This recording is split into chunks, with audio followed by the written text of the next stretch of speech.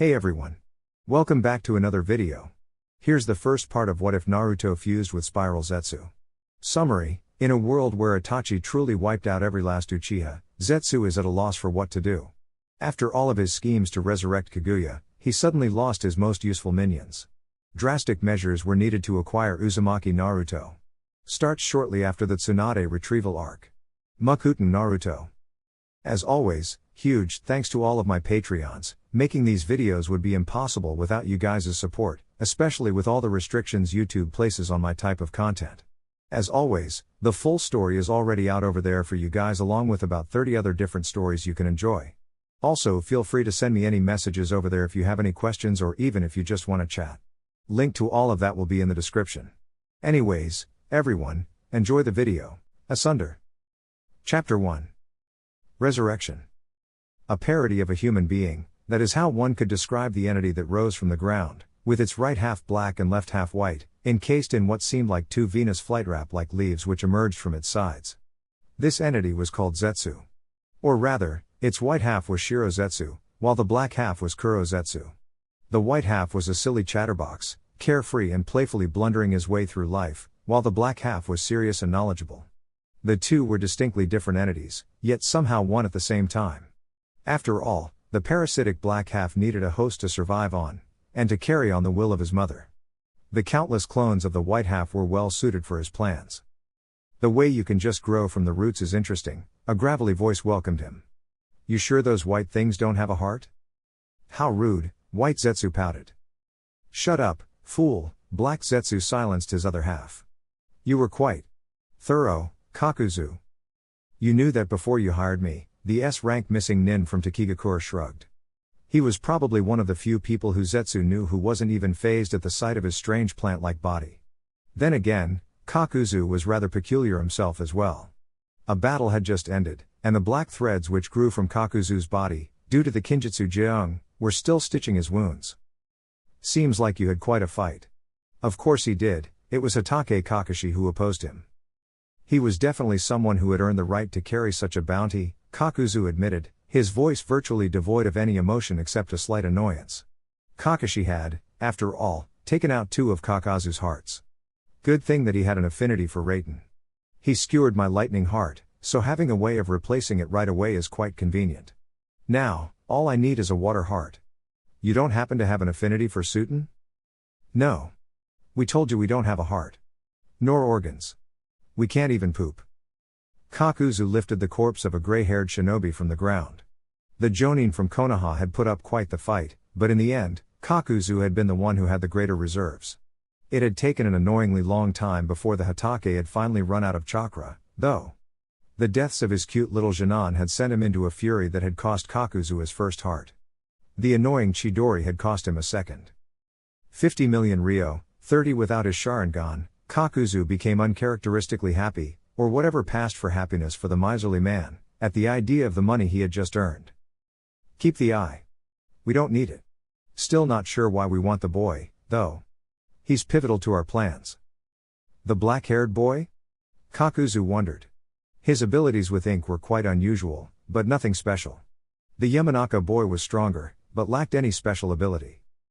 Naruto-kun is no Yamanaka, the whiter half of Zetsu giggled. Blonde, where's the clan symbol, and… now that you mention it, he didn't use their techniques. Kakuzu frowned slightly while putting on his cloak again. Why him? You killed the pink-haired girl instantly, but kept the boys alive like we asked. Good work. But only barely, his body is nearly severed in two. His wounds don't matter. We've regrown Tobi after the Obito disaster, remember? Oh, so you're going to use the new Tobi just like the old one? It's still sad that he and the Uchiha died. Uchiha Itachi was an annoying impediment to our plans. The way you two keep arguing with yourselves is annoying. I'm going to cash in this corpse. Keep the money for yourself, Kakuzu. Yeah, the other members of Akatsuki don't need to know about this. It's our little secret. It is. We have plans for the boy, and Pain doesn't need to know. Not to mention what Orochimaru would do. Ever since Itachi ended the Uchiha bloodline, he has shown a great interest in the bloodlines of old. He might even find out a secret or two. But it will be futile in the end. We trust you, Kakuzu, because you only trust in money and don't care about anything else. We can always locate new prey for you, as long as we can feed on the worthless casualties like the black hair and that pinky. Kakuzu grumbled something under his breath, about the foul eating habits that the plant-like shinobi displayed. It wasn't that he really cared about what happened to the boy and the girl. They were unnecessary, not worth a single ryo, and Zetsu only wanted the blonde boy. Leaving his unsavory companion to his dinner, Kakuzu stalked off to the nearest bounty station. 50 million ryo was waiting to be collected, after all. Zetsu truly had his uses, bounty hunting had never gone as smoothly. A spiral-patterned white man rose from the ground, eerily similar to the way Zetsu had traveled through the earth and roots. Of course, Tobi was just another manifestation grown from the Geto Mazo, demonic statue of the outer path. Originally human, he had been a victim of the infinite Tsukiyomi, absorbed into the Shinju, God tree, just like white Zetsu. Stored within the Geto Mazo, Tobi had remained dormant and forgotten for centuries, trapped within the moon along with the statue. That is, until Uchiha Madara awoke the Rinnegan and summoned the statue. He was the one who had freed Tobi from his centuries of slumber, enabling him to grow a body from the wood-like tissue of the Geto Mazo. Well, Madara had foolishly believed that they had been grown from the tissue of Senju Hashirama, the Shodaime Hokage, but that had been a lie. In truth, Tobi was compelled to be loyal to only one entity. Captured and mutated due to her actions, Tobi was loyal to the will which Otsutsuki Kaguya had left behind. Her son, of sorts, Black Zetsu, was the one who secretly commanded all the beings grown from the statue. But they lacked the power to resurrect Kaguya on their own, which led to them submitting themselves, even if it was under false pretenses, to the will of someone far stronger. Madara had been the first human who had reached a level that approached the perfection of Kaguya. He was the first to strive for power to such a degree that he almost retraced it to its origin. He had even understood the necessity of Hashirama's chakra and tissue, which had led him to the Rinnegan. But it had been too late for the man, too old, too feeble. He had only prolonged his life by leeching off the Geto Mazo. He was pathetic, too pathetic for the plans of Black Zetsu, which was why they had manipulated Madara into giving the Rinnegan to a boy who had inherited the blood of the younger son, hoping that he would prove to be easier to manipulate. Unfortunately, that had proven a mistake. Much like Ashura himself, Nagato was too deluded by the notion of love. Even though loss eventually twisted his love into something darker, Nagato had turned out to be too difficult to control. As such, Zetsu had been happy when they had stumbled upon a nearly dead Uchiha boy.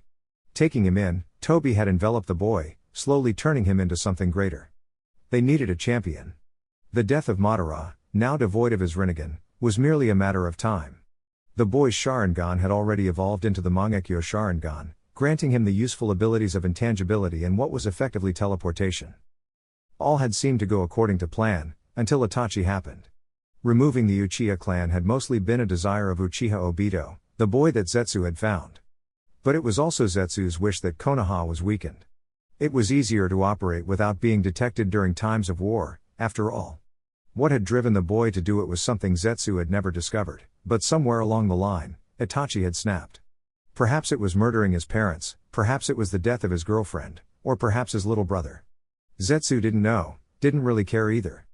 All that mattered was that Itachi had taken Obito out of the game. Whatever the sealing technique with that spectral blade had been, not even Obito was able to escape it. Obito, who even had managed to escape the Yondaime Hokage, was gone. Black Zetsu had spent centuries manipulating the Uchiha, and one boy had undone all those efforts. The bloodline had ended. The only remnants of the entire clan were the few eyes that remained. Zetsu knew that Orochimaru had a few of them, and Hatake Kakashi had also possessed one. But it wasn't enough. A few eyes weren't enough to recreate the bloodline. The eyes, without the bodies, were flawed. The death of Obito had also meant the death of Tobi, who had merged with the wounded body of the Uchiha. Regrowing Tobi from the Geto Mazo had been a laborious task, due to Zetsu's limited chakra reserves, but it had eventually been done. The new Tobi entirely lacked any memories from the old one, but at least he had the same abilities. "Tobi, you're late. I sent a clone but couldn't find him right away." "Wise up." The fully white Tobi exclaimed. If possible, this Tobi was an even greater fool than the old one, a fact which Black Zetsu often reiterated to him. The spiral pattern that stretched all over his body gave Tobi a completely different appearance from the plant-like Zetsu. The fact that Tobi was literally hollow, perhaps explaining his lack of intelligence, was also unique. While Zetsu was akin to a flytrap that could consume flesh, Tobi was created to encase a human and to sustain it. Quit fooling around. The boy is only barely alive. Even that odd chakra is running out. He's a Jinchuriki, you idiot. Oh, so that's why he's still alive. What other reason could there be? Kakuzu practically cut him in two. His legs are gone, and his torso is damaged to a degree where no normal human would remain alive for more than a minute. We should thank our old friend, the QB. I thought the QB hated you? Toby tilted his head as a way to show his surprise. I was being sarcastic, airhead. Yeah, the QB always despised Mother. He was way too loyal to her son. He is one of Hagoromo's creations. And we were created by Mother. Should I, merge with him? What other reason could there be for me to call you here? Perhaps you missed me? Toby seemed to seriously consider the question, ignoring the deadpan expression on Zetsu. His inability to understand Black Zetsu's sarcasm was rather appalling. Or perhaps you found me at dinner? I don't eat flesh like you do, but a nice. You're an idiot. That even you have the right to say it is rather telling of how dumb Toby is. Hey! Why are you always picking on me?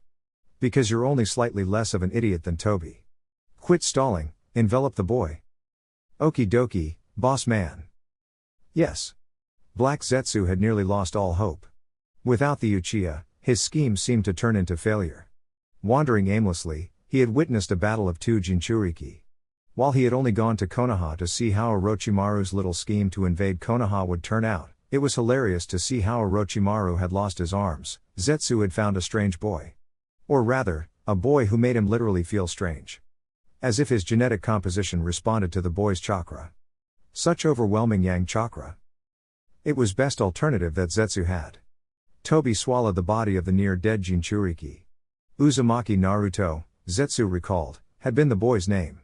Why he lived within the confines of another clan was something he hadn't figured out, nor why he wore the Yamanaka symbol. Uzumaki usually had red hair, while Naruto was blonde. Perhaps he was part Yamanaka, or perhaps he lived among the Yamanaka in order for the boy to remain unnoticed. His spiky hair was quite unlike the smooth-haired Yamanaka, but at least the color was right. Toby opened up, encasing the boy. His white tissue immediately began to grow and contort, stopping the boy from bleeding dry.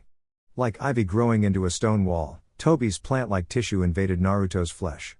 Zetsu had seen it before, although in a different matter. Obito had struggled to control the tissue which Zetsu had given him, after the boy had lost half his body, being crushed underneath the immeasurable weight of stone. Where Obito had seemed to struggle, almost rejecting the tissues, Naruto seemed to greedily absorb it.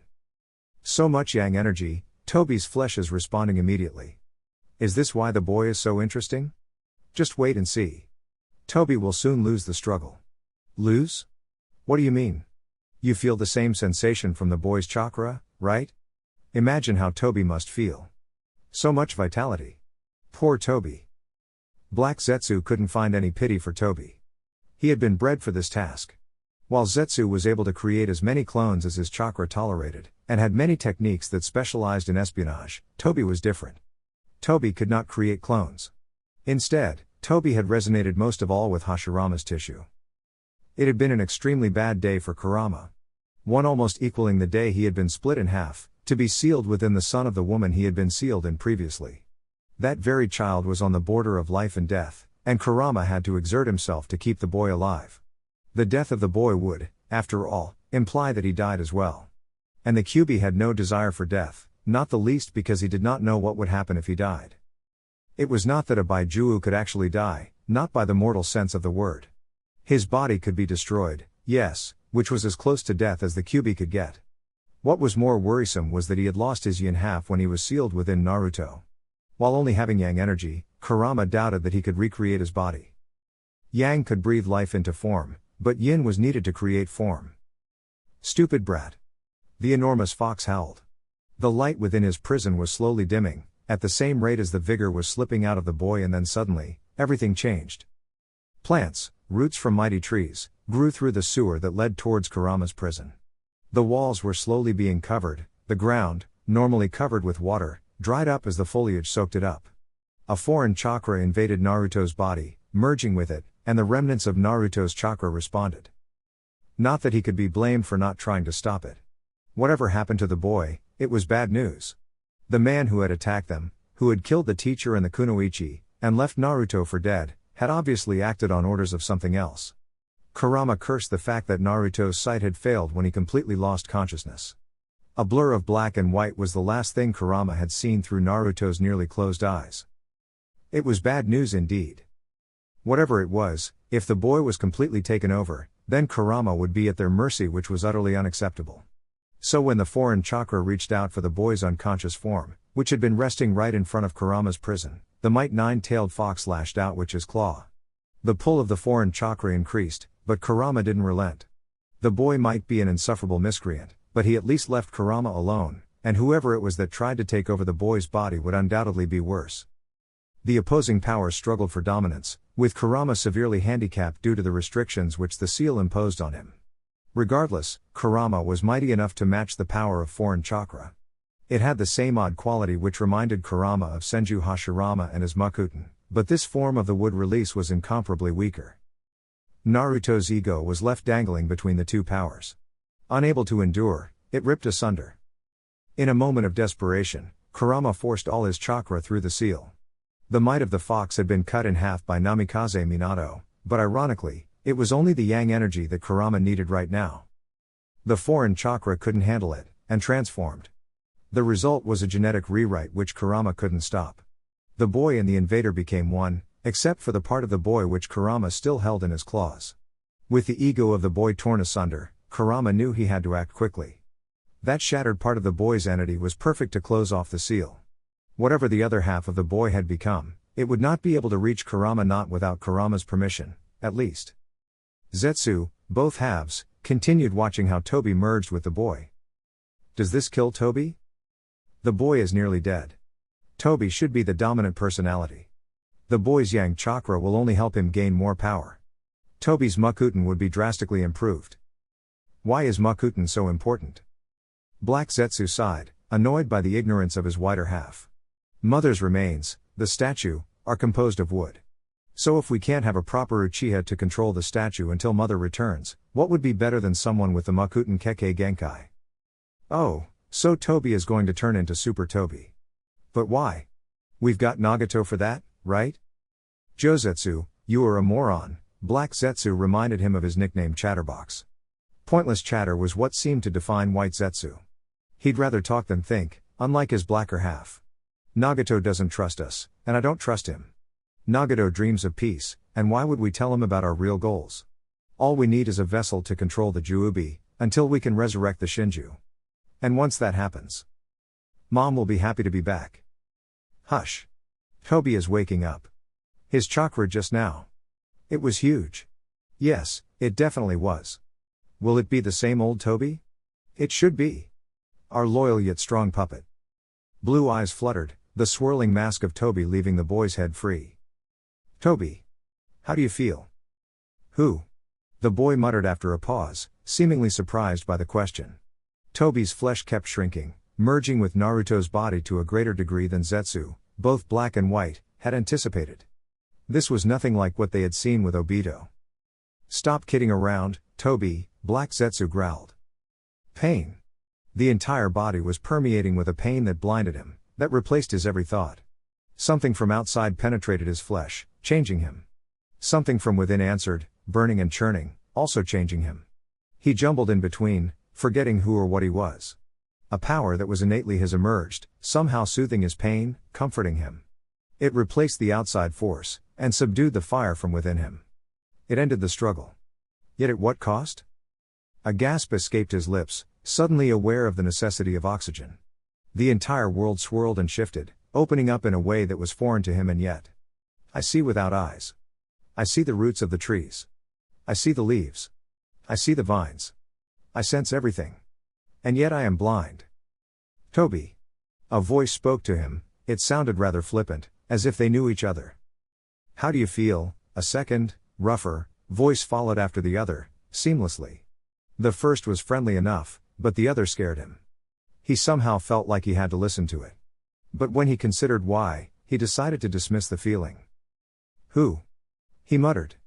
Was he Tobi? No, he didn't feel like the name was familiar. The name felt completely foreign, but he couldn't recall who he really was. A vexing thought encroached upon him, the idea that he was. It was so close, He was about to say it, but the knowledge just kept slipping away. The moment he thought that he remembered it, he forgot again. "Stop fooling around, Toby," the ill-tempered voice again. The boy tried to move, but that was about as impossible as remembering. The smell of freshly served ramen made him drool, the warmth of a blonde comforted him, but that was just about everything he knew. There were vague impressions, including of his legs, which currently felt wrong. He didn't know why his legs were wrong, but he just knew. Not knowing why only led to more frustration. Or was it that sense of anger and loss that suddenly boiled up for no reason? Again, he tried to move. Whether he was Toby or not, he didn't know. But he did want to get up and see what was going on. His legs felt soft like warm butter. His stomach felt odd as well, as if every organ was still rearranging itself. It didn't feel painful, it was just. Well, the only impression he knew that could be compared to it was an itch. He tried to lift his arm, and instead his messed up senses extended to something outside his body. "Why is he manipulating that tree?" the friendlier voice asked in surprise. "He'll need time to adjust," the other growled. The strange thing, now that he considered it, was that there were two voices, while he only sensed one body. Realizing he could sense the other, he turned his attention to himself. His body was different from how he remembered, somehow. The vague impressions that he had from the time before waking up told him that something had changed. "Who am I?" he questioned aloud. He seems to have forgotten. Yes, he remembers nothing. Pitiful. Should we bring him home? He will be needing time to adjust to the changes. Is he Toby or Naruto? Naruto? The nameless boy liked the sound of that name better than Toby. Naruto gave him impressions of mischief, orange, and something else. The frustration grew, and with it his chakra spiked. Flowers spouted from their bulbs, bloomed, and perished. Trees shed their leaves and grew new ones. Acorns erupted into small trees. In a matter of seconds, the boy's chakra overflowed the nearby nature. The worst aspect was that Zetsu had to struggle not to lose his own cohesion, as if he too was erupting into a tree. White Zetsu was especially suffering. "We're lucky he passed out," Black Zetsu mumbled, looking down on the exhausted boy. "Mokuton. When I witnessed him engage the Ichibi, I knew he could have the potential, with the overwhelming yang energy he has. When he used the Kyuubi's chakra, it was as if he was overflowing with life. Yet I never anticipated him to change so fundamentally. So even you don't know everything. Only mother does." Senju Tsunade regretted the day she had allowed that little blonde brat to convince her to go back home. Paperwork was bad, politics were worse, but the absolute worst was when she had sent people on missions and they didn't return. It was over a week, and still no one had heard a thing of Hatake Kakashi and his team. Even Danzo had sworn ignorance of where they were, despite admitting that Sai, one of the Jinan of Team 7, was one of his operatives. Keeping an eye on the Jinchuriki of Konoha was something that stood high on the man's agenda. Losing the young Uzumaki would be a harsh blow for the village. But Tsunade couldn't care all that much about the village right now. Every day that had passed had increased the sense of dread that filled her heart. "I made a mistake. I should never have given him that necklace. It is cursed. Hurry back home, brat." But Naruto never listened. Sure, he was the second most flippant subordinate that Tsunade had, only surpassed by the boy's godfather, but she cared too much about the boy to ever punish him for his lack of respect.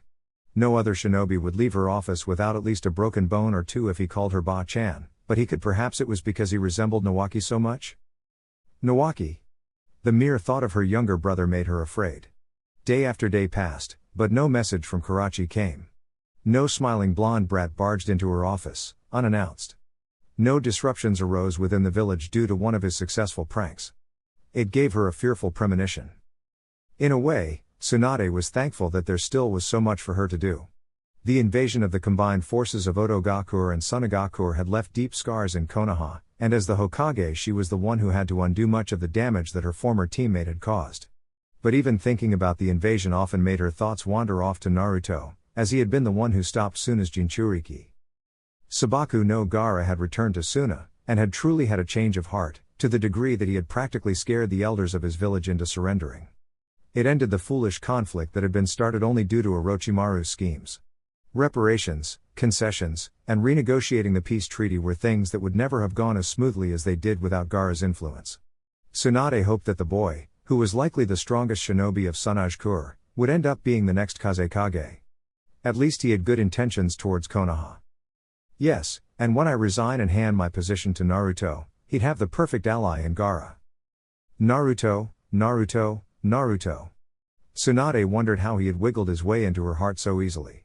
She, who had distanced herself from practically everyone except Shizune and the pet piglet Tauntaun, had never thought that she could be swayed so easily, especially not after Dan, her lover, had perished. She had seen his life slip through her hands, just like she had been powerless to do anything to avert Nawaki's death. The most famous healer in the world. Bah, I've done nothing but fail the people I cared most about. It makes me wonder what kind of idiot ever thought that I was fit for this position. Naruto had. Tired and frustrated, Tsunade took the usual way out. Perhaps she would find some solace in that bottle of sake, or one of the others. Somewhere along the line, she had been so drunk that she had fallen asleep, head down on the desk, drooling over all kinds of important documents. Her head felt like it was splitting, the hangover had already set in, and when she saw the cautious first rays of the morning sun, Tsunade wondered why she had woken up. Sleeping was much better. So, she tried to close her eyes again, doing her best to ignore her headache and her churning stomach. Tsunade. Something in his voice made her thoughts of sleep vanish. She shivered, and spurred open her eyes. Jiraiya? He didn't answer immediately, but something in his eyes, before he had quickly averted his eyes, had filled her with fear. He wasn't looking away because she was dressed indecently, which she was, considering how her blouse had sagged open a little during her little dive into the sake reserves, but there was something else. Her intoxicated brain had some trouble recognizing that voice of his, that expression she had seen before. When he told her. No, she whispered. No. No, don't tell me he is. He gently laid a necklace on her desk, the crystal gem still partially covered in a dried-up clot of blood and mud. His voice broke, and she could hear the tears he had shed. It's all I found, Haim. It can't. Not him. Not that brat. He swore to me, he swore he'd never.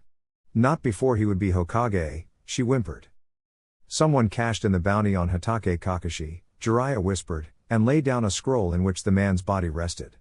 Jiraiya didn't want to tell how many throats he had cut to get his hands on the body, nor was Tsunade willing to ask. In fact, she wished he hadn't told her. She didn't want him to say it, that Naruto died. She almost hated him for bringing the news. I retraced where it happened, he put down 2 more scrolls. I found the remains of Haruno Sakura and Sai. And blood. Some parts of. So much blood the toads. His name vanished from the contract. She had no idea when she left her chair, but suddenly she realized he had grabbed Jiraiya by the hem of his shirt, lifting the tall man from the ground with just a single hand. You're lying, she could hear the desperation in her own voice, making her wonder why she acted like this. It was the risk of their profession, it was. It was what happened to all who wore that accursed necklace. It's not true. I order you to. Order him not to. I won't. She broke down in tears, only held up by Jiraiya's gentle embrace. Vaguely she heard as the man lost his restraint as well. She knew how he had cared about Minato, how it had devastated him that Minato had died, and now the man's son, his own godson, had perished. He was even closer to the boy than she ever was, and yet here she was. The mighty Hokage who was bawling her eyes out, only remaining on her feet because a man who was hurting even more had the strength to keep her up. It's not fair, she repeated several times. It can't be Naruto. But no matter how she wished that Jiraiya told her that it wasn't true, he remained silent. The boy woke up again. His body had been broken and restored, but his new tissue had not been his own, at least, not originally. What once had been the frivolous entity known as Tobi was now completely merged with Naruto. However, the current Naruto was not much like the Naruto Uzumaki he had been before his presumed death. The current Naruto could not remember that Naruto. No, all that this Naruto knew were basic things. He had some skills but lacked the memories of how he got them. He knew the words, but had forgotten the people who taught them to him. It was an infuriating situation, only worsened by his lack of mobility. He had to learn how to control his legs, how to move his arms, how to flex any muscle in his body. It made him wonder how much of his body had been destroyed, but when he asked, Zetsu had only vaguely answered. Considering the color of his skin, Naruto assumed he lost both his legs and at least one of his arms. Much of his torso was now made out of that white goo as well. What once was Tobi was now his tissue, but it was remarkably hard to control. Other things complicated Naruto's situation even more. Zetsu had been forced to move Naruto to an underground cave, too cold to be filled with vegetation. The problem was that Naruto somehow could not make the distinction between his own body and everything around him. When he tried to move a finger, a nearby tree could randomly move its branches. Or if he tried to stand up, vines erupted from the ground.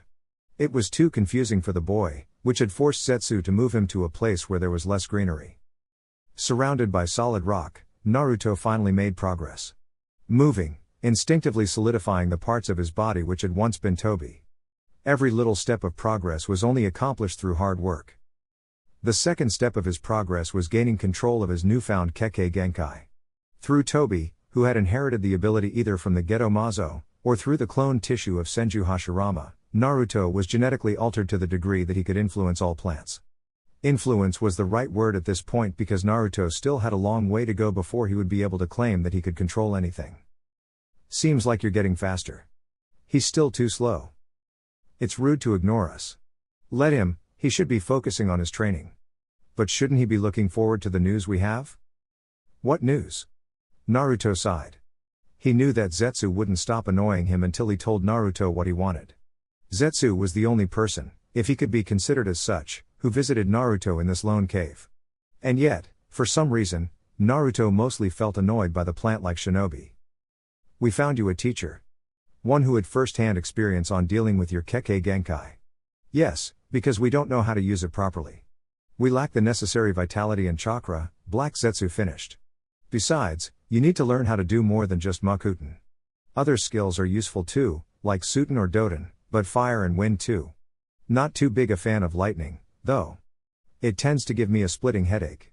Stop whining, it was just a clone that died. But he didn't have to be so uptight. It is your fault for pointing him to that bounty. Or his own fault for not being quick enough. How could we know that someone else was after that idiot as well? You're giving me a headache, Naruto grumbled. As usual, I'd add. Who is this teacher? And does it mean that I can get out of here? Being restricted to this little valley after you finally let me out of that cave is starting to bore me. Kakuzu should be here soon. White Zetsu gave the boy a thumbs up.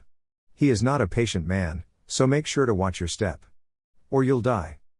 Stupid piece of mutated lettuce, Naruto growled after the Zetsu duo sank into the ground. Ever since his release from that empty cave, where he had been fully reliant on Zetsu for food and water, Naruto had seen the moon grow full twice.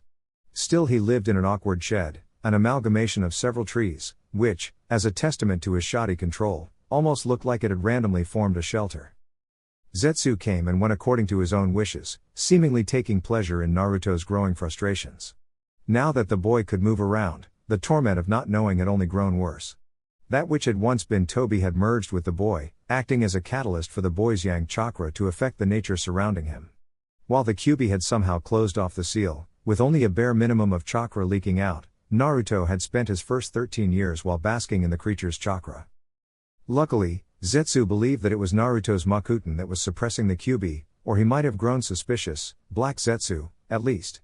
His wider half was too stupid to ever notice it. With Zetsu gone, all that was left for Naruto was patience. Days were wasted on waiting, until Naruto felt someone enter his forest. In this vicinity, Naruto felt everything through the roots and bark of the very trees surrounding him. Then again, the one who entered the forest of this hidden valley had simply too much chakra to not notice. Much to his frustration, Naruto once again felt something gnawing at his memories. Something about this situation was familiar, but what? Perhaps I've met this Kakuzu before? Naruto sighed. Oh well, he can't be worse than that creepy piece of shit crop of lettuce, can he? But why does his chakra make me feel such anger? Asunder. Chapter 2. Hunters. Naruto had been wrong, very, very wrong. Zetsu was annoying, yes, but at least the scumbag wasn't trying to kill him. Kakuzu, on the other hand, was ready to rip his heart out at the first opportunity he felt annoyed by the young Mokuton user. If he was honest, Naruto had no clue about how he had survived the first months. Contrary to what Zetsu had told him, Kakuzu wasn't much of teacher. His lessons were a matter of trial and error, where errors translated into severe injury, and to any normal person, death. He couldn't count the times where he had narrowly escaped death. So, Naruto tried his best to avoid errors. Kakuzu at least gave him plenty of motivation for that. It was a harsh method, but one that paid off. When Kakuzu wasn't around, as he was continuing his bounty hunting and had deemed Naruto too weak to tag along, White Zetsu would visit and provide all kinds of scrolls and books. Naruto soon discovered that he could easily learn Suten Jutsu. Similarly, he also learned the weaker Doton and Futon Jutsu quite quickly. Kakuzu had mastered every element, although Mokuton was something only Naruto could do. Theory was provided by Zetsu, practice taught by Kakuzu, and Naruto worked non-stop to earn his survival because the further he progressed, the harder Kakuzu tried to murder him. The price of failure was, after all, not something that Naruto wanted to pay. He hated his situation, but knew no alternative. He didn't remember anything from prior to meeting Zetsu, and was too weak to escape on his own. Kakuzu easily overpowered his every move, and Zetsu. Well, there was no escaping from them. It was not as if Naruto didn't hate the sewed-together man enough as it was, and he didn't even know why. Kakuzu had merely laughed when Naruto asked, mumbling something about hoping Naruto would never remember. It was roughly a year since Naruto's waking up when Kakuzu deemed him ready to join him on the road. Up until that point, Naruto had remained in a hideout or camping somewhere in the wilds, whenever Kakuzu set out for a bounty. Those were the moments when Naruto could recover from Kakuzu's cruel training methods. "Wipe that blood from your face," Kakuzu had grumbled at Naruto after their spar, one-sided beating, had ended. "I have wasted enough time on you. It's time you earn your own weight. If you think I can do it. Either that, or you'll die. I don't care. I bet I could still fetch plenty of money for your little wood release." "Geez, I feel so reassured now," Naruto muttered. Kakuzu ignored him, instead unsealing and throwing a black cloak at the 14-year-old. "Thanks, I suppose? Just make sure you don't get recognized by Konoha scum." "Why? You want to have an entire village after you? What did I do to earn that?" Naruto blinked, before his mind caught up with his words. "Mokuton." Kakuzu only nodded before he walked away. Naruto was forced to quickly gather all his belongings, seal them away in a storage scroll, and run after his sensei. Sensei, a title which Zetsu had mockingly used to describe Kakuzu. Naruto never called him that, though. The only thing which Naruto wanted was to make them pay for the way he had been treated. He wanted to know why he felt such hatred against Kakuzu, before he tore the man to shreds. It seems like Naruto-kun grew up these last months. Yes, his strength has grown considerably. "Back to Nag?" Naruto scowled. "The old geezer just had me wipe out an entire village of bandits, while he takes the money. He's collecting the bounties right now, making me wait outside. Greedy bastard. That's Kakuzu. He's like that. But his skill is probably the only thing surpassing his greed. And he's hard to kill. What gave you the idea that he'd be a good instructor for me?" "Nothing. But with his experience against the Shodaime Hokage, he would at least survive when you'd go mad. Your nightmares are quite scary." "Scary indeed." Such confidence, Naruto shook his head in disbelief. "Does everyone in the world hate my guts? When you're sad and alone, the only one you can count on is yourself." As if that wasn't obvious already, Naruto rolled his eyes. "Ever since I first met you, all people have ever tried to do to me is kill me. Hell, I bet that even before I woke up someone tried to kill me. That asshole took away my damn memories. Could it have been Kakuzu? But we saved you. Toby did." "Yeah, you acquired a useful tool." The longer Naruto spoke, the further his anger rose. The earth trembled slightly as the boy's chakra coursed through it. The trees withered, the foliage parched away, all life seemed to be sapped away. The boy's chakra spiked, and for a moment Zetsu was worried for his own life. Lives, if one was counting the black and white half as separate entities. Before Naruto could spiral further out of control, the wall of the nearby building exploded outward. A monstrous being that was surrounded by long black threads, with 3 masks that had their mouths wide open and released. Zetsu coughed. The explosion that had followed had kicked up quite some dust. "Kakuzu, you idiot. You could have killed him." "But I did not," Kakuzu drawled. "I've dealt with those outbursts before. They're best stopped before he really loses it. I'm sure you heard what happened when we were near Ishigakure? That was fun." "It was not funny, you fool, he could have been discovered." Yeah, it would be a pain if Konoha found him." "How are his memories?" "The brat doesn't remember a thing of his former life." "You did cause enough injury to leave him permanently traumatized. Or has he gone insane due to Toby? Something bad happened back then, remember?" "Of course I remember.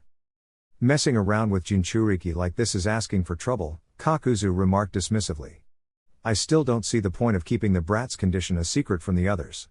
Just be glad that his Mokuton is suppressing the beast to the point where it can't be noticed. The only problems we have are these damn outbursts. Seems like he still needs more time then. Bye-bye. The brat is right, Kakuzu growled.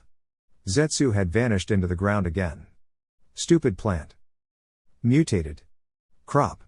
Of lettuce, Naruto mumbled a few minutes after Zetsu left. The young blonde shakily climbed out of the crater which Kakuzu had created with his attack. Stupid old man. Wasn't that a little excessive? Just follow and keep your mouth shut. Defecting had once seemed like a good idea, no more orders, no more stupid superiors ordering her around. No missions that only led her to risk her life for a village full of self-righteous idiots. There was only so much that she was willing to take, and the missions out in the field weren't even the worst thing. No, the torture and interrogation aspect, which her clan was renowned for, was what she hated most. A hidden village exerted power at the cost of the weak. The smaller nations which were stuck between the 5 large ones were always the first to end up screwed. The top of a hidden village declared someone as an enemy. A nice story was fabricated, depicting the evil deeds of someone. It was all such bogus. Some men became bandits, just because they were too poor to feed their families through other means. People resorting to violence because their farmlands were destroyed time after time by shinobi battles, could they really be called evil? And yet, the village issued a mission: capture or kill. Killing was relatively merciful. A captured villain ended up with her, and she had to discern the villain from the victim. It was not a problem if it happened once or twice, but after a decade. She had grown tired. So terribly tired. This last year of freedom had been more fulfilling than her 15-year career as a kunoichi. The peace and quiet was a blessing to her wounded soul. She even had thought of settling down. There was one man in one of the nearby civilian villages who always treated her nicely. He seemed to be aware of her kunoichi status, and that no official shinobi would be lingering in the area for that long a time, but he did not seem to care that much. He cared about her. Having forsaken her family name, she only went through life as Kiyoami. A young woman, only 27 years old, blonde and slender, she could be considered attractive, but not overly so. Her cheerful attitude had once made up for a lot, giving her an upbeat personality which had been appreciated by her shinobi peers. Not that she was that popular, but it was enough to attract some of the good-looking guys. But there were only so many fun adventures, and they only acted as temporary distractions from the daily reality. She had just grown tired of it all, and left. She should have known it wouldn't end well. Hunter Nin would eventually track her down. She had known that when she made her choice, but after a year she had started to hope. There is no escape, a young male drawled, completely indifferent. She felt the chakra he radiated. It was so alien that she had not even considered escaping just yet.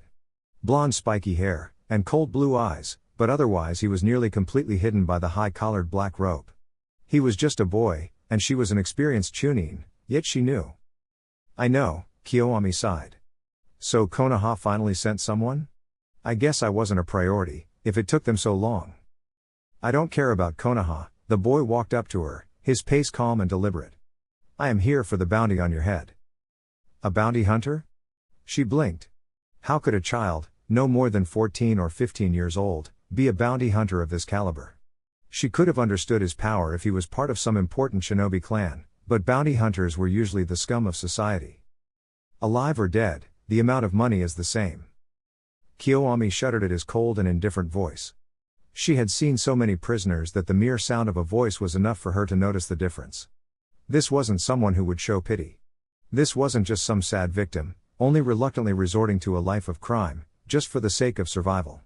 This was the voice of someone who would kill and not sleep a second less, the night after. Still, indifferent people were easier to persuade than those who were loyal to a cause. They were selfish, only caring for money, or I don't have any money. But I can offer you other forms of payment. Kiyoami hated herself, but it was the only chance she had left. He remained silent, and she saw it as a yes. Slowly, she unbuttoned her shirt, showing her chest. She knew it wasn't much, but she had enough to make a boy his age drool. Teenage hormones could be useful, for a change. She felt disgusted, but he was too strong for her to beat him in a fight. This was the only way left to survive this situation, the only chance she had to remain free. What are you doing? I can't offer money, but I'll do whatever you want me to do, if you let me go. She gathered her resolve and acted as sultry as she could. She loosed her long blonde hair and dropped her green shirt. The chilly temperatures caused her nipples to harden. Goosebumps spread over her skin. While she didn't really want to give off the message that she truly desired him, the logical part of her mind accepted that it might be more attractive to him. Her long hair fell over her shoulders, and she used her arms to push her breasts together. You can have my body for a night, she tried, hoping she didn't sound too desperate. His silence was unnerving her. Kiyoami started to untie her sash, and moved to lower her outworn black pants, turning away from him to give him a little show. Perhaps, if she looked away, this would be less humiliating. But at least she'd survive, humiliated or not. She felt something on her back. And everything went dark. Breathe in. The smells, of pollen in the air, of grass, green and growing, of flowers, budding and vibrant, of trees, enduring and nourishing, the smells of nature entered his nose. He processed it, absorbed the knowledge of his surroundings. It calmed him. The world of green was so much more calming than the world of flesh. Breathe out.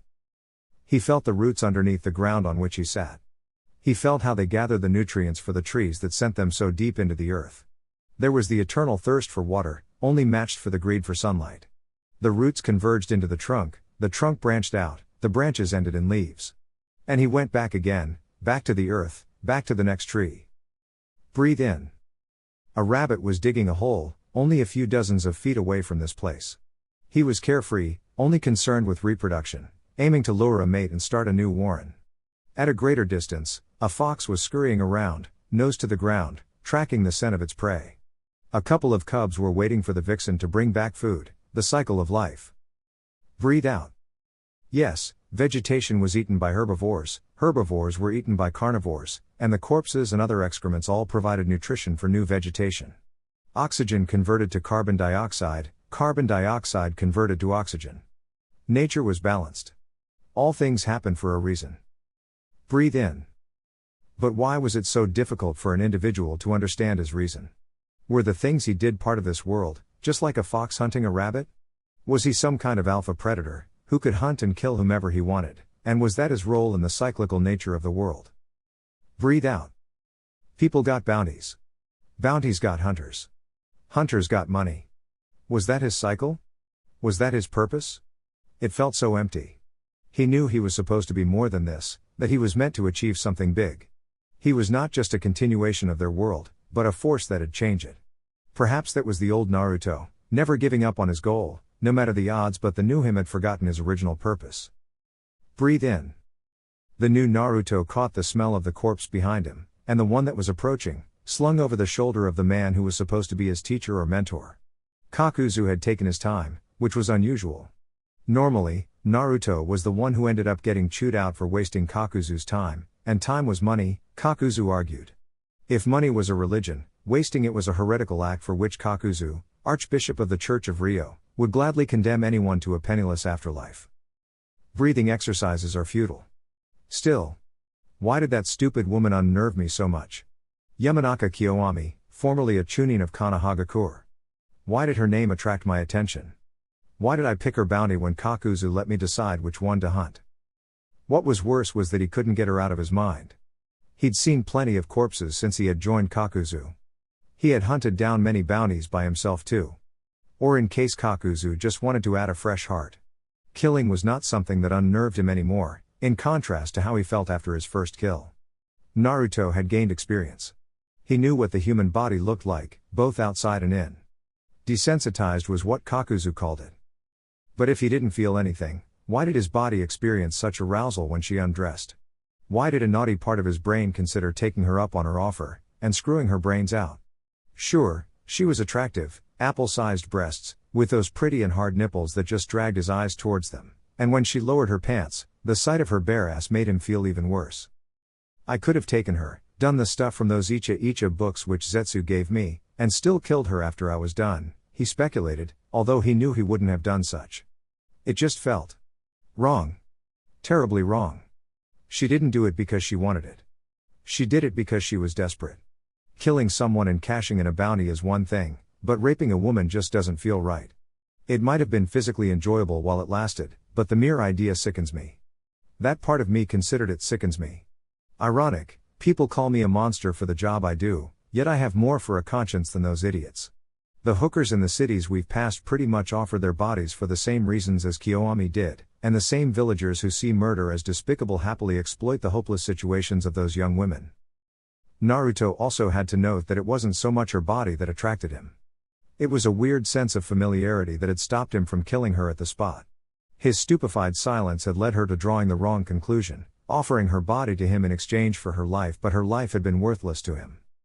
Naruto sighed, and looked up at the clouds in the sky. There would be rain soon. Just a few more minutes, and then Kakuzu would be here.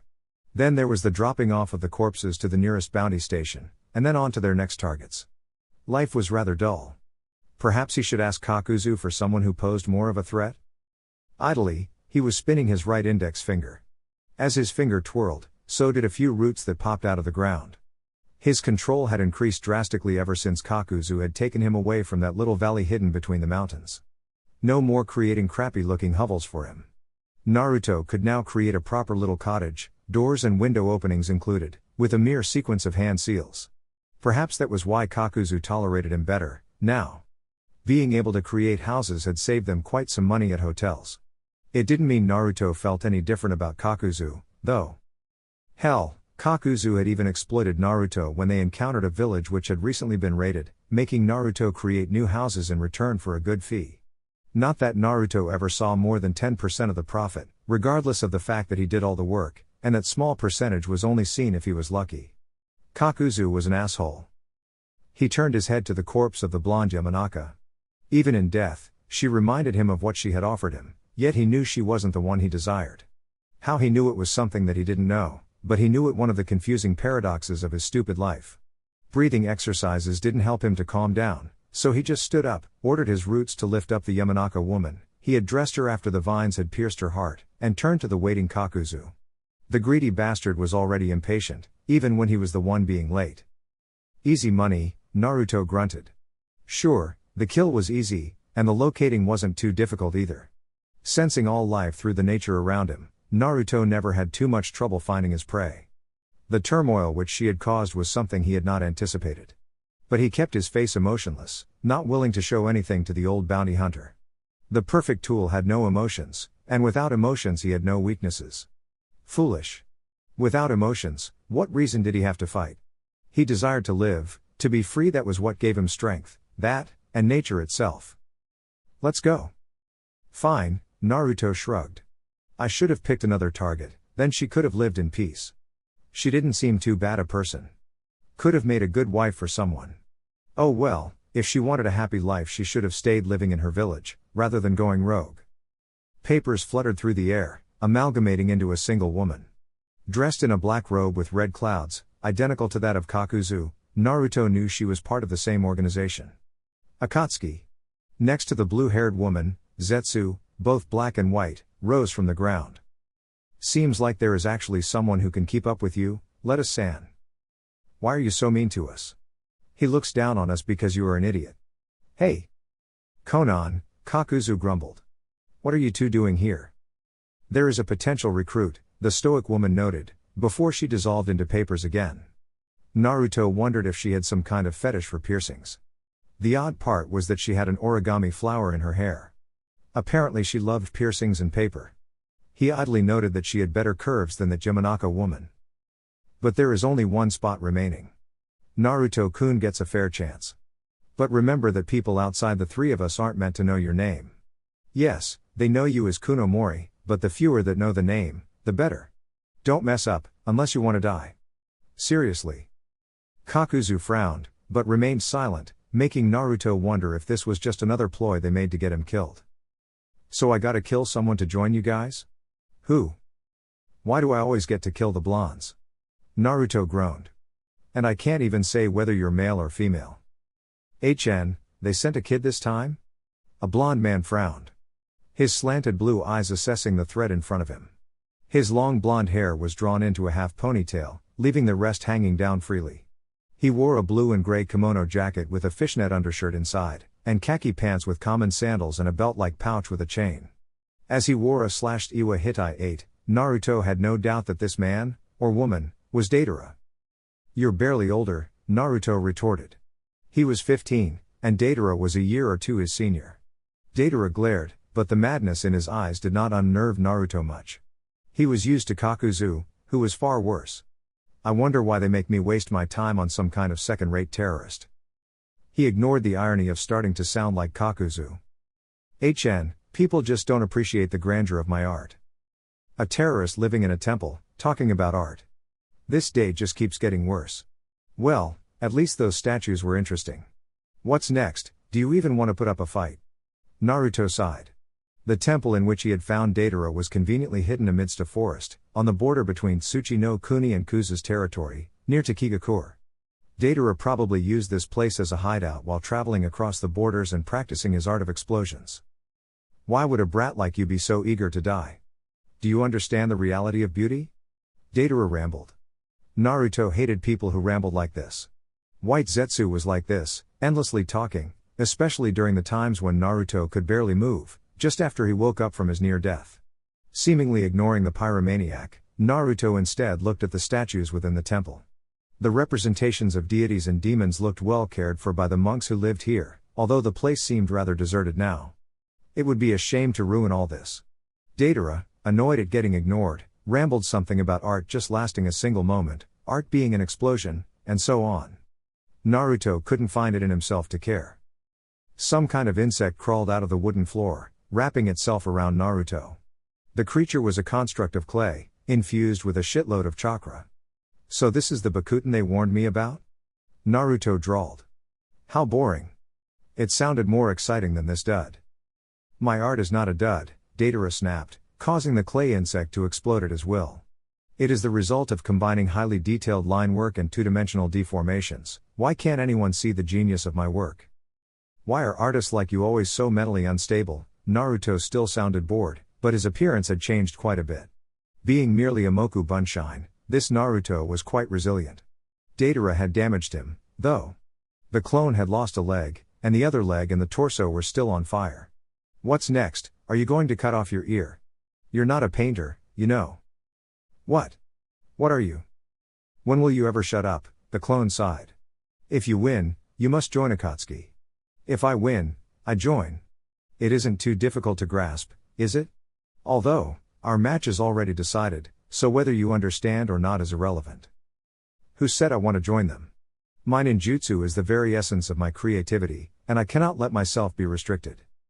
Suit yourself, the clone shrugged before he sank into the wooden floor. A clone, HN? Deidara mumbled to himself. That was pathetic. I let myself be fooled by. Wait, a wooden clone? Chakra flared up, with a density that even Deidara, not a sensor by nature, could feel it. It was oppressive, ripping apart the wooden floor of the temple, creating tears in the walls. The floor broke apart, and trees emerged from the ground. Tiger. Ram. Snake. I probably have to thank Zetsu for handing me those scrolls on the Shadaime's jutsu. Not sure how Zetsu got stuff from this Madara guy. Nor why someone who, rival or not, doesn't have the Kekkei Genkai would spend so much time and effort in analyzing the skills from Hashirama. Mokuton Haijutsu, Jukai Katan. Would release secret technique, nativity of a world of trees. It had taken Naruto nearly an entire year, but the technique was well worth it. Augmented by his ever-increasing chakra reserves, he could just let it run wild. Trees emerged, tearing the entire temple apart. Branches of the forest grew over the entire surface. The tiny seeds which had rested in the soil underneath had acted as medium, and Naruto's chakra had turned the grounds into a dense forest. Deidara was overwhelmed, the branches extending at their prey in an instant, binding him, suffocating him. It wasn't exactly like the technique Hashirama used, and far weaker, but it worked for Naruto. It was almost too easy. And then the center of the newly created forest exploded. Oh, so you aren't completely useless? Naruto mocked his opponent. Staggering to stay on his feet, Deidara glared at the younger blonde. Within the forest Naruto had an overwhelming advantage, and he wasn't inclined to waste more time. Guess you intentionally made those duds of yours so damn ugly. You just wanted people to underestimate you, didn't you? You. How can you? The Mokuton is extinct. Suddenly Deidara chakra increased at a tremendous rate, and he bloated up like he was. Mokuton, Mokuhohiki. Wood release, wood locking wall, Wooden pillars rose from the ground before Naruto, bending and interlocking, forming a dome-shaped rampart that shielded him from the explosion that followed. Did that retard seriously cry out art as a blast? The boy mumbled. Guess he's really. Oh, wait. Isn't that just cute? Deidara was forced to escape from the earth. Hiding underneath the ground against someone who could wield the Mokuton Kekkei Genkai was not a wise idea. The roots would always find him down there. Ha, so he can create clones from clay too, the younger blonde kept on chuckling. What kind of freak are you? Nay, Naruto waggled his finger, chiding his opponent. Vines grew from the ground, tying Deidara's arms. I know you've got your clay in that pouch. I already wasted enough chakra on you. It is time to end this. Now, why don't you recall those little automated duds you made before I forced you from your hiding place? You're being naive, boy, Deidara laughed. While I have my explosive underneath you, we have a deadlock. You don't get it, do you? Get what? The earth is my domain. Naruto sank into the ground. Deidara tried, but failed to get free. The more he struggled, the tighter the vine squeezed around his arms. His jutsu failed, and his opponent disappeared. So, Naruto startled the terrorist by emerging from the ground behind him. Kakuzu had taught him quite the valuable skill with the Moguregakure no Jutsu, even when Naruto initially had thought it was just a cowardly way of escape. The jutsu was simple, yet highly useful during combat. Your Kekkei Genkai consists of earth and lightning? Damn it, you kept on rambling like an idiot earlier. At least have some dignity and let me learn a thing or two. So you're going to torture me for information? Deidara smirked. You won't get anything, you filthy barbarian. Just wait. You can't keep me like this forever, I will turn you into the greatest piece of art I have ever made. Naruto sighed, shook his head, and turned around and walked. As you wish. The vines tightened, stretching Deidara's arms until he groaned from the pain it caused him, and then Naruto turned around. He made a chopping gesture, and a slash of wind chakra descended. He screamed. He swore. He cursed Naruto with all that was unholy, but it didn't change the fact that his arm was cut off. He only ended up being silenced when Naruto repeated the gesture for Deidara's other arm. A vine tore off Deidara's belt, removing the clay from the missing nin, and Naruto grabbed him by the throat, dragging him behind him. It only took Naruto a few minutes before he met Kakuzu, Zetsu, and Konan. A book in one hand, Deidara unconscious and bleeding form in the other, dragging him over the ground. Konan frowned, seemingly displeased. This idiot is worthless, Naruto grunted. But with his bloodline, I figured you would like his heart. He looked at the pleasantly surprised Kakuzu, not that Kakuzu would ever show it in any way. Oh, such a generous boy. Can we have the corpse? He's still fresh and juicy. And he was strong. A nice meal. After Kakuzu takes the heart, I'll cut off the head. This moron is worth Ryo. The rest is all yours. But be careful, I poisoned him, Naruto warned. The others stared at him. What? You really thought I would whoop his ass this easily if he had been himself? You think I just mindlessly spammed a forest in the hopes of crushing him? It was merely a distraction. The bingo book said he liked playing with fire, so I let him burn all the poisonous bark and sap he wanted, breathing in his own death. Since when did you have that skill? I was saving it for you, old man, Naruto smiled darkly. I told you that I'm going to kill you one day. Yes, he had promised Kakuzu on several occasions to make him pay for all the torture/training, and for whatever the man had done before Naruto had lost his memories. A deep grunt could be heard, a rather foreign sound, and Naruto figured that it was a laugh. Get a good bounty before you try, kid. If you want to fight me seriously, you've got to be worth something first. If I am ever to die, I would only accept my fate if it is at the hands of the strongest shinobi in the world. Greedy and delirious bastard, Naruto shook his head. So, did I pass this dumb test? Konan remained silent, her expression now indecipherable, but tossed a ring at him. Naruto caught it, looking at the teal-colored item.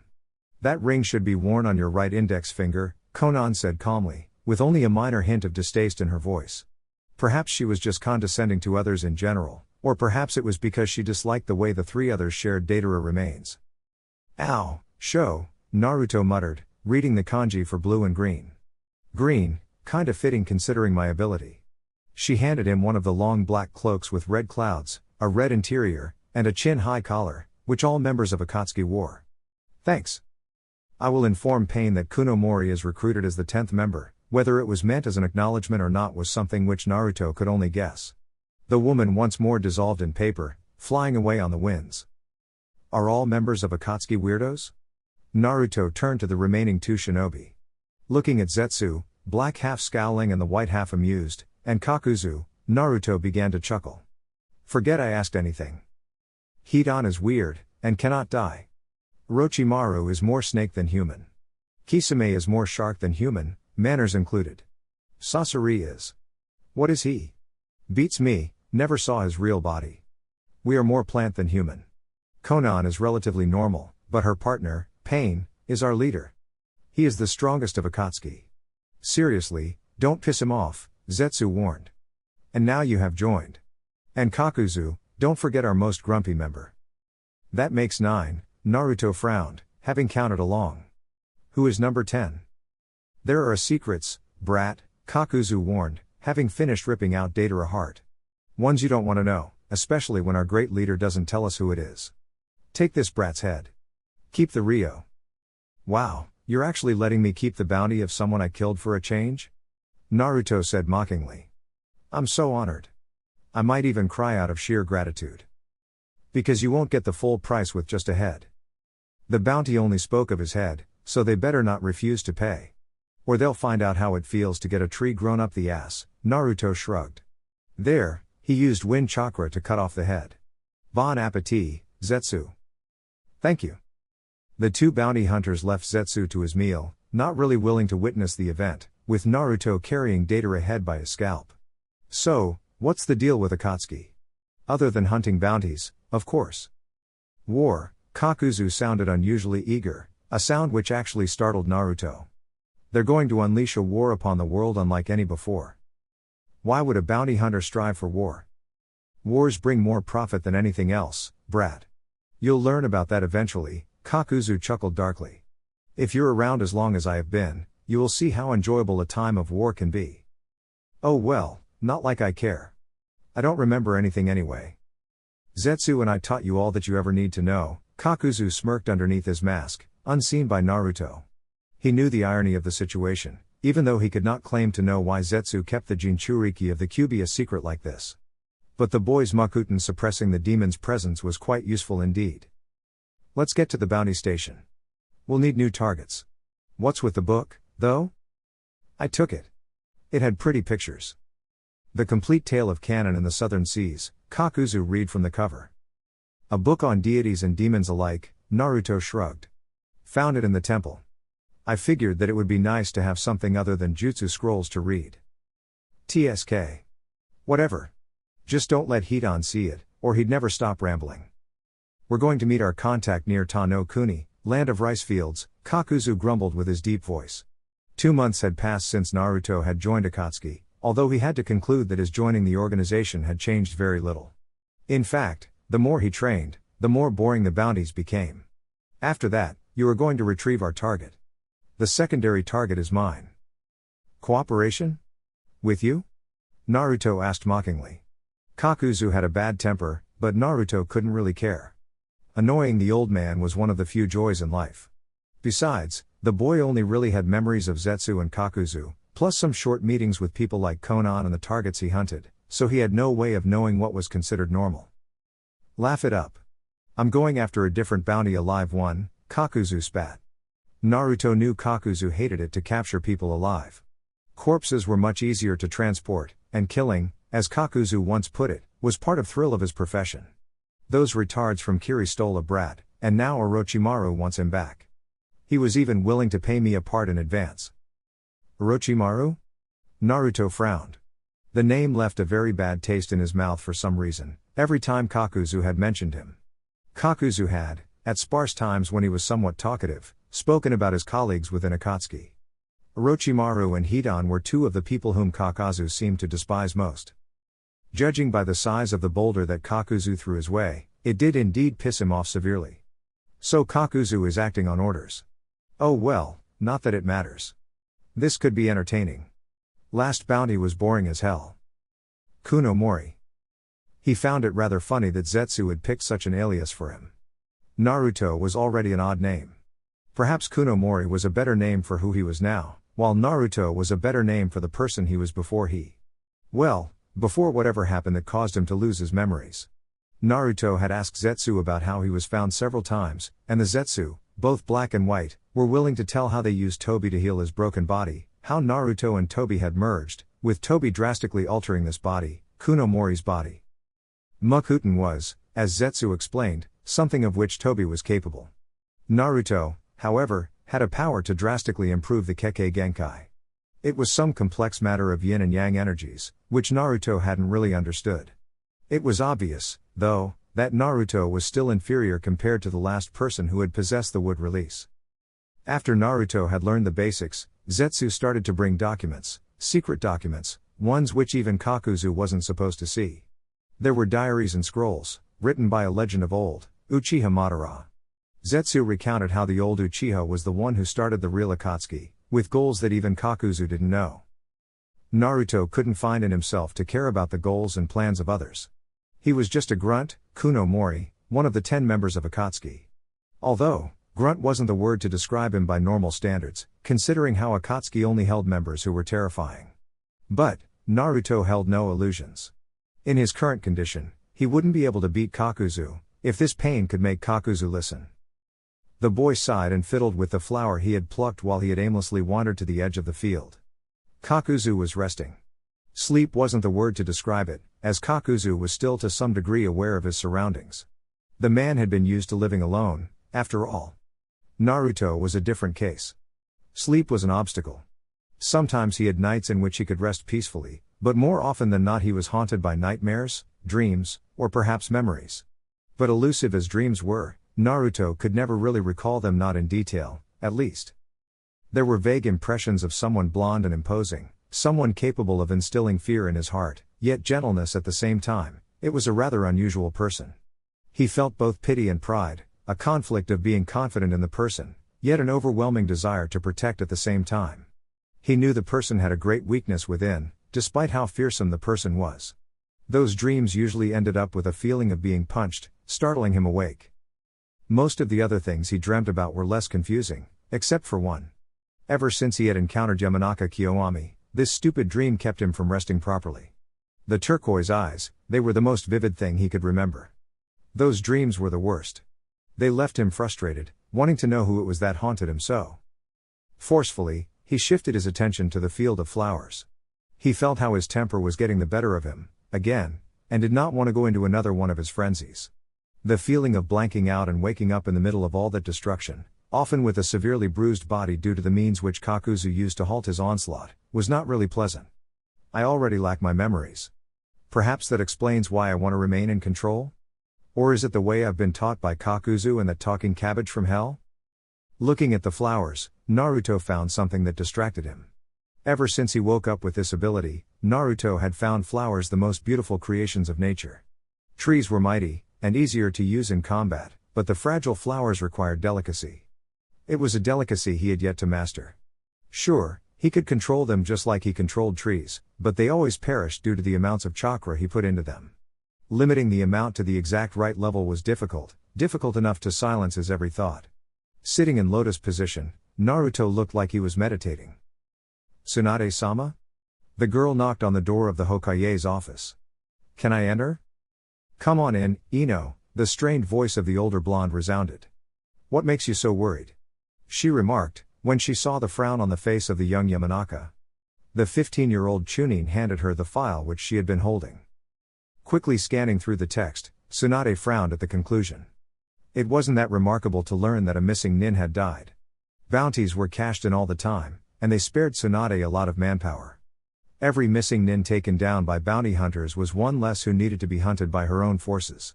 Moreover, Yamanaka Kiyoami was, relatively speaking, just small fry. The only reason as to why Tsunade had issued the bounty was because the woman had worked for the torture and interrogation department. It was a position that gave her a lot of knowledge, although Ibiki had assured Tsunade that the traitor hadn't possessed any truly important information. No, what made Tsunade frown was the final line of the report. A bounty hunter named Kunomori? Possible Mokuton? Tsunade narrowed her eyes, feeling another headache coming up. "Yes, Tsunade-sama," Ino nodded solemnly. "I thought. If it was true. If this is true, it is extremely dangerous. But I highly doubt that it is true. The only remaining person who has that ability is Yamato, and he can only use it because he is a genetic experiment that Orochimaru conducted with cells of my grandfather. Tsunade sighed, and opened a drawer of her desk. She always kept a small reserve there, even though Shizune tried to keep her from drinking while she was in office, although she regularly got too drunk to even leave the office, sleeping face down on the desk. Want some? No, thank you, Ino declined politely. Sake wasn't really something for her, she had found out the ugly way. It only brought up a lot of tears. Ino always wondered why people tried to escape reality by intoxicating themselves, while she only found more of her sadness welling up when she tried to drink. I'll send word to Jiraiya, Tsunade mumbled, after downing 2 large gulps straight from the bottle. Bounty hunters are notoriously difficult to track. It seems like a waste of time to dispatch a team of Onbu, knowing that this Kunomori has mostly likely long since left the area. If this is someone who just casually hunts down Chunin-level shinobi, he wouldn't restrict himself just to hunting within a single nation's borders. Do you think the claim of the Mokuton is true? Ino frowned.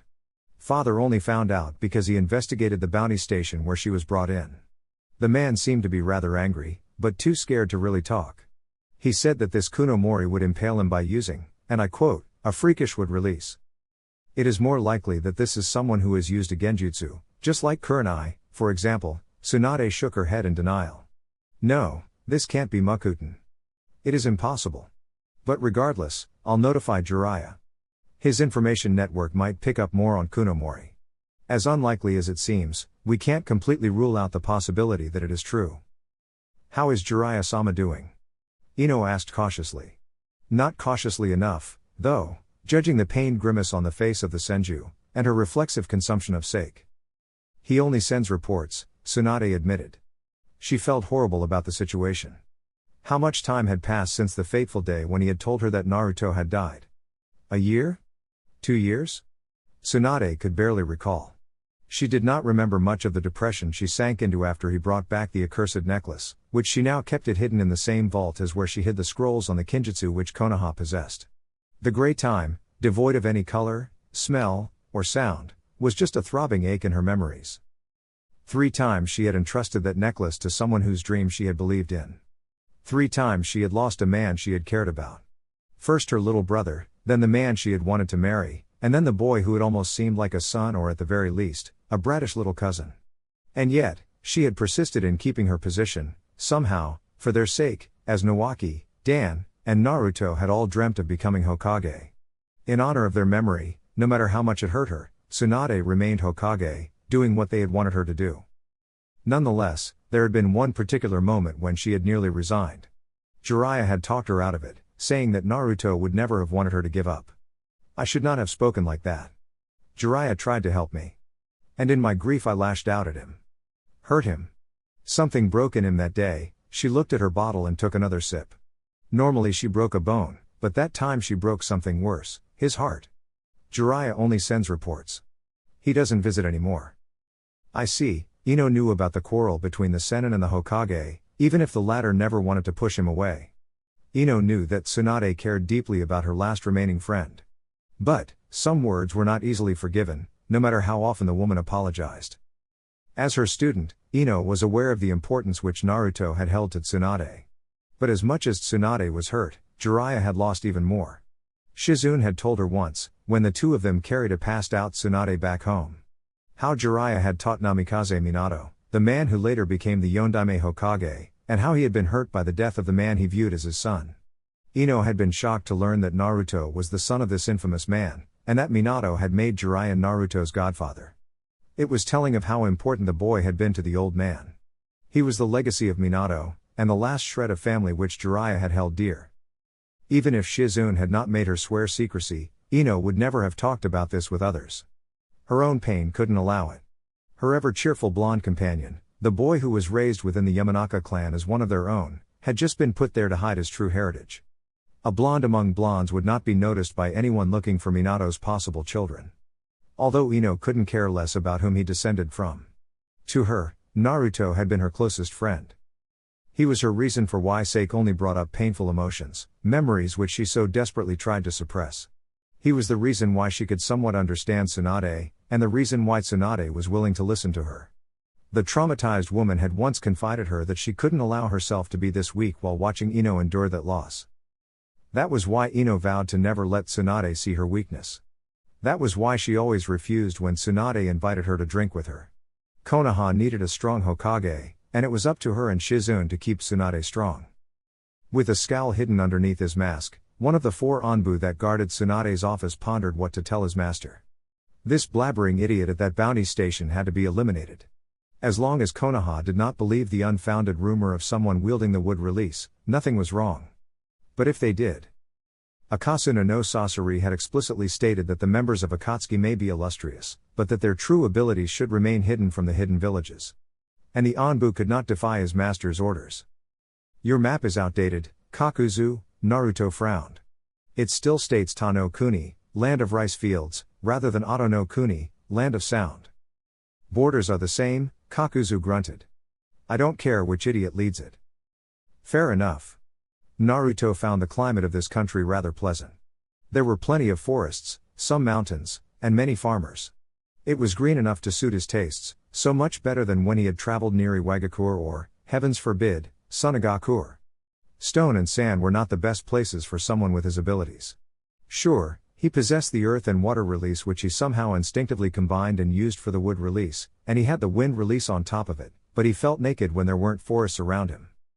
Kakuzu remained silent, radiating that same annoyance as always.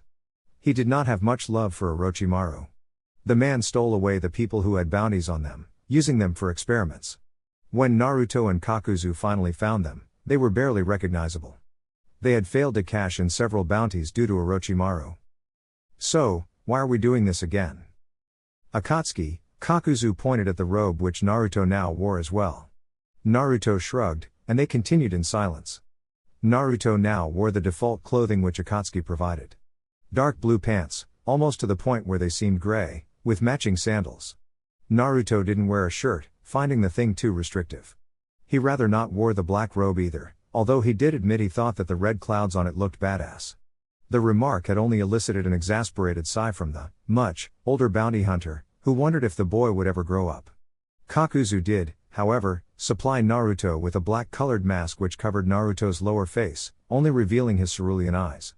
Combined with how his blonde hair had grown out to a spiky yellow mane that reached to his shoulders, Kakuzu had reasoned that no one would recognize him now. The entire "don't be recognized" mantra was a motto that seemed to come from Zetsu, although Naruto, publicly known as Kunomori, wondered what could be such a big problem about his identity, when even the other people from Akatsuki weren't supposed to know. If people came after him for his Mokuton, aiming to capture or kill him, he'd just show them how unwise that idea would be. His life had been filled with death anyway, so one victim more or less did not really matter to Naruto. But he wouldn't need to hide his name or his face from the people from Akatsuki in order to hide his bloodline.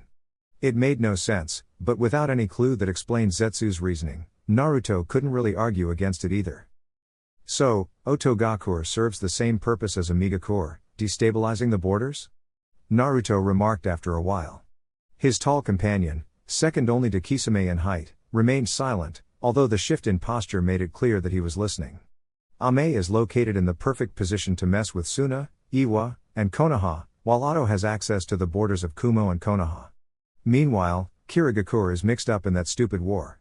All five focus their attention on petty conflicts, while no one is aware of the group of S-ranked mercenaries which fights for any side willing to pay them. You are still fishing for the goal of Akatsuki. If I'm supposed to be a part of it, I might as well figure out what I'm supposed to do, Naruto admitted. Money. Your purpose right now is money. We are gathering funds until Akatsuki begins to move. That is all you need to know right now. The remainder of the journey was done in silence again. It somewhat pissed off Naruto how people either tended to babble pointlessly, white Zetsu, or remain silent like some reclusive hobo, Kakuzu. Well, there was the Ice Queen treatment too, even though Naruto had only met Konan twice. He stared at the teal-colored ring at his right index finger, and asked himself why he even cared about Akatsuki. They didn't really give a damn about him, so why would he care about them? The only answer Naruto found was that he simply had nothing else to care about. This was all he knew, and he still needed to grow before he could stand a chance of standing on his own two legs, independent of everything. At the end of the day, the duo reached the border of Ato no Kuni and Uno Kuni, land of hot water, where they were supposed to be meeting their contact. With a slight smile, hidden behind his black mask, Naruto wondered how long this contact would last. Kakuzu wasn't really a patient man. "Do you sense someone?" Kakuzu drawled, clearly still thinking this was a waste of his time. There were plenty of trees to extend Naruto's senses, and on such occasions, Kakuzu had learned to trust in his student/partner. Neither of the two were really words Kakuzu would use. The blonde was a nuisance that refused to perish, but was too interesting to really go all out against. Kakuzu found it rather amusing to know that the boy vowed to kill him. His defeat against Hashirama not forgotten, Kakuzu found it rather fitting if he would one day have a rematch against someone who might reach that man's level. There was a certain poetic justice in this situation, that made even the cold-blooded bounty hunter wonder how it would end. However, Naruto still had a lot of training to go before he could even put a finger on a man like Hashirama. 3 people, east-northeast. One has a relatively strong chakra, probably a jonin, while the other 2 seem chunin. 3 people. Kakuzu rolled his eyes, those unusual green irides with no pupils and red sclerae, upward. Perhaps that slithering piece of thrash thought he could appease me by offering 2 additional hearts. Perhaps they're worth something? Naruto suggested. Let's pick up the pace. Naruto chuckled, knowing that the suggestion of money had once again done its job. They were greeted by 3 shinobi that Naruto hadn't recognized from the bingo books. One girl seemed his age, short-tempered and red-haired. She made a rather stupid mistake. "Fucking finally. You were supposed to be here yesterday, slow geriatric old fuck." Like Naruto noted, the girl made a mistake. Kakuzu already had a foul temper, having to do a mission for Orochimaru, and then she was foolish enough to provoke him as well. Naruto wasn't surprised when Kakuzu instantly ended the big-mouthed fool's life with a nasty, and scarily precise, futon jutsu. Naruto stepped in and ended the equally dumb response of her 6-armed companion. The boy, looking too arrogant in Naruto's opinion, intended to attack Kakuzu. A stake through the heart ended that ridiculous notion. Naruto knew that Kakuzu wouldn't have a heart that was affected by Orochimaru's experiments anyway.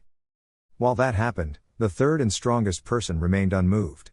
The girl, or young woman, Naruto estimated her to be a year or 2 older than he was, hadn't even flinched when the Akatsuki duo killed her 2 associates.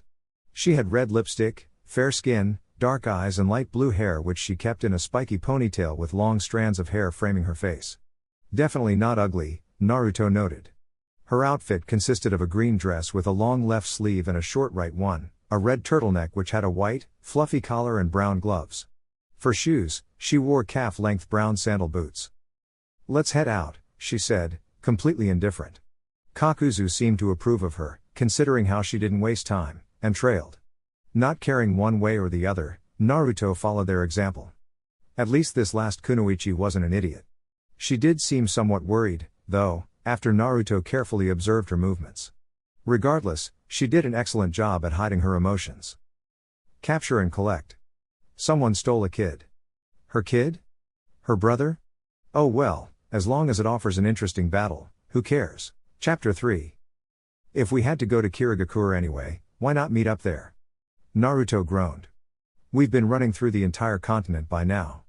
This just feels like a big waste of time. For once, I agree with the brat, Kakuzu chimed in, glaring at the girl. Explain yourself, girl. Scowling, but nevertheless stopping, the girl turned towards them. 4 men broke into one of our bases. They abducted a child that Orochimaru-sama requires for his plans. And they're headed for Kiri? Naruto wondered. And don't you think it is polite to introduce yourself? Yes, they are heading towards Kiri, although I do not know why. Tuya and Kitamaru, whom you met earlier, had tracked them. I guess that's why that guy needed us to do it. Naruto looked at Kakuzu. He can't hide behind his minions if the minions aren't strong enough for the task. The girl bristled, but knew better than to start an argument with people who were equal in rank to her master.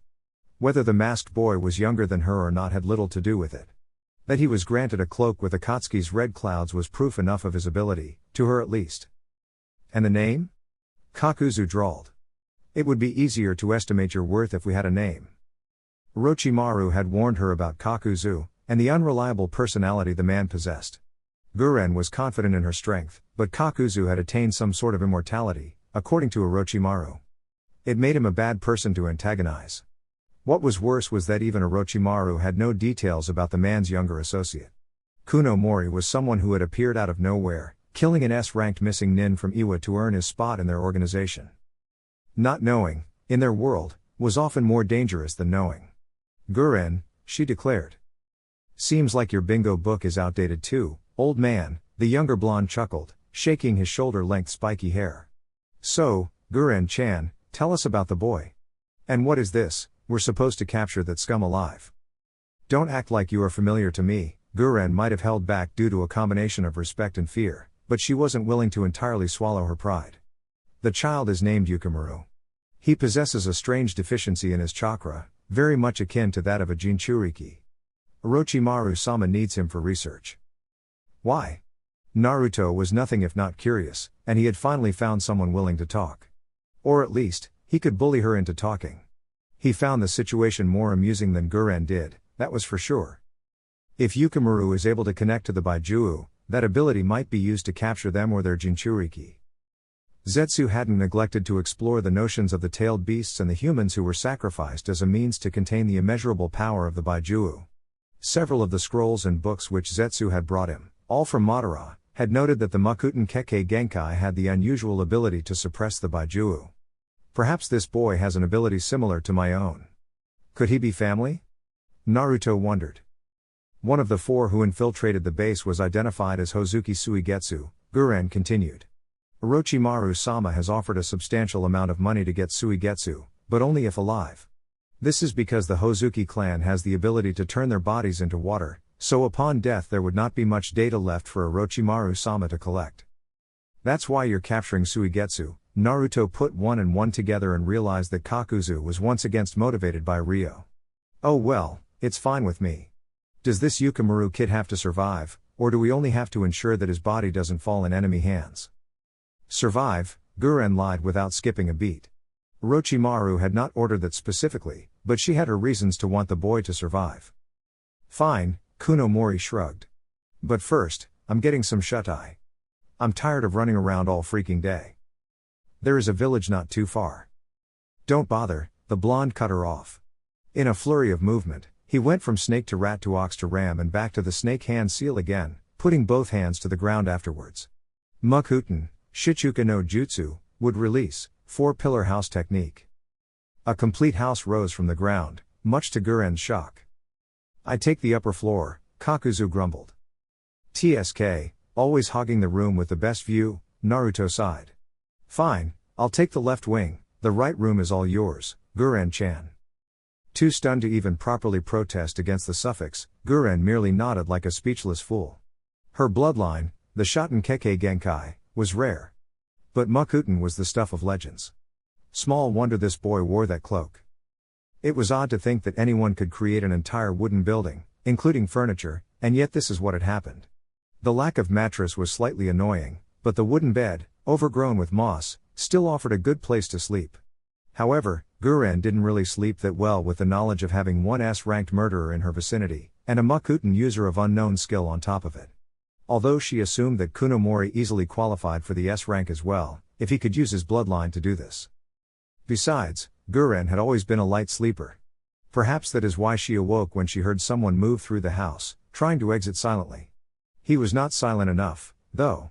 Grabbing her clothes, Guren got dressed and stalked after the person who left.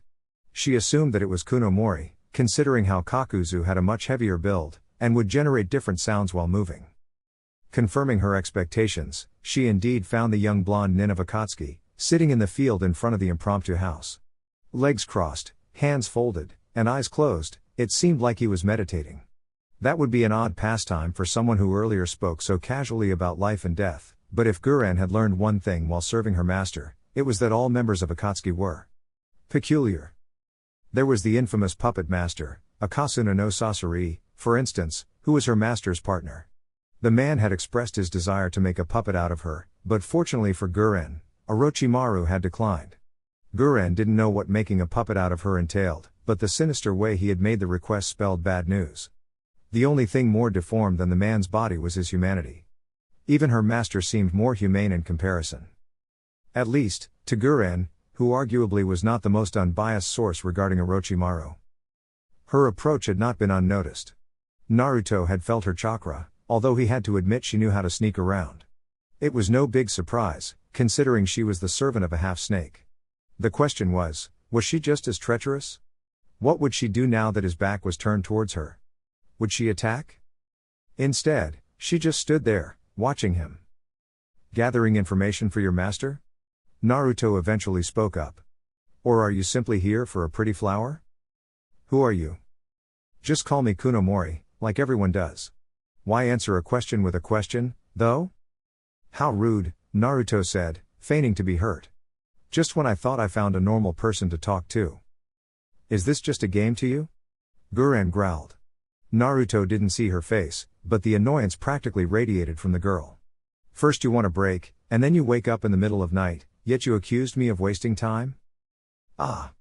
Why do people always assume that they know everything about another? I overestimated you, Guren-chan. Why would anyone have trouble sleeping? Silence followed after his words, and he instead started fiddling with flowers again. He was slowly getting better at this, growing them without completely exhausting them, no longer overloading them with chakra. The better he got at it, the more attuned he became, the more he came to realize how fundamentally wrong Uchiha Madara was about Hashirama. True strength did not come from within. Those with the Mokuton bloodline could gather strength from the nature around them. They connected to the roots of all growing things. Existing in harmony with the world, one could sense the immeasurable amount of chakra that resided outside. Though chakra wasn't really the word for it, Naruto considered, as this energy wasn't. It seemed more similar to the physical and spiritual energies, only it was something disconnected, an energy which flowed freely, not bound to body or soul. It was free to access for those who were capable of looking beyond themselves, but not without a cost, considering how easy it was to lose oneself in such power. Perhaps that is why Madara never really understood. His diaries seemed to be permeated with an obsession for power. Almost in the way that Kakuzu would write a book about money, so did Madara write about jutsu. She's still here, Naruto had half expected her to be gone by now. Why are you so loyal to someone like Orochimaru? Isn't Orochimaru-sama part of the same organization as you? She retorted. It became quite exasperating, actually, how she persisted in ignoring his questions and instead asked him ones of her own. You think that makes him my buddy? You think Kakuzu is a friend to me? Come on, Guren-chan, you can't be that naive. Zetsu had taught that lesson to him long ago. Trust only yourself. Naruto knew Zetsu was using him, just like Kakuzu was using him, like how Akatsuki was using him. All the people he knew just viewed him as a tool, all the people he could remember, at least. Then why did you join Akatsuki? Ah, so you assume I have some kind of goal. It is quite bold to ask for such a thing so directly. You're not answering my questions. Neither are you, Naruto shot back. But I'm not inclined to talk about this. So why not return to my first question, why are you loyal to Orochimaru? You refuse to answer, yet expect me to answer? Fine, Naruto sighed, getting rather bored. Why did she waste his time like this, with those petty words? He could be training, yet instead he was exchanging words. Words, they were just air escaping the lips, meaningless, without any real content. Actions had meaning. Naruto didn't agree with Kakuzu that material possessions held meaning, though. Money was useful, but pointless in itself. The coins and paper were only worth what the other would give for it. What was the value based on? On nothing, Naruto had eventually concluded. A corpse was worth money because another party gave money to the bounty station, which gave money to the bounty hunter who brought the corpse. But who decided the worth? What was the value of life? It was a thought that had crossed Naruto's mind after killing Yamanaka Kiyoami, who had been so desperate to prolong her life, even at the cost of her pride and her body. A part of Naruto's 15-year-old mind pondered what would happen if he pushed Guren into a corner. Would she offer her body, like Kiyoami had done? What is the value of pride? He silently asked himself. Naruto did not want to abuse the girl, even though he did think that she was rather attractive, in spite of her cold and haughty demeanor. Well? She tapped at the ground, obviously impatient due to his silence. Feisty. She definitely has pride. I can almost understand the fun Kakuzu has in hunting. Breaking the pride of your prey is amusing. I have to get my mind back on the rails again. He looked back, his eyes having adjusted to the nightly darkness a long time ago, his blue orbs piercing her dark eyes. I have no attachments, Thus I have no loyalties to anyone. I am a tool, until I grow too troublesome to be used. I am alone in this world, until I remember who I was. Remember who you were? Like I said, do not make foolish assumptions about me wasting time during the night, Naruto shot back, recalling the eyes had seen in his dreams. The expression had been completely different, not the scowl which he saw on Guren's face right now. Now that you have established my absence of loyalty, why are you loyal? She wanted to turn around, and stalk back into the building, but a vine had taken hold of her feet. There is a limit to the amount of rudeness I tolerate, you know, Naruto frowned. To be frank, I killed most of my targets for far less. Although I do not yet see the value of ending your life, I can't say I see value in prolonging it either. His words were calm, but something about him that made her shiver. Perhaps it was the chakra she felt through the vine that held her, perhaps it was the look in his eyes, Guren could not explain it. She felt weak, fragile, almost like a little girl. Just like when Orochimaru-sama looked at her, it was a look that both robbed her of her confidence and gave her meaning at the same time. Crystal covered her skin, a pinkish hue, armor to protect herself from the threat he formed. This is my Kekkei Genkai, she spoke with more calmness than she inwardly felt. When I was a child, people feared me for it. I lacked control, and posed a danger. As such I was shunned by the people of my village. I don't even know if I had family, or if they cast me aside. But one day, Orochimaru-sama came. He destroyed the village, single-handedly. He had such power that I saw him as a god. So when he invited me to come with him, I did. You were envious of his power? Yes. I knew that if I had such power, no one would shun me. They would hate me, but their fear would be greater. Do you value Yukimaru because he fears you? Naruto frowned. He found her view on life quite akin to his own. Although in his world, there wouldn't be a random shinobi who stepped in and wiped out the S-ranked people who kept him as a tool. In fact, now that he considered it, if someone else freed him, it would only lead to him being his liberator's tool. Freedom is attained by oneself. Not for me, but by me. No. Yukimaru is different. Naruto tilted his head a little, somewhat confused by her answer. Through the vine he felt how her heartbeat changed a little. Why? He is. I have too. His head jerked to the left. Naruto's blue eyes widened. Warn Kakuzu, he ordered Guren. He's a light sleeper, but be careful. He has a nasty temper when he wakes up. What is going on? Visitors, Naruto grunted. Something within his voice made her hurry. So far, he had been rather flippant about most things, but this was no joke. Looking up, Naruto wondered if he could ever live a peaceful life, free as the clouds that drifted, obscuring the distant stars from his view. Life was about balance. The calmness of nature was something he felt, but the insanity of mankind was also present.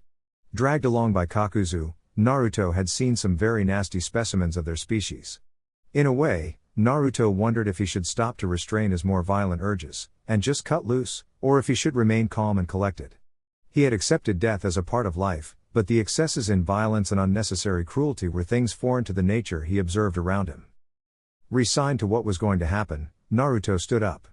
A triple-bladed scythe flew towards him, from the cover of darkness. Vines erupted from the ground, binding the weapon. Naruto's hands flew through a couple of seals, and seconds later a loud fit of swearing resounded, accompanied by laughter. Serves you right, moron. Yo, brat, Hoshigaki Kisame nonchalantly greeted his fellow member of Akatsuki. As if he hadn't just seen how his partner had been skewered in two halves, torso being ripped from the lower body by Naruto's trees. Kisame, Naruto grunted. Couldn't you have kept that lunatic away? Kakuzu is going to whine for days that he has to stitch Hidan in one piece again. You know how much he hates doing things for free. He can refuse it just as well, Kisame shrugged, a wide grin unveiling his pointed shark-like teeth. Hidan is a damn pain in the ass. He talks too much. But it's fun to see him getting pummeled. Usually my sparring partners die quickly, but he at least lasts. He is too stupid to die, Naruto shook his head. I'd say it is his sole redeeming quality. Perhaps you should ask Kakuzu if he can sew Hidan's mouth. I bet he'd willingly do that for free. Kuno Mori-san, your sense of humor is truly a bright light for our organization. The tall swordsman patted Naruto, who he only knew as Kuno Mori, on the back with such force that the teen almost stumbled forward. Yo, Kakuzu, you old goat. Kisame, the man's foul mood seemed almost tangible. What excuse do you have for waking me? Don't be so damn uptight, Kisame laughed, being one of the few who could afford to ignore Kakuzu's mood swings. Kisame was at least as monstrous as the five-hearted man, even when one didn't count Seimata, the sentient blade that the former Kirinin carried. Can you patch up that retarded partner of mine? He tried to attack little Kunomori-san. Again? Kakuzu sighed. He never learns. I'll do it when it is light. I don't feel like searching for Hidan's body parts during the night. Perhaps he can bleed to death if you leave him in pieces for a longer period of time?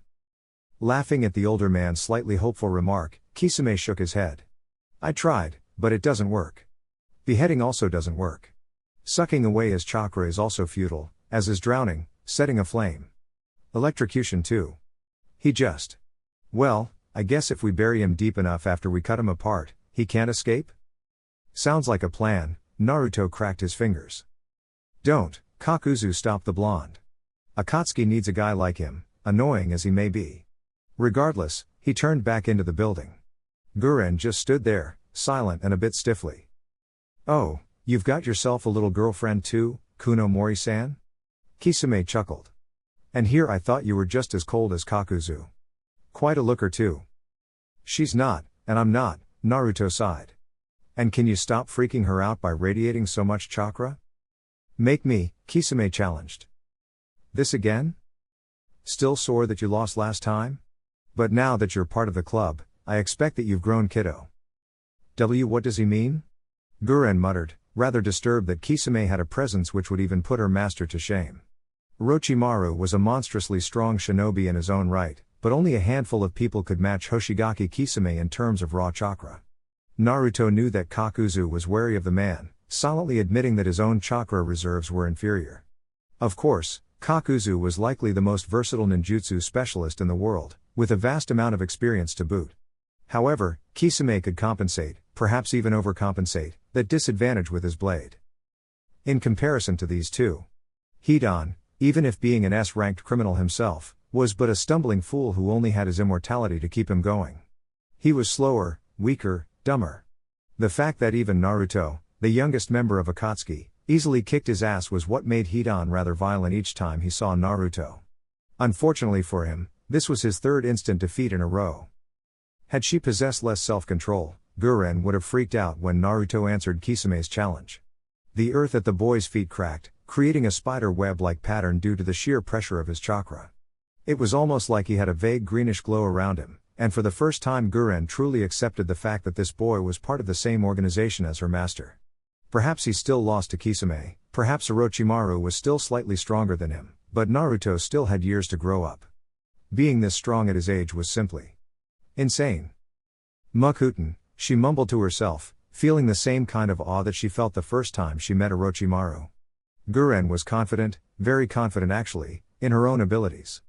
She knew she could pretty much best any Jonin.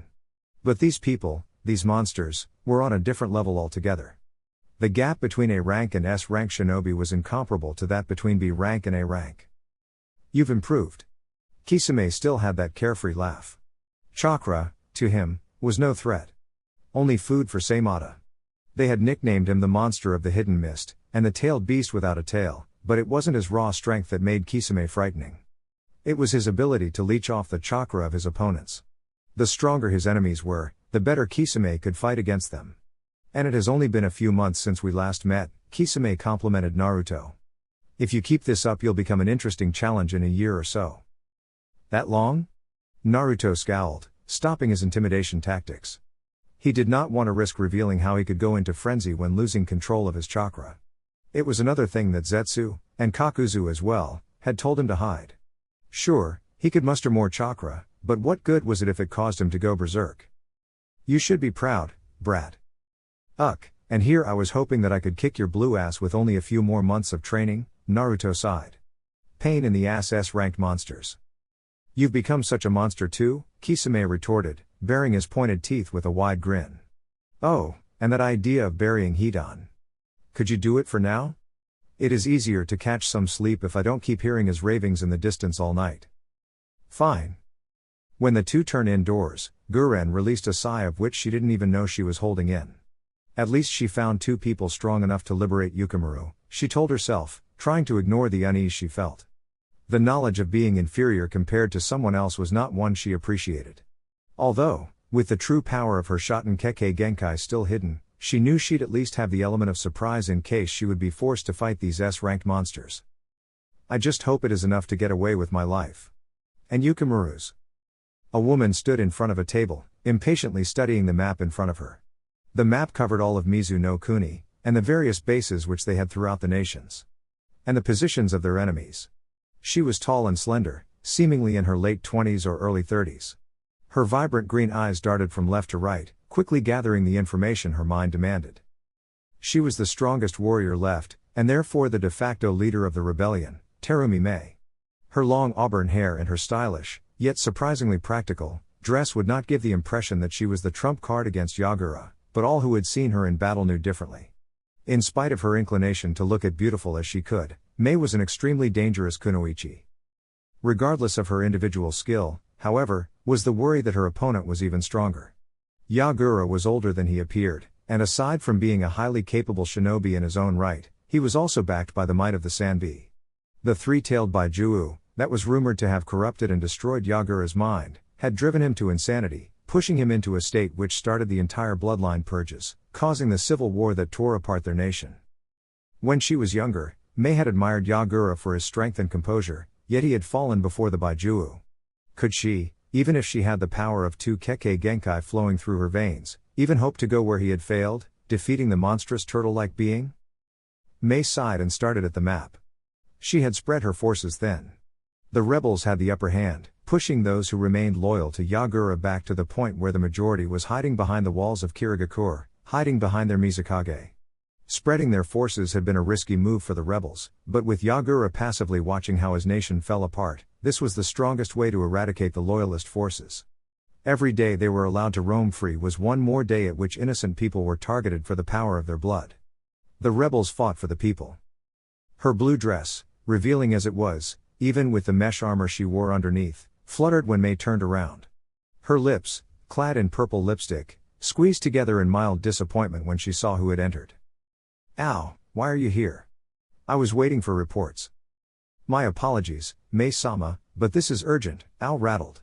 Mei noticed how out of breath he sounded, as if he had rushed to her as fast as he could. She wondered what could have unnerved him this much. Had he seen Yagura?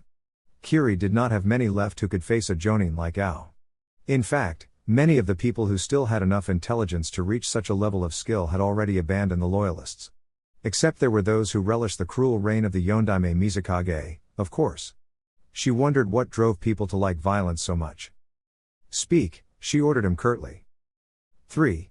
People, Ao had an odd hesitation, as if he wasn't sure about what he had seen. 3 people are watching our encampment. The weakest of the 3 easily qualifies as a jonin, and the 2 stronger ones. One of them has a body unlike any I've ever seen before. It is like he has threads instead of flesh underneath his skin. Frowning, Mei looked at the map again. They had hidden on a relatively small island, their camp acting as headquarters for the entire rebel force, although it was currently only populated by a very small force. Those 2 young or old, those 2 weak, had already been evacuated elsewhere. The majority of their force was spread throughout the nation. "Yagura?" she asked. It would be the worst possible moment if he decided to strike now. Their spies had said he had cooped himself up in his living quarters, that he wouldn't go out of Kirigakure unless the village was directly attacked. Had they been tricked? Had Yagura waited until she was relatively unprotected, to strike her down at the most opportune moment? If a new dispute on the leadership of the rebel forces erupted, it could give Yagura the chance he needed to turn the tides of this civil war. No, Ao shook his head. But the strongest chakra, the man with the threads, his chakra reserve is barely inferior to that of the Yondaime. The encampment to which Guren had led them was practically abandoned, Naruto noted. This was where the trail had ended, where the Oto forces had been forced to retreat and await reinforcements. They weren't capable enough to engage the rebel forces, although Guren did add that there had been far more troops, last time she had been here. "Rebels," Kakuzu grunted. "You said that the squad that stole that little brat was loyal to Kirigakure. We found traces of a fight. 2 burnt corpses. We assume the other 2 are taken captive." Guren nodded towards the encampment. "They have taken Yukimaru too. So that Hozuki kid could just as well be dead?" Kakuzu hissed, his temper worsening drastically at the idea that he had wasted so much of his time for nothing. We could not say for sure. If that brat is dead, so are you. Calm your tits, Naruto interfered. There aren't many people down there. 20, I'd estimate. Several who could pass for Jonin, he sensed through the roots in the earth. One is stronger. Not just your regular A-rank opponent. Probably S-ranked. Must be someone who's worth something. His bingo book already out of his pockets, Kakuzu quickly flipped through the bounties issued by Kirigakure. Kiri offered substantial bounties for the heads of the rebel leaders. Perhaps this isn't as much of a waste of time as I thought. They're starting to run around now. Like an anthill that took damage, Naruto noted, amused by the observation. From a distance, there wasn't much difference. They must have a damn good sensor if they noticed us from this distance. Kakuzu's finger stopped flipping pages, having found the right bounty. Byakugan no Ao, his smirk might not be seen, due to the cloth in front of his mouth, but it could be heard. At least, Naruto heard it. He doubted that Guren would notice the subtle differences in the man's voice. One of the leading figures within the rebellion, a Jonin who has a Byakugan stolen from a main house Hyuga. He has both bounties on his head from Kiri and Konoha. The Hyuga must be pretty pissed that someone stole their dojutsu, Naruto chuckled. Konoha's bounty is the highest, yes, Kakuzu's dark voice had something predatory. 30 million Ryo is too nice to pass up. Strategy? Their camp is big, Kakuzu frowned. You stick outside, ensure that no one escapes, and attack at range. Removing that stupid wall is the first thing you'll have to do. I'll move in and kill everything that moves. We can look at the corpses later, and estimate their worth. What about Yukimaru? Guren felt a slight panic when Kakuzu announced how he was planning to exterminate everyone. We can't leave without. You get that brat, if you want to, Kakuzu huffed. I don't give a crap about him. Akatsuki needs the money more than that brat. Now that I think about it, you'll also be the one who will fetch that Hozuki for us. There is one building at the center that has several rooms underground, Naruto supplied. Probably where they keep their prisoners. I can't sense any civilians or children down there, though, so if that Yukimaru kid is somewhere, he's bound to be in those underground rooms. I can't say for sure, though. They must have barriers in place. Life sucked. That was about the summary of what had happened during the last few years. After the death of his older brother at the hands of that rebel scum, and the increasing insanity of his Mizukage, with the violence spiraling out of control, this mission was really only a cherry on the cake. Why on earth would Mizukage-sama want this sniveling little brat? Hozuki Suigetsu thought, while lying on the rather uncomfortable ground of the cell in which he was imprisoned. Turning himself into water or no, with a cell reinforced by barriers there was no escape, even for him. He could see the sweating and unconscious form of his teammate. The man had gotten injured, and it didn't seem like he would last that much longer. Suigetsu didn't really care. He was more worried about himself. The rebels had no love for him. Yagura had hunted down all people with Kekkei Genkai, yet had been big enough of a hypocrite to pardon some bloodlines. This made them collaborators, in the eyes of the rebels. Suigetsu, and especially his older brother Mangetsu, had been valued by the Yondaime. They were the new generation of the Seven Swordsmen, or what was left of them, anyway. Wielding the Hiramkare had not saved Suigetsu from being beaten. Then the rebels took the sword from him after they had paralyzed him. Stupid lightning-based attacks. Shut up! He suddenly exclaimed, fed up with the child. Really, brat, why do you keep crying like that? It's pathetic. The boy did not respond, though. Yukimaru had been their target, a boy snatched away by Orochimaru, one of the world's most dangerous criminals. The mission had seemed like guaranteed suicide, but it ended up being pretty easy. There was no Orochimaru, and no particularly strong henchman either. There was only a Kaguya, but he had been too sickly to pose much of a threat. Besides, what good had his Kekkei Genkai been against Suigetsu? Physical attacks were practically useless. On the other hand, no one lasted very long without air to breathe. And Suigetsu had the perfect ability to drown people. Perhaps it was the ease of their mission that had made them slip up, lowering their guard just enough to walk into a simple trap. Out of nowhere, they had suddenly ended up being surrounded and overwhelmed by rebel forces. Worst of all being that damn Terumi. Suddenly the door flew open, quite literally. Kicked out of its hinges, the entire thing was lofted into the big room to which the 3 prison cells were all connected. A young woman, clad in a green coat or dress, Suigetsu didn't bother with the specifics, fashion was too annoying to care about, walked in. She held some kind of pink crystal object in her hand, almost resembling a blade, which was dripping in blood. Guren-san. Oh fuck. Otogakure has come, Suigetsu paled. And if they're crazy enough to invade this encampment, it must mean that Orochimaru has come as well. Getting encased by crystal was the last thing which Suigetsu could remember before he passed out, deprived of oxygen. He hadn't even registered the sounds of explosions, nor Guren's hasty expression. Get out of my way, woman.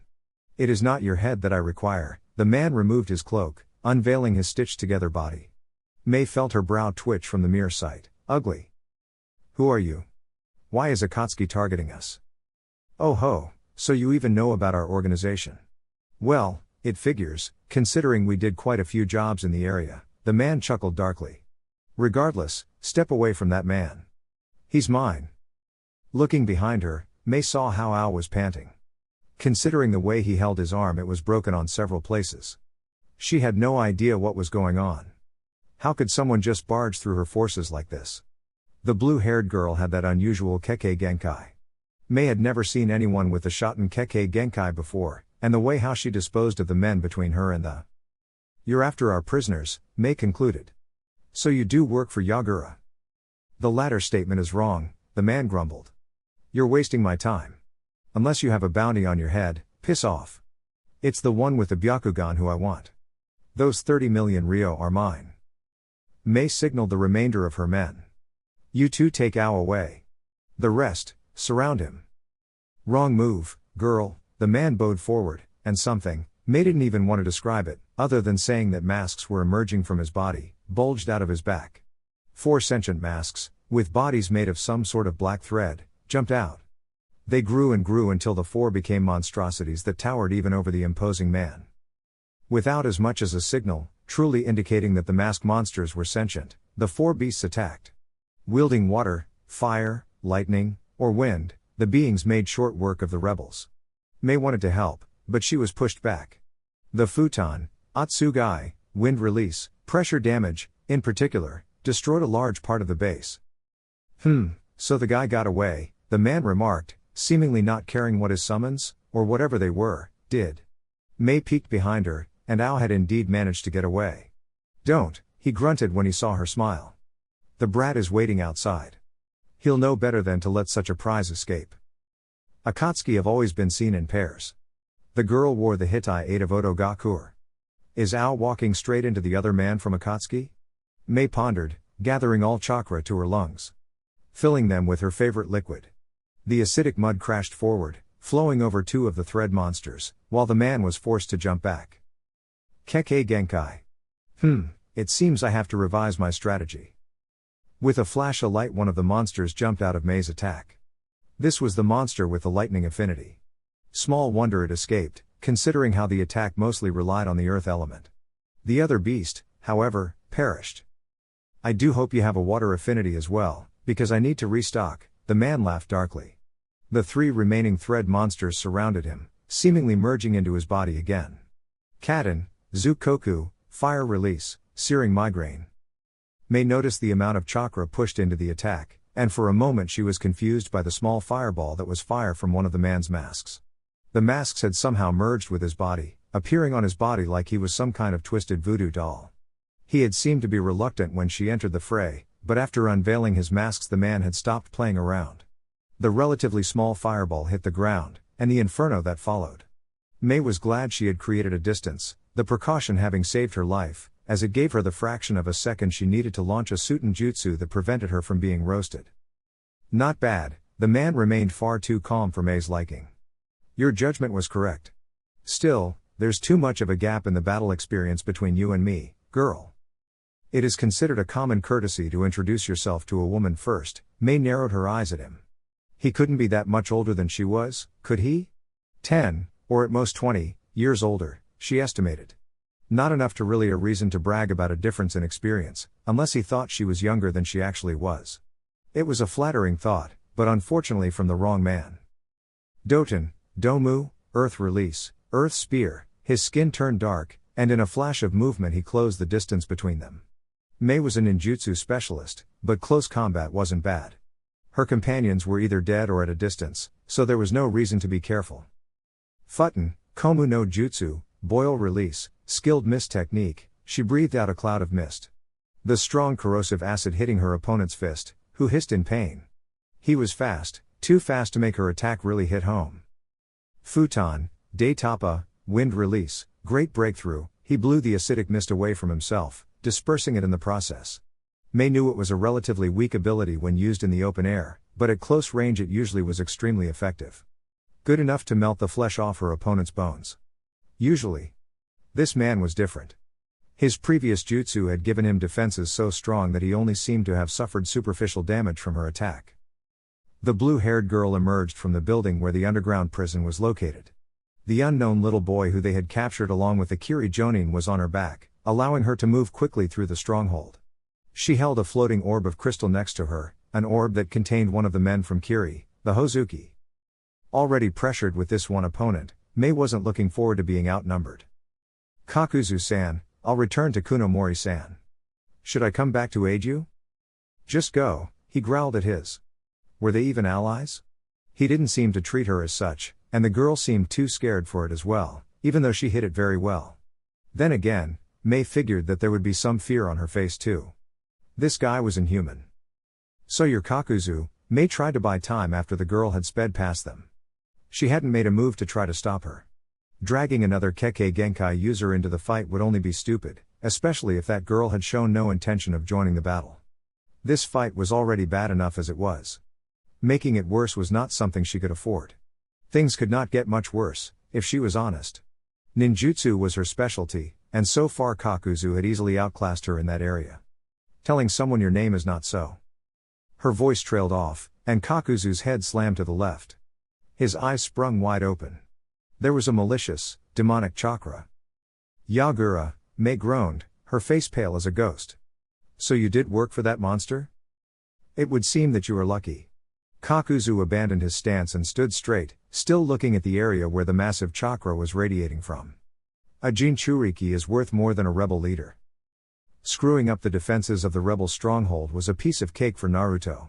And when the handful of survivors came out of the gate, that was easily handled as well, although it did leave Naruto wondering how it was possible that Kakuzu's target had escaped from his grasp. Was there someone with a higher bounty in there? Naruto used his vines to kill the escapees, creating a Moku Bushin who dragged Kakuzu's target to him. I gotta do everything for the old bastard, don't I? Hands pressed to the ground, Naruto closed his eyes. He realized that Kakuzu was battling the strongest chakra signal among the rebels. Perhaps it was the leader, who would undoubtedly fetch a nice price as well. He also noticed how Zetsu was inbound, fast as always.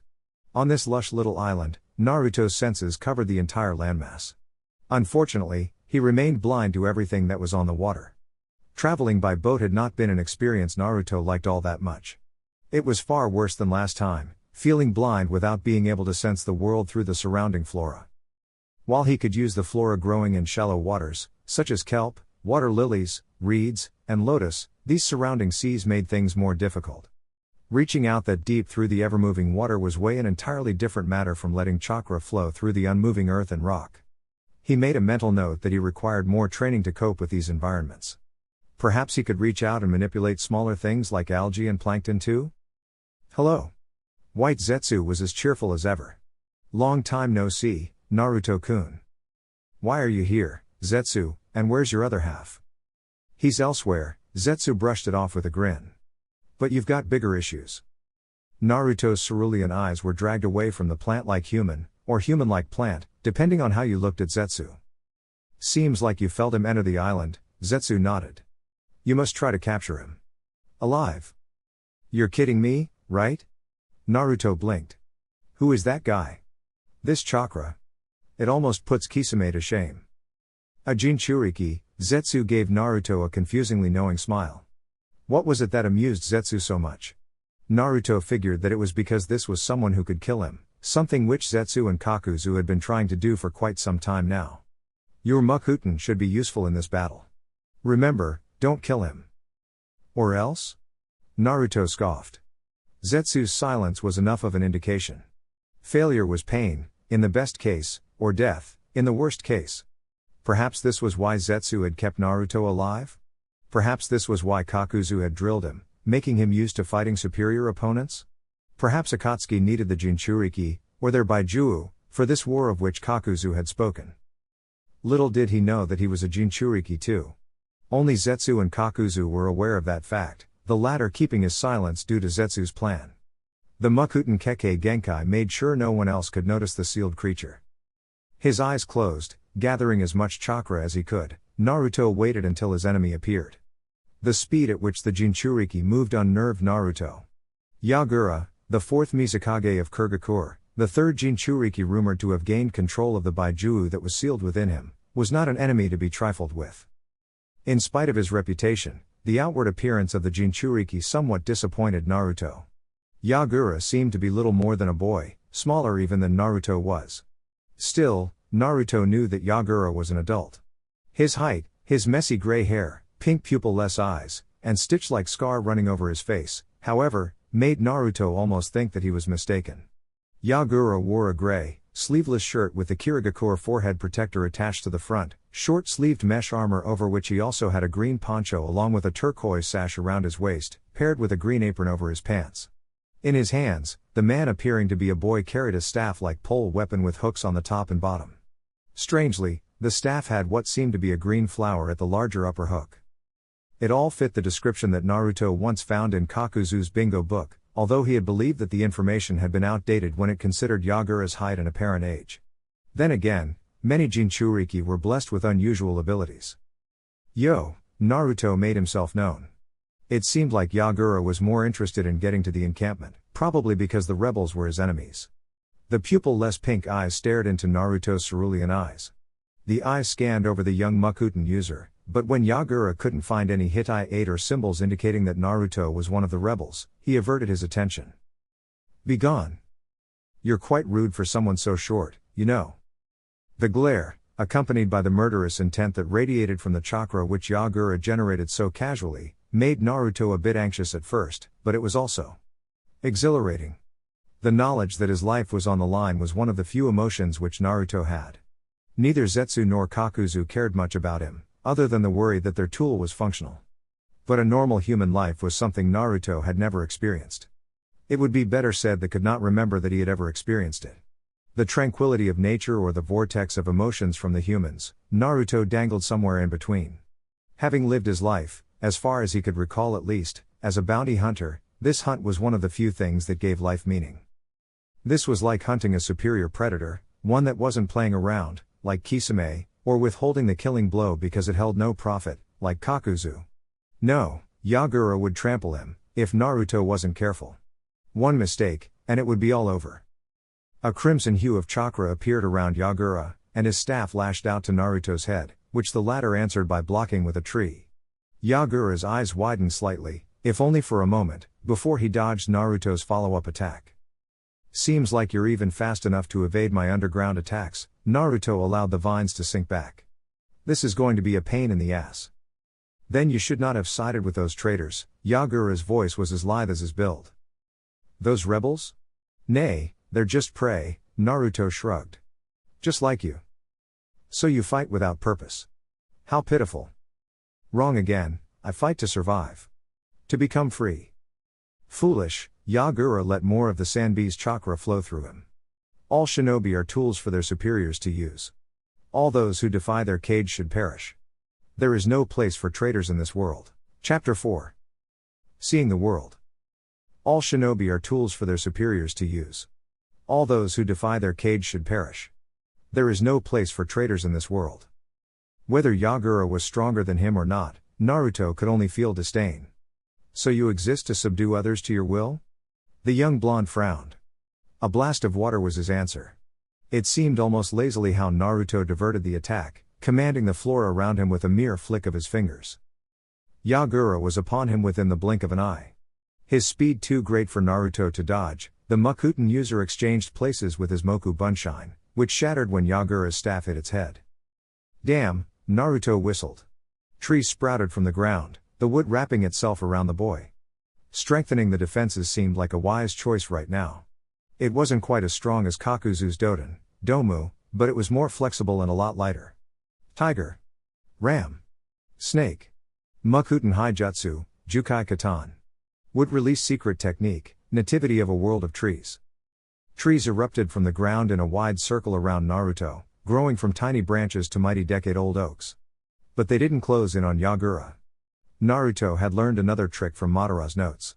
Mokuton, Keijikai Karin, would release, advent of a world of flowering trees. Vines spread over the trees, and the flowers on the vines expelled pollen into the atmosphere which would render Yagura unconscious. Or at least, that was the idea. Naruto had never tried it out on a real opponent before. He tried it on a Moku Bunshin of himself, but considering how he was immune to his own jutsu. Quantity over quality was Naruto's credo right now. He sacrificed much of his chakra, in the hope that this gamble would turn out to be effective. He knew that a battle of attrition would not be in his favor. The flowers grew huge, man-sized, and the clouds of pollen created a green-yellow mist which the eye couldn't pierce. Perhaps it was due to Naruto's inexperience that he messed up. Or perhaps it was just stupid in itself. Not being able to see an opponent who you knew possessed superior speed, and not being guarded enough was. Well, it was almost lethal. Only the wooden armor allowed him to survive, although it shattered under Yagura's fist. A dense layer of blood-red chakra enveloped the Mizukage, three tails swirling behind him. The sheer chakra which his opponent expelled made Naruto marvel about the fact that he survived the hit. More on instinct than due to conscious thought, Naruto flapped his hands together. Chakra flowed through the ground, and the trees responded, protecting their master, softening his landing. Another part of the freshly created forest wrapped itself around Yagura. Trying to bind him, trying to inhibit him from moving, and... Two tails? There were three just. Or is this why Zetsu told me my Mokuton was useful? Naruto blinked. Yagura, stronger or not, actually struggled to break free from the forest's grasp. The sudden influx of chakra forced Naruto to his knees. Was this Yagura's accursed chakra? The cage's power being suppressed by the forest, Naruto felt his own power rise at an incredible rate, and his mind went out. His blue eyes stared blankly, and he lost himself into the nature around him, into the vast energy of the world. This went beyond the chakra of Yagura and the Sanbi. This was the world. An energy which made every individual, no matter how strong, pale in comparison. It was a power which overthrew his sanity. Only for the churning source of chakra within him to erupt, grasping for control while Naruto was unconscious. And now Kakuzu wasn't here to stop Naruto's rampage. She held Yukimaru on her back, the boy desperately clung to her, almost as if he hugged her, while carrying her master's desired test subject in a floating crystal orb behind her. Guren had been startled by the first sickening wave of chakra, but had decided to head forward. Whatever it was, Kuno Mori was there too. The blonde Mokuton user would either take care of it himself, or she would be able to aid him. A haughty part of her mind actually hoped for the latter. For a chance to prove her worth. To prove that she too was strong. The boy who, so easily, had made her doubt her own pride. Just like Orochimaru, all those years ago, had rattled her beliefs. His strength had shown her that she wasn't as special and alone as she had believed herself to be. And Kuno Mori was just like Orochimaru. At least, in terms of raw strength. The boy's personality was completely different. He was someone who seemed to be searching for his own position in the world, searching for goals and motivations. He just walked through life while not seeming to have a true understanding of who he was. Orochimaru was fundamentally different. The snake Sanin was someone who always seemed many steps ahead of everyone else. His personality was a magnet to those who admired and desired strength. Much unlike the boy. Kuno Mori didn't seem to have a shred of interest in the abilities of another. Well, unless they were worth something, Guren supposed. The boy was a bounty hunter, after all. The opponent he fought only seemed to grow stronger, the chakra levels reaching heights which she had believed to be impossible. Yukimaru's grip tightened and he screamed something unintelligible to her. Too distracted, Guren barely noticed the corpses of several of the rebels.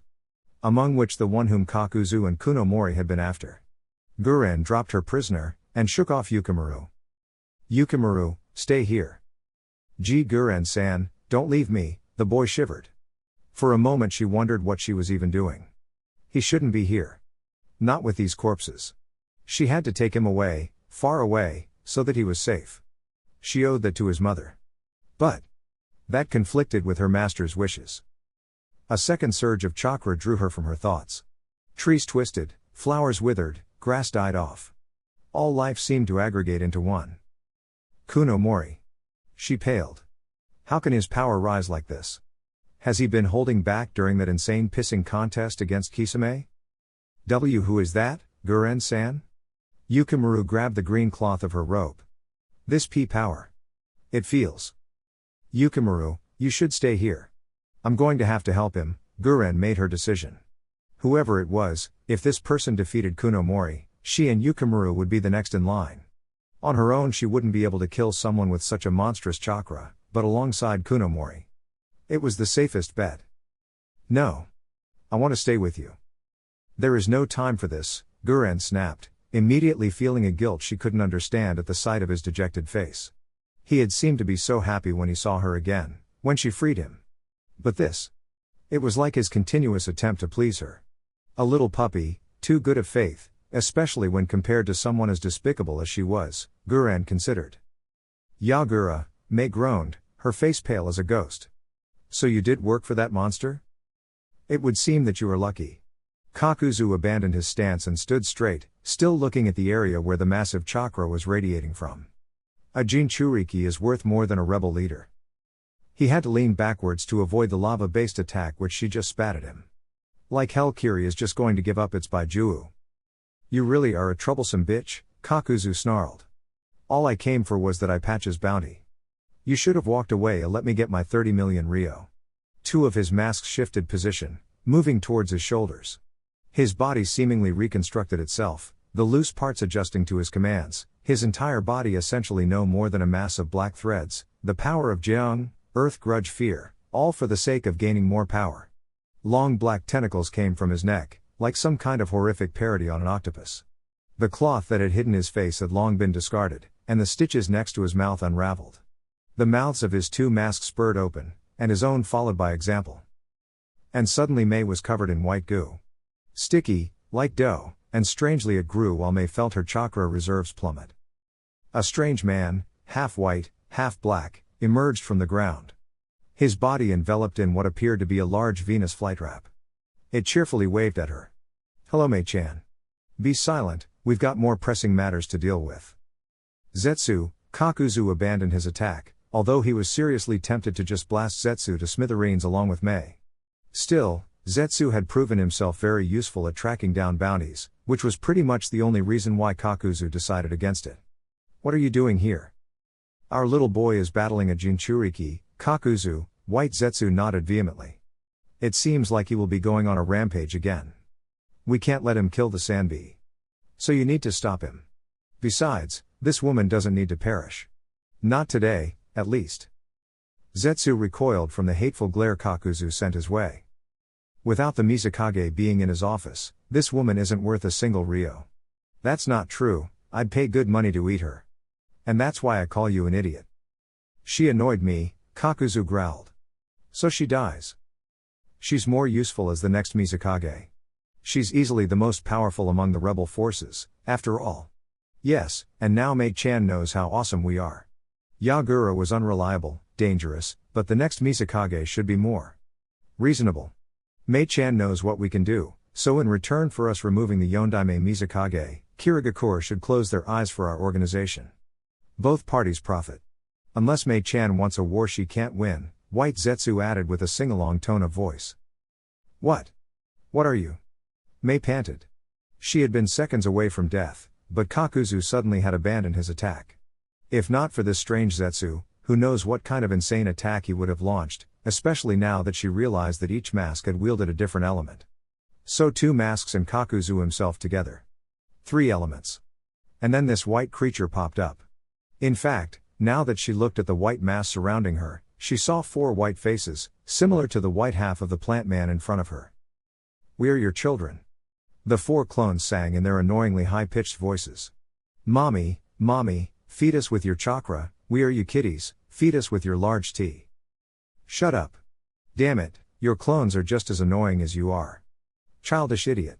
They were just little spores, and Mei-chan's chakra gave them life. That doesn't make her their mother. Rein in your stupid copies. Spoil sport. I should just have killed you all, Kakuzu growled, pinching the bridge of his nose. But he didn't kill them. He turned around and marched off to where Naruto was fighting Yagura. Only to start cursing when he felt the boy's chakra surge. Even worse than usual. Damn.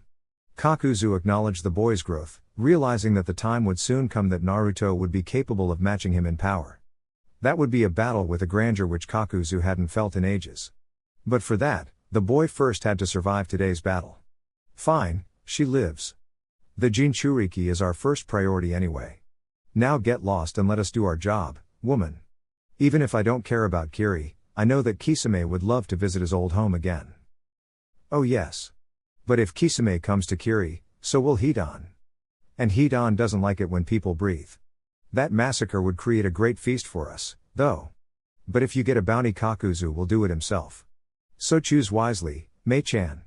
Bye-bye. The infinite void that was masked from the mortal eye.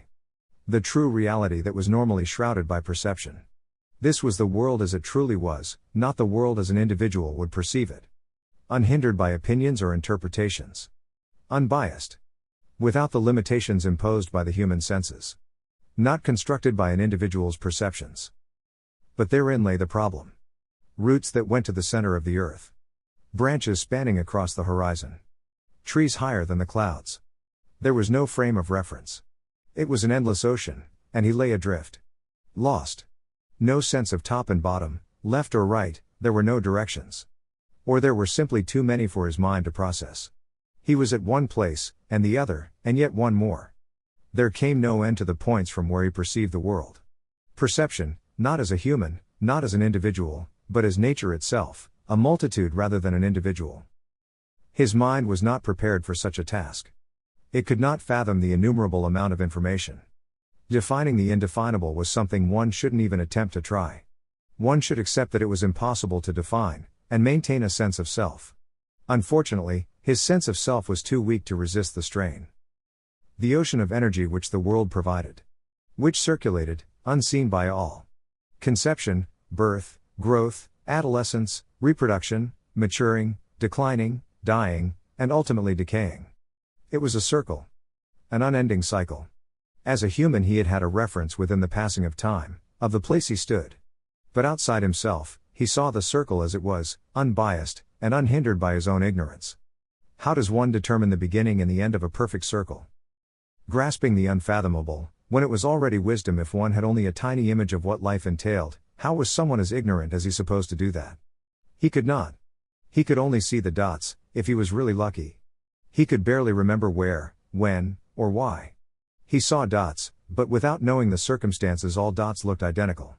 Everything looking the same, there was no understanding, no memory, nothing to connect or locate the dots. He was part of the circle of life and death. Even if his mind stepped out, he knew his body was somewhere within this chaotic maze of energy. Energy, the complete and fundamental essence of the world. Energy that brought life, and ultimately deprived it of life. All is nature. All things arise from the energy of nature. Virtue nurtured it, vice deprived it. Never before had he submerged this deep into this boundless world of energy. There was always something disrupting him. A disruption leading to him waking, oft amidst a scene of destruction, looking at the face of his scowling companion, where he was once again lost and confused as he was bound within the limitations of his senses.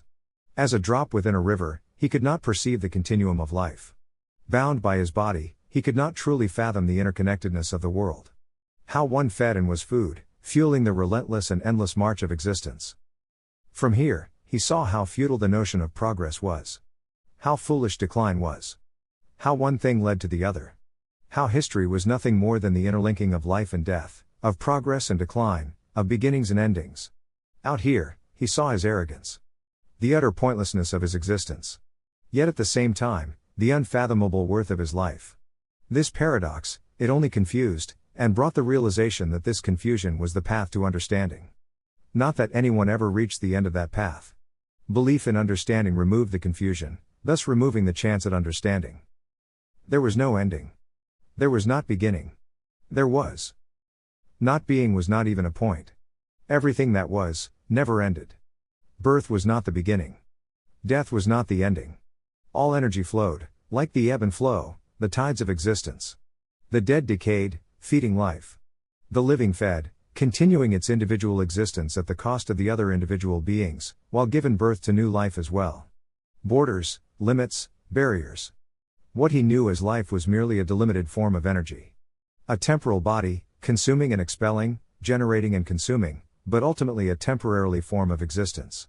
Energy floated around, souls returned, while the self passed on to the afterlife, the physical energy dispersed.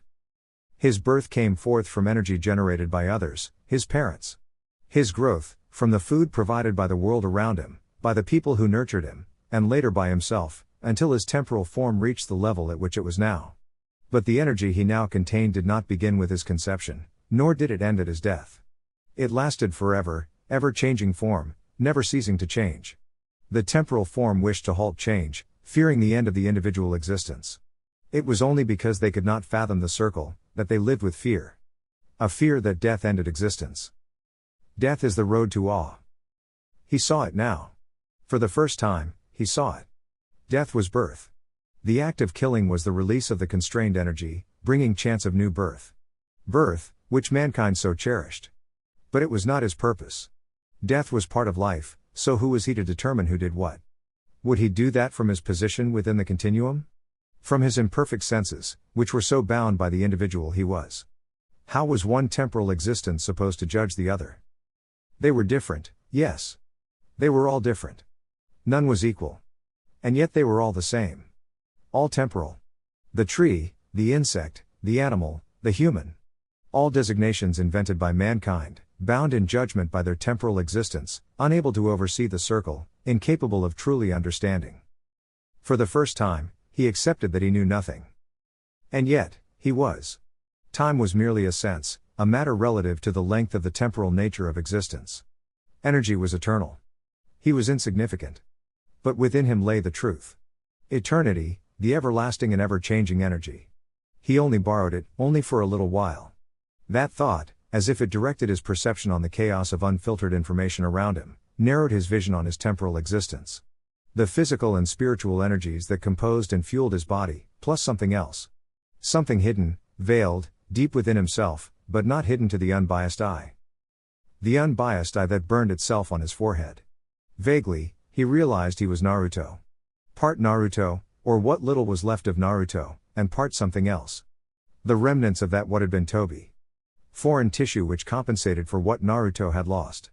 A right arm, the legs, and parts of his torso, it was made of a substance which fell within the domain of his Kekkei Genkai. Not wood, not flesh, but something in between. His unbiased eye made him see. Even the shrouded source of an even greater power within himself. His unbiased eye tore his consciousness from the intangible realm of natural energy, and returned it to the body that was bound to the continuum of life. Fragments of what he had seen remained, imprinting him with an understanding that he did not understand. The pain which the unbiased eye caused blinded him. It was ironic how it was blinding pain that enabled him to see. And what did he see? Naruto opened his eyes, his forehead burning, his arm, legs, and torso feeling foreign yet stronger than ever, and welcomed by the sight of a crystal wall. Solidified and condensed mineral, crystallized down to a cellular level by the use of chakra. It was strong, very strong, but only as strong in the energy that created it. Chakra formed the foundation of its creation, and as such it did also form the way for it to be destroyed. It all seemed so simple now. He lifted his right arm, one finger touching the cold crystal wall, and his Mokuton pierced it. Sounds and smells, a plethora of impressions attacked his senses. It was as if the burning unbiased eye had opened up his world. He knew he was still blinded, ignorant and lost, but he was. For a moment he thought he was beginning to see the path. But he resisted the mere idea. It was an arrogant notion, thinking that his perception was right, and it would only lead to blindness. Only by looking at nothing he would stand a chance at seeing, but he knew darn well that he was too ignorant to achieve that. The entire environment had changed since he had blacked out. Trees, torn and broken, stood everywhere. Vines grew in abundance. Craters littered his surroundings, as numerous as the blobs of crystal. Naruto's eyes fell on a piece of crystal that moved. It was Guren, actually, clad in a thick armor of crystal. Although the armor seemed only moderately effective, judging by the numerous wounds she had sustained. Her crystal armor, in fact, looked more reddish than pink, as the crystal used to look. She had made mirrors and clones, pillars and walls, but the enraged Jinchuriki had slammed his way through it all. Back to Three Tails, the blood-red cloak made Yagura nigh invulnerable. Oddly, when he landed a hit on Guren, the girl immediately shed the part on which he had hit her. A stony substance grew over the part which she had lost, the part his claw had touched. The power of the Sangaso, coral palm, which made Yagura so incredibly difficult to deal with when fighting at close range. Naruto could not really explain, but somehow Yagura did not appear to be as imposing as he had done before. Sure, his power was vast, but it was insignificant compared to the bottomless power which Naruto had just witnessed. While he was uncertain whether what he had seen had been reality or merely a dream, the burning pain on his forehead told him that it had been reality. That this, the world he perceived, was imperfect, but somewhere behind was the true world, unbiased and untouched by his morals and prejudices. Was it because he still saw some of that energy? Was it because some of it strengthened him? Or was it that this something within him was even greater? Naruto wondered who he was. He wondered how many lies Zetsu had fed him. Even the scrolls and books which Zetsu had provided were incomplete. Although that could also be credited to Madara's incomplete understanding of his rival's powers. The only one who had understood Mokuton was Hashirama, and Sharingan or no, one did not completely understand a jutsu by just seeing it. Well, perhaps only the deities could, those from the book which he had taken from that temple where he had slain Deidara, but mortals wouldn't be able to do what deities could. Of course, Madara had unraveled the secrets of wielding chakra to a far greater degree than Naruto had, and he was a true genius, unlike Naruto. Naruto held no illusions about his intellect. A downside of only having knowledge on interacting with the likes of Zetsu, white Zetsu may be stupid, but black Zetsu was deceptively intelligent, or Kakuzu. S-rank shinobi did not attain their skill due to stupidity. Except for Hidan.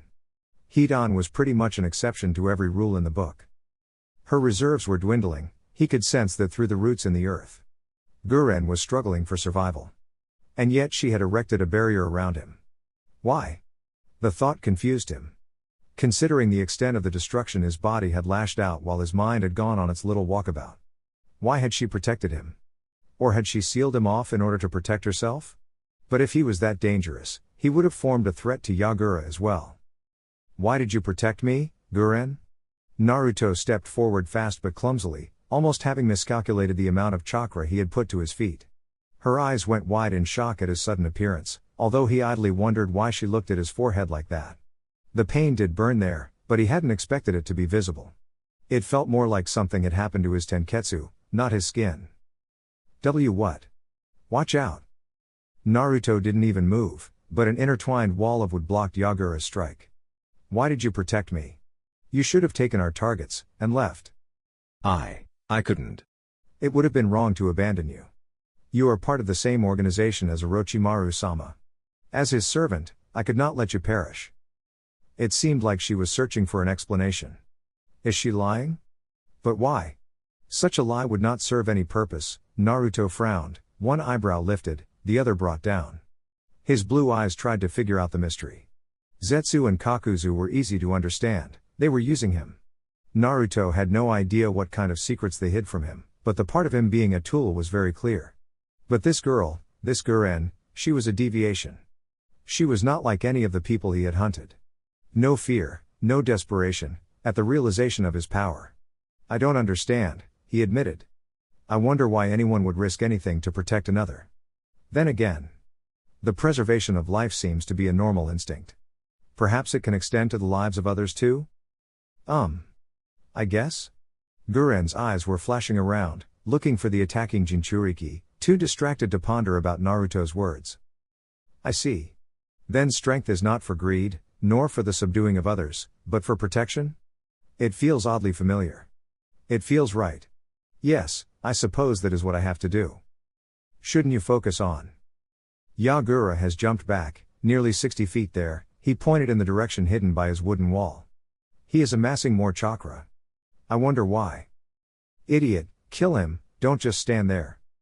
Zetsu wants him alive, Naruto chuckled, unbothered by his opponent. But I do have to beat him. He strode forward, the wooden wall reconstructing itself. Mokuton was an expression of life, it did not begin or end, only changed form. What limitations the limitless had were simply those imposed by the mind of the observer. And he had still so many limitations. I wish I know which limitations I had. Makes it easier to deal with them. Then again, not knowing seems to be fundamental. Why else would life hold any value? Trees merged, thickened, condensed, and plunged into the soil underneath his feet.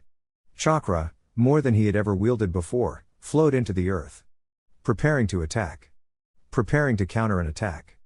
Preparing a prison as strong as Naruto could muster. But Yagura was still stronger, Naruto knew. This strange synchronization had granted Naruto great power, enough to almost make him overconfident, but he had yet to understand how to properly use it. The sobering reality was that Yagura summoned power from the Sanbi, and he had a firm understanding of that chakra. I hope that greedy old bastard is done soon. I'm going to need help at this rate. This mission seems to be a failure, a rotund teenage complained. Somehow, from somewhere, he pulled out a bag of consommé chips, his favorite, and started chewing.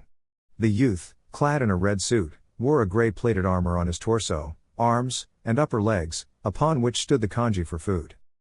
While Akimichi Choji occasionally complained about missions, he rarely got the chance to do so. His teammates, Nara Shikamaru and Yamanaka Ino, usually took the initiative in that contrast. Those two, however, were uncharacteristically silent.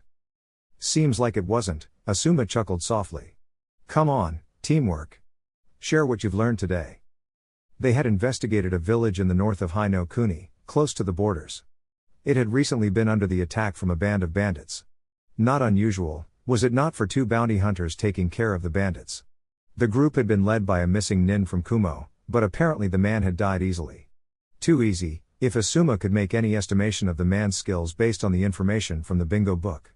However, what had drawn the attention from Tsunade, who had sent out Team 10, was that the village had been rebuilt in the course of a day.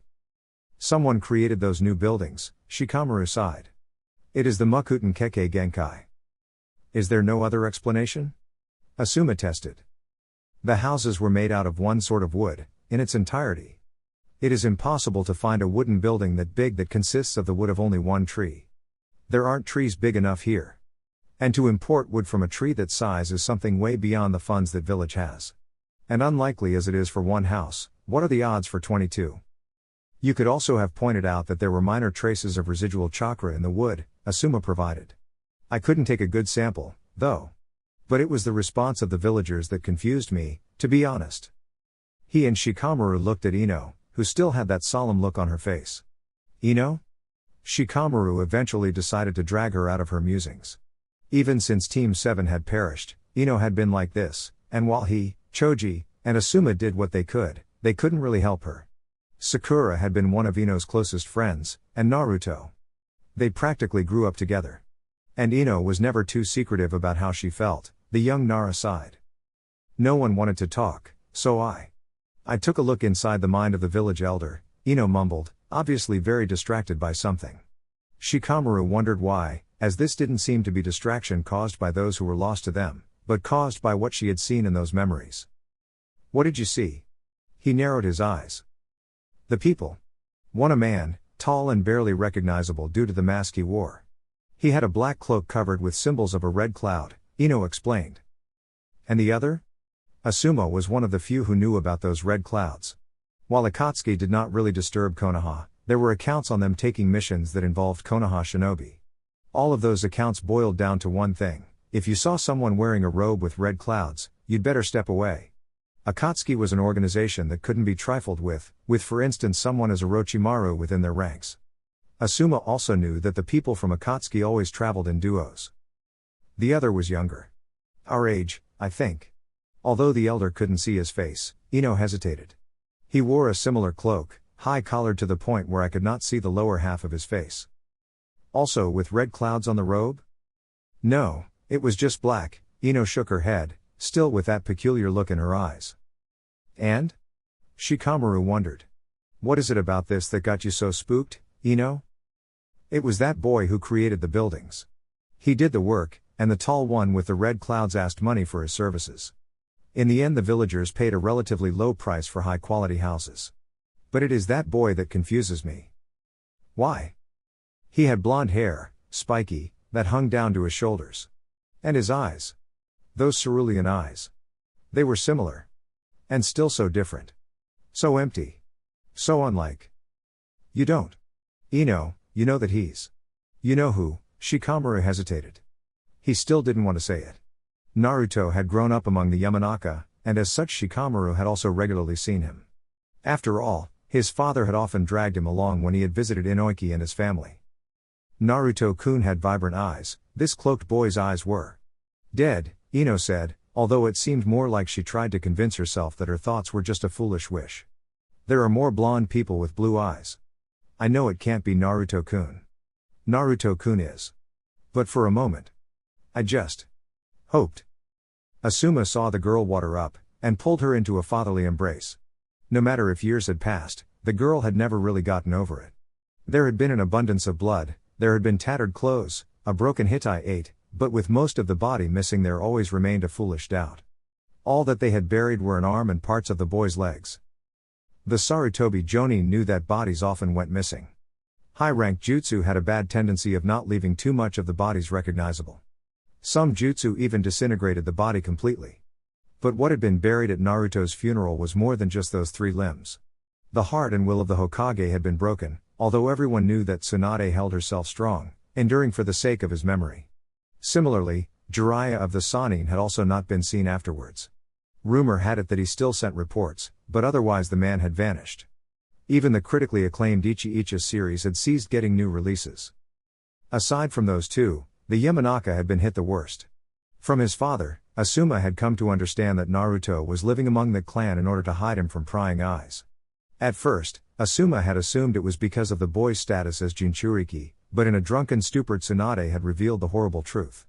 The Jinchuriki, a boy that had been despised by many for the demon which had been sealed within him, had actually been the son of the very man who had sealed the Kyuubi away, Namikaze Minato, the Yondaime Hokage.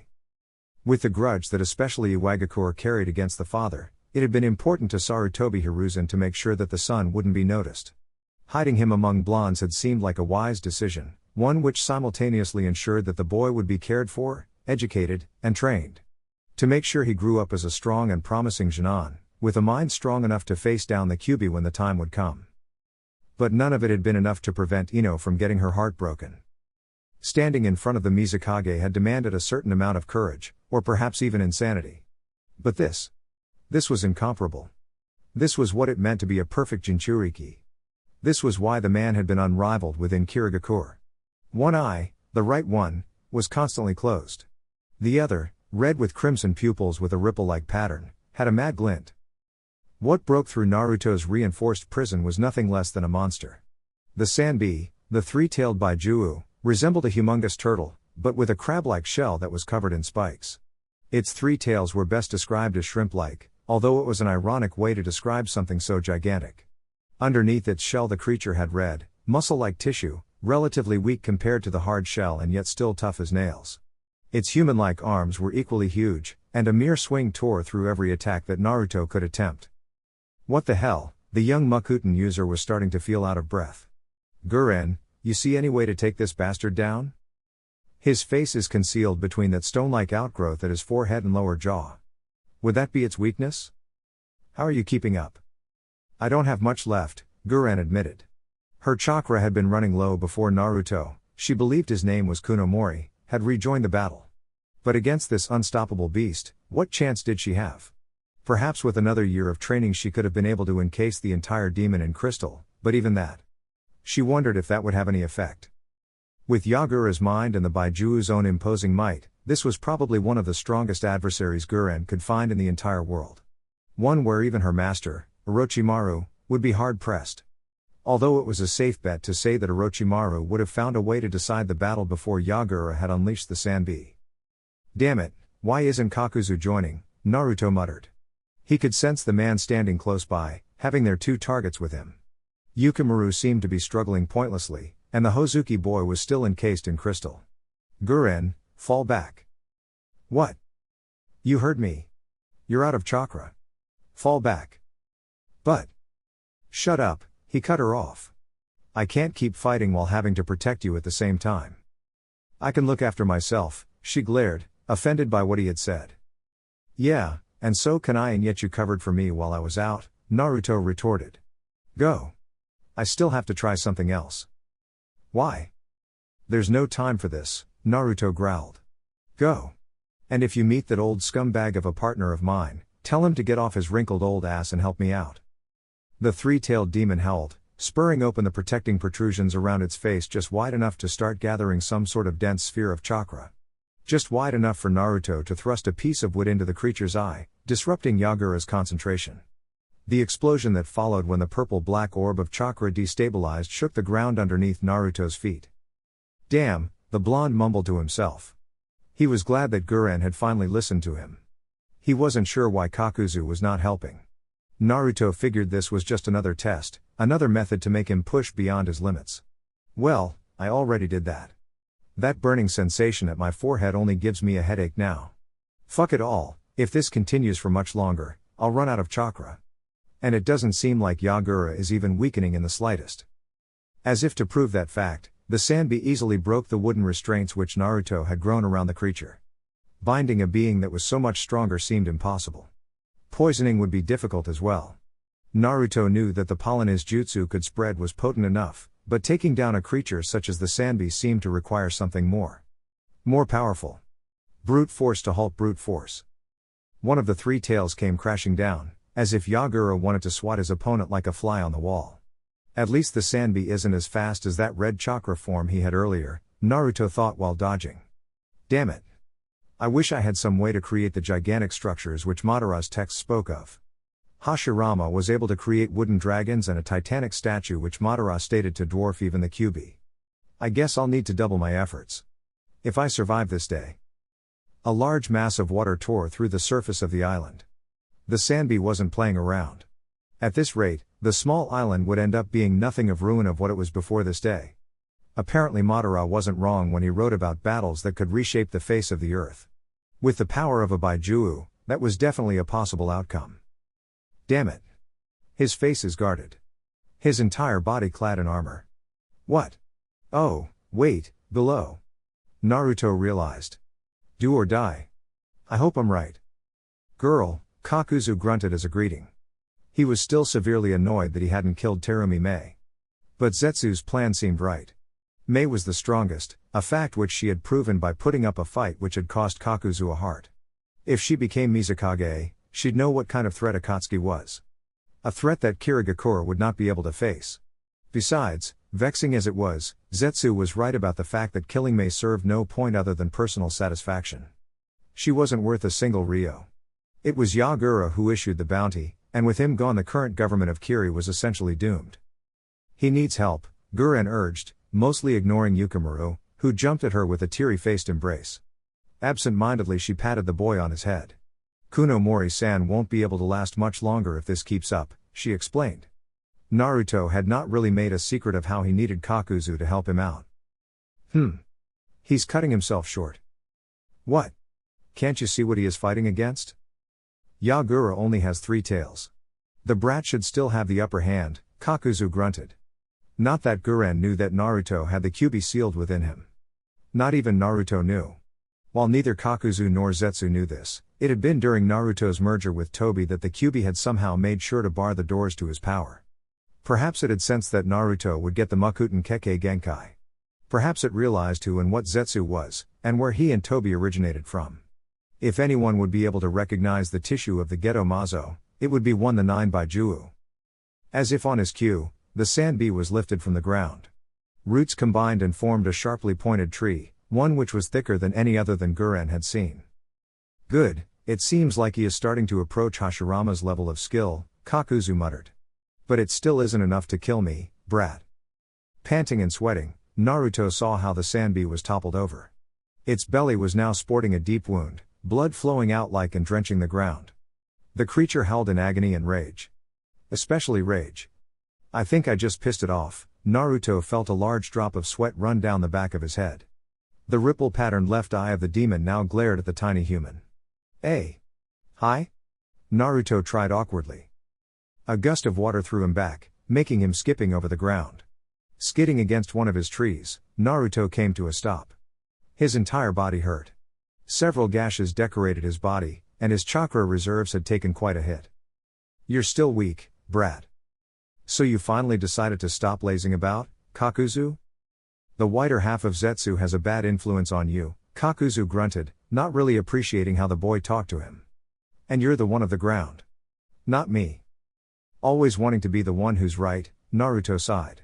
Fine. How are we going to bring this bastard down? Naruto had only rarely seen what Kakuzu looked like without his Akatsuki rope. The stitched together body, the threads, the masks, it was rather inhuman, but Naruto knew that it made Kakuzu powerful.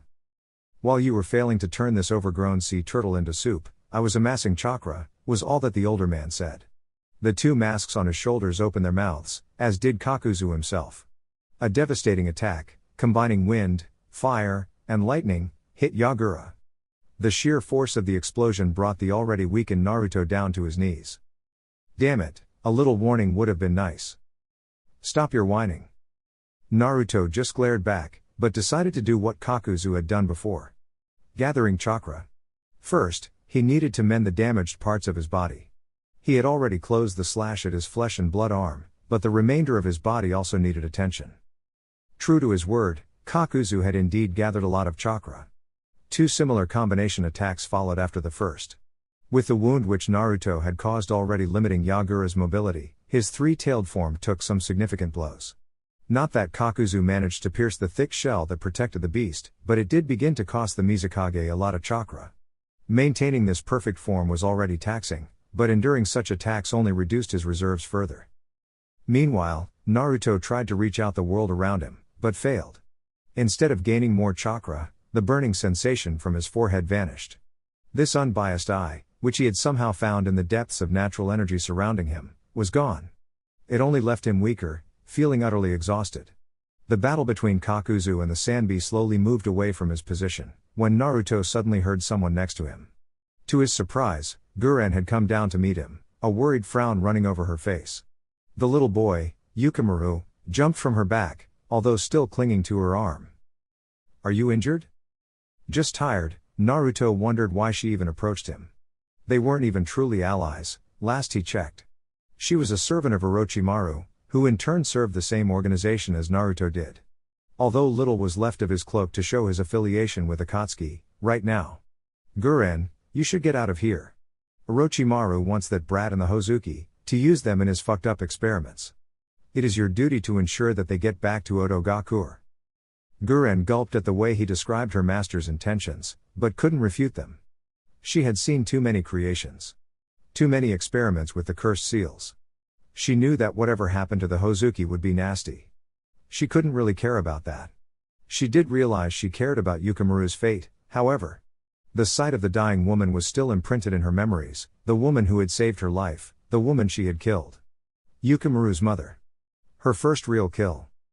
Perhaps it had been this weakness that made Orochimaru decide to pick another vessel instead of her. But it was also a trait that confused Naruto. Why would anyone care about another? In the 2 years since he had woken up, the only years which he could recollect, Naruto had never really taken an interest in people who cared about others. Who'd go out of their way to protect him. It was something foreign to him. An oddly happy emotion. This was what he thought as he felt the Baiju Dama approach. Intertwined trees formed a wall, and multiple walls created a true defense, as solid as Naruto could make it in his worn-out condition. Run. Guren did not run. She stepped in front of Naruto. Her arms stretched out after going through a flurry of 9-hand seals. Shoten, Suisho Heiki Hachi no Jin, Crystal Release, Jade Crystal Wall 8th Formation. The closest wall of wood was reinforced by her Crystal Release, hardening it to a level where Yagura's Baiju Dama was blocked. Blocked, but not deflected. The mass of chakra that was fired at them exploded, engulfing the area. The last which Naruto saw before his senses were blinded was Guren. Guren, who created one last barrier of crystal, in a last-ditch effort to keep them alive, to keep Yukimaru and him safe from the explosion. Why? He hated to admit it, but Kakuzu knew that this wasn't really looking in his favor. His chakra reserves were slinking fast, and his attacks seemed to have little effect. To make matters worse, the unleashed Baiju launched an attack which went beyond his capacity to stop. He hoped that his partner would be able to dodge this. Perhaps I should have helped out the brat rather than hoard chakra while he wore himself down. Then again, teamwork has never really been an issue we had to bother with. He was too weak. But this battle changed something in him. Kid's really grown up. Whether his Mokuton kept the creature suppressed or not, the boy is still a Jinchuriki, Kakuzu mumbled to himself. He'll need more training. Tiger. Ram. Rat. Kakuzu slammed his hands to the ground. Doten, Sando no Jutsu. Earth release, sandwich technique. Two enormous rock formations rose from the ground on either side of the Sanbi. With a thunderous force, the two boulders crashed into the beast. With the power that Kakuzu wielded, the rock formations were great enough to even dwarf a monster like the Sanbi. Even if the creature had more chakra, these boulders were superior in weight. Kakuzu wasn't convinced that he could kill Yagura, but wearing Yagura down should be something this jutsu could achieve. From the previous Jinchuriki which Kakuzu had fought, among which two of the former Jinchuriki of the Nanabi, he knew that a Jinchuriki could only maintain their transformations for a limited amount of time. Those were mostly weaklings. Jinan, or Chunin. Perhaps lower-ranked Jonin at best. Yagura is on a wholly different level. Coughing from all the dust which had been kicked up, Naruto regained his senses. He couldn't feel his left leg from the knee down, and when he looked why he noticed how a large shard of crystal had pierced the limb. The wooden walls had failed. The crystal wall had failed. But the barriers had done enough to ensure that Guren's last line of defense had worked. Heaving and panting, the blue-haired girl sat on her hands and knees, too exhausted to notice that Naruto had woken up. The stench of smoke reached Naruto's nose. Small wonder. With all the wood and trees that had caught fire due to the explosion, smoke was to be expected. Struggling to get up, Naruto vaguely noted that the Hozuki boy had survived the ordeal as well, even though his prison had shattered. Suigetsu was an unconscious puddle, so there was no risk of escaping. There are different priorities right now. Naruto ignored the bounty. Kakuzu would be pissed at him for not caring about the money, but that was a risk Naruto was willing to take. Oi, Guren. She ignored him. Still on her hands and knees, Naruto wondered why she didn't respond.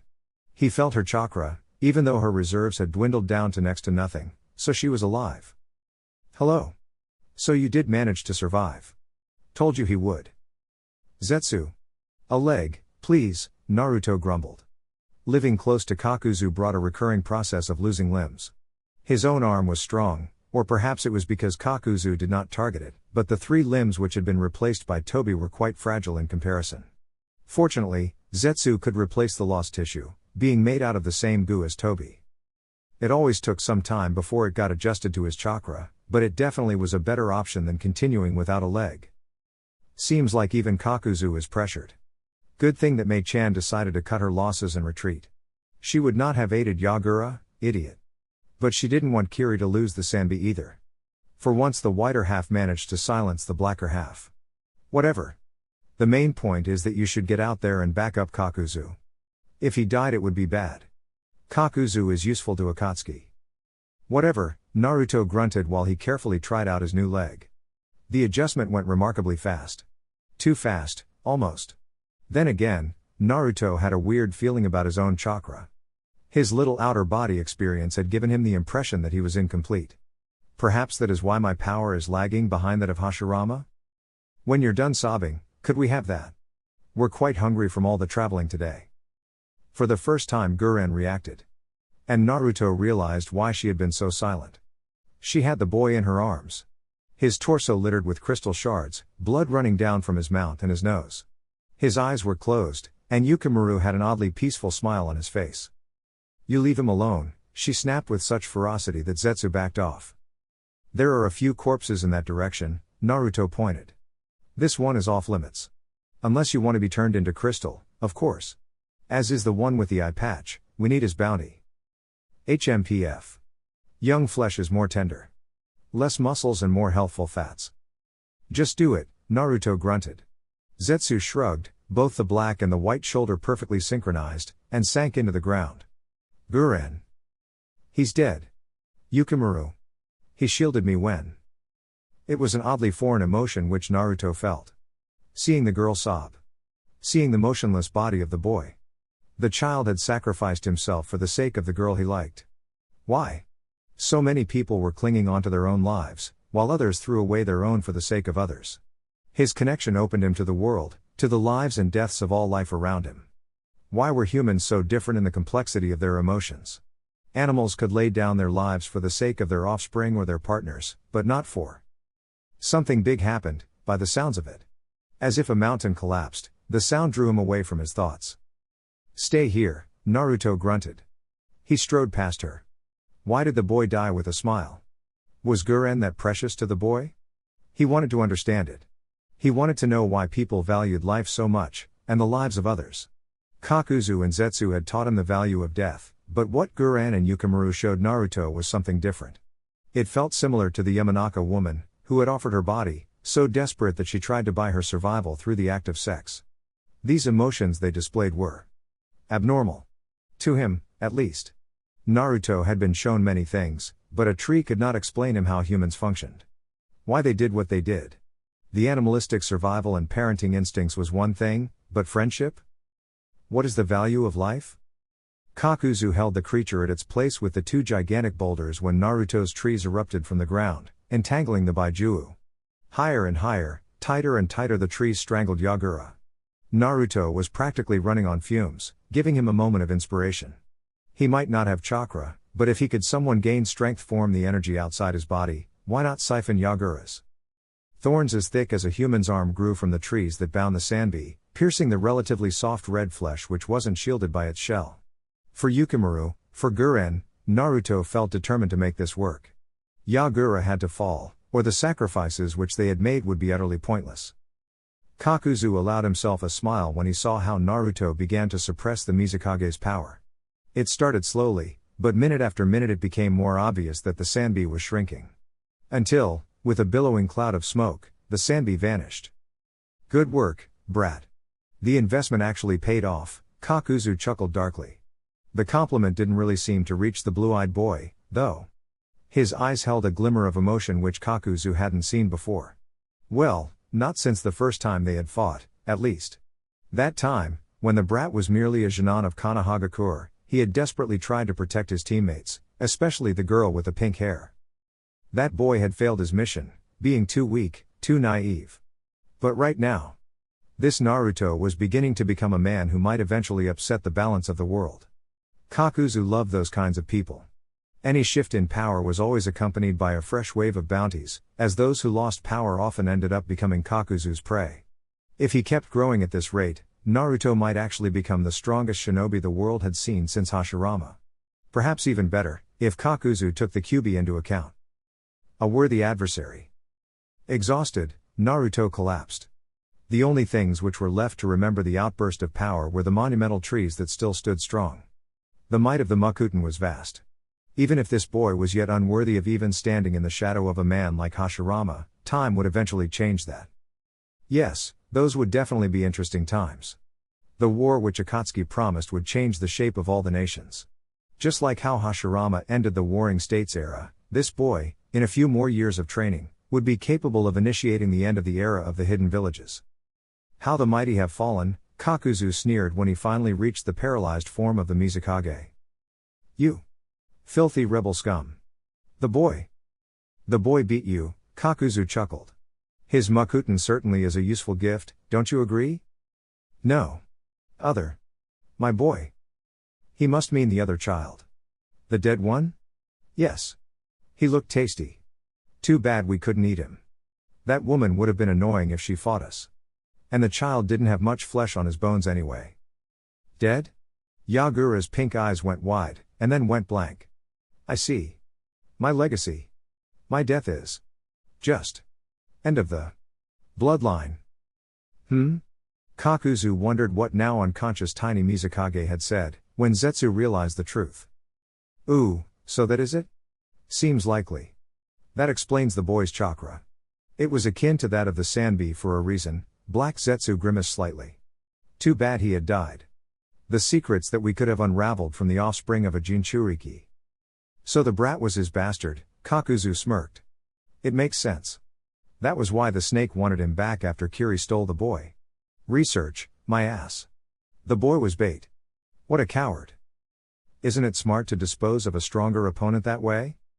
Only a fool places his trust in someone like him, Kakuzu glared at Zetsu. Now, what is the plan? Where does Pain want this guy? Bring him to the nearest base. That's going to be quite a long walk. He'd wake up. We'll visit Orochimaru and Sasori. They were working on a poison that should keep a Jinchuriki subdued. Yagura has always been considered to be a troublesome one to catch. This was an unexpected stroke of luck. We'll go to a nearby base of Otto first, Kakuzu decided. That snake owes me my money for the Hozuki. Besides, traveling too close to Konoha isn't exactly what I want right now. Your money? The money you gather is for the sake of Akatsuki. And Naruto-kun helped too. Actually, it was the girl who caught the Hozuki, nitwit. Meanie. Moron. Stinky. Shut your damn mouth, you annoying vegetable. Kakuzu ignored the protests of both Zetsu, grabbed both unconscious Jinchuriki, and threw them on one shoulder each.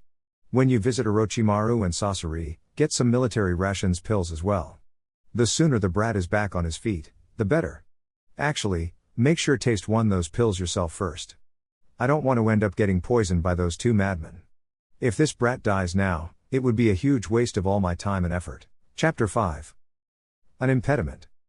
Contrary to the difficulty of catching them, sealing the Baijuo was merely a long and tedious task.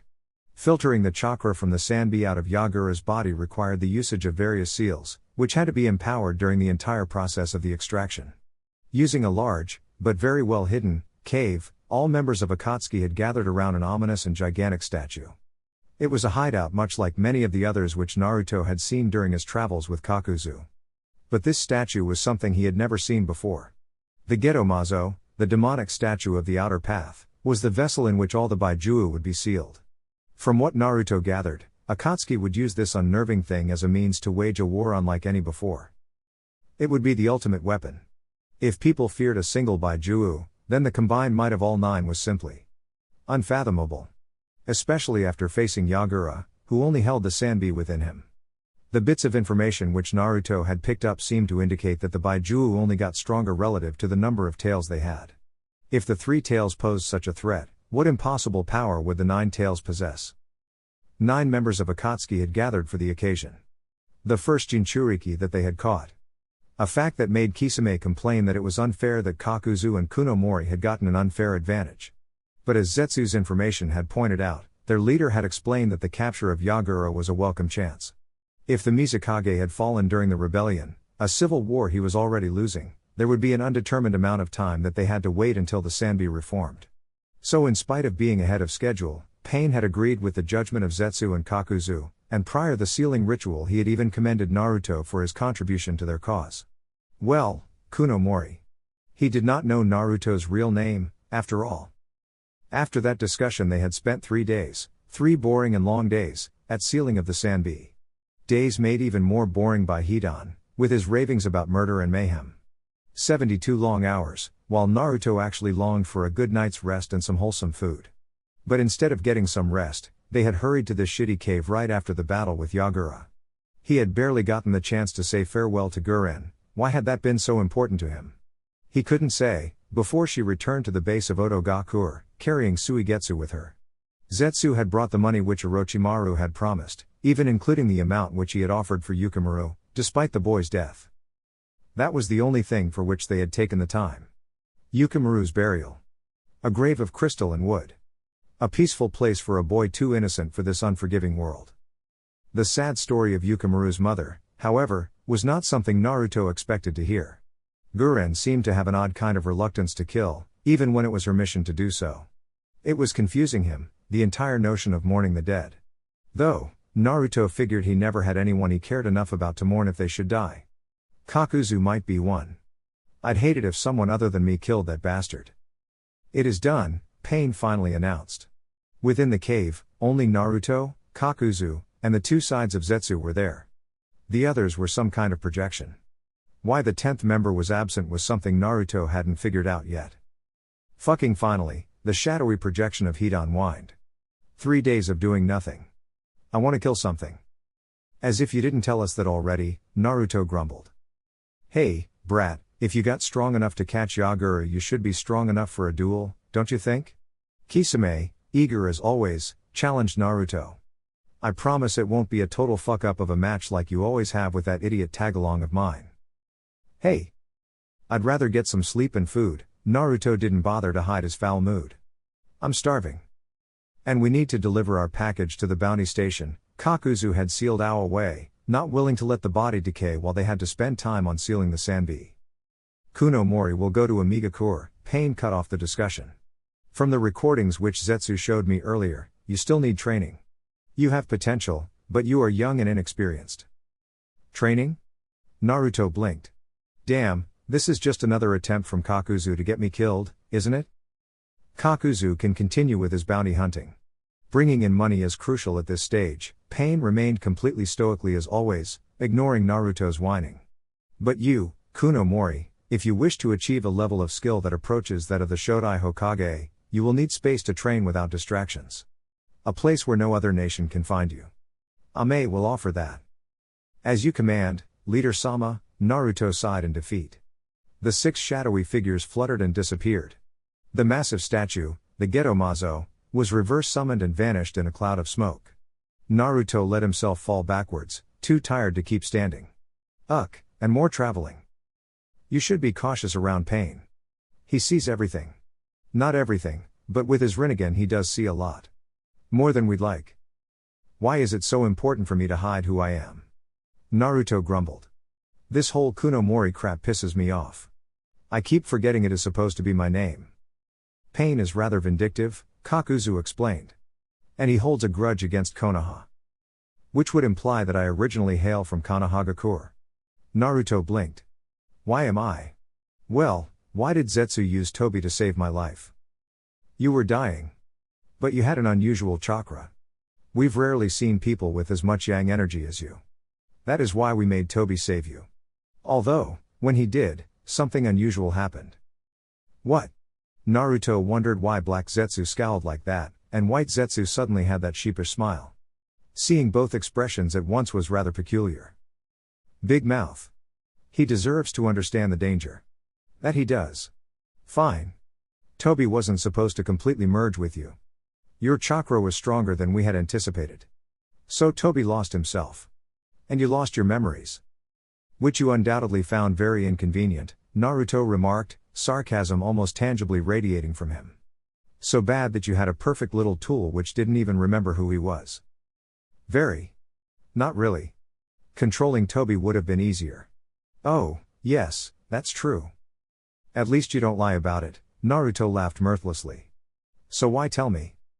Because the ability you gain through Tobi, your Mokuton, is valuable. And we don't want Pain to kill you. It would mean the destruction of the entire investment we made. Seems like even our great leader isn't aware of what his minions do. And you being his spy probably also implies that you control the information he gets, Naruto noted. Smart. I knew you were manipulative, but never expected it to be this bad. We do what we need to do. Pain is difficult. He has a strong will, making it hard to convince him. The old guy didn't have any alternatives at the time, though. Pain killed Ame's previous leader, Hanzo, not too long ago. He also murdered the man's parents, wife, and children. Plus all of his friends. Like said, he really knows how to hold a grudge. And he likes Konoha just as much as he liked Hanzo. So you'd better watch your step. Whatever. I'm not eager to die, Naruto yawned and got up. Let's go, Kakuzu. I'll put up a house outside. Growing it in this place doesn't really feel right. Too much tainted chakra. That statue wasn't natural. Fine, Kakuzu wouldn't admit it, but he could use some rest as well. Zetsu waved goodbye, the whiter half, at least, and sank into the ground. Naruto swaggered out of the cave, following Kakuzu who had the same pace as always. Judging by how exhausted he felt, Naruto figured he would be able to get a proper rest for the first time in weeks. I wonder what Yagura's body will fetch, Kakuzu mumbled to himself, causing Naruto to chuckle. Well, with you gone for a time, I have to get some extra Ryo. Yeah, sucks to be you. You won't even have someone to do all the work for you now. Imagine how your monthly revenue will drop without the bounties I caught for you. I trained you in return for the bounties you brought in. You mean you tried to kill me? Naruto retorted. He put his hands on the ground after having gone through a sequence of hand seals. Being far enough from the cave, Naruto created a 2-room building, with little more than the beds they needed to sleep on. Naruto couldn't be bothered with other details. Except that I didn't kill you, Kakuzu seemed somewhat amused by the irony of Naruto's line of reasoning. Unlike everyone else I've worked with up till now. Why? You're interesting, brat. It has been a long while since anyone like you existed. Even that little girlfriend of yours noticed. Guren isn't the blonde was cut off by the sound of Kakuzu closing the door of his bedroom. He thinks I'm interesting? Is he actually pulling a joke? Perhaps Yagura hit him harder than I expected. Oh well, I'm going to crash. Who cares what he thinks about Guren? As long as Kakuzu doesn't kill her, it'll be. Wait, why am I suddenly thinking that her survival is important? She had knocked first, but when there came no answer she carefully opened the door. Tsunade-sama? Shizune, the Senju acknowledged that she heard her assistant. The older woman sat in the window opening, staring out into the village. What is wrong? Team 10 has returned from their mission. I see, Tsunade sighed. Send them in. Asuma, Choji, Shikamaru and lastly Ino entered the office. Ino was a bit startled by the strong smell of alcohol. Apparently the older blonde had gone through another few days in which she was remembering the past, as Shizune called it. Melancholia and alcoholism didn't combine too well in Tsunade's case, as Ino had discovered shortly after Naruto's death. Tsunade was a fearsome kunoichi, but sadly less strong as a woman. Though after all the people Tsunade had lost, Ino couldn't blame her. Just when the old Senju had finally found someone, to believe in, she once again lost that person. Fate was cruel that way. Ino. Asuma. Report. Would it be that troublesome to note that we're here too? Shikamaru grumbled. We failed to locate the Mokuton user Kunomori, although we did find further evidence that he's real. The village where we went had several houses that were constructed by someone with the Mokuton Kekkei Genkai, Asuma explained in further detail. Shikamaru had a bad habit of skipping past the details, apparently being too lazy to discuss the little things, rather leaving those to others. Each building was constructed of one tree, and the wood contained faint traces of chakra. Too weak to properly take samples for analysis, though.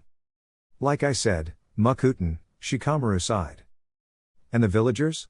What did they see? There was one man with a black robe, upon which were red clouds. Ino reported what she had seen in the memories of others. The man was mostly masked, but his eyes were strange. Green irides, no pupils, and red sclerae. The other did not sport the same clouds on his robe, but was also mostly covered. This was the one who created the buildings with his wood release, and who was called Kunomori. He was about my age, had shoulder-length spiky blonde hair, and blue eyes. Tsunade narrowed her eyes, almost in a grimace, and stared at Ino. His eyes were. They lacked the same radiance, Tsunade-sama, but it could. Perhaps. Ino, Asuma warned, shaking his head. We've been over this before. It couldn't have been him. I know.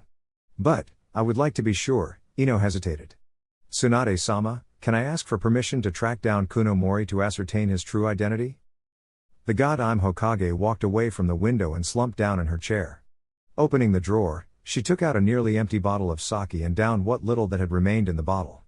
With a deep sigh, almost more akin to a groan, she turned her eyes up and looked into Ino's turquoise eyes.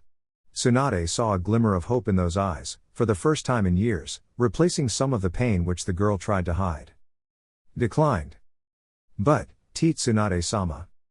I said no, Ino, Tsunade frowned. Listen. Things have changed, she sighed, momentarily allowing herself to look as exhausted as she felt. Jiraiya sent a report. The Mizukage has fallen in battle. The rebels actually managed to conquer Kirigakure? Asuma wondered why this news was brought with such an expression. This was good news for Konoha, as the rebels were less opposed to outsiders as the paranoid Yondaime Mizukage had been. No. It was Akatsuki, Shikamaru had connected the dots. Kunomori. Yes. Two men, wearing black cloaks with red clouds on them, were seen battling Yagura. The leader of the rebel forces was somehow involved in the incident, but she got away. She claimed that she had fought against Kakuzu, a missing nin from Takigakure who was presumed to have died decades ago, and Kunomori. So Kunomori is part of Akatsuki, yes, Tsunade finished the sentence for Ino.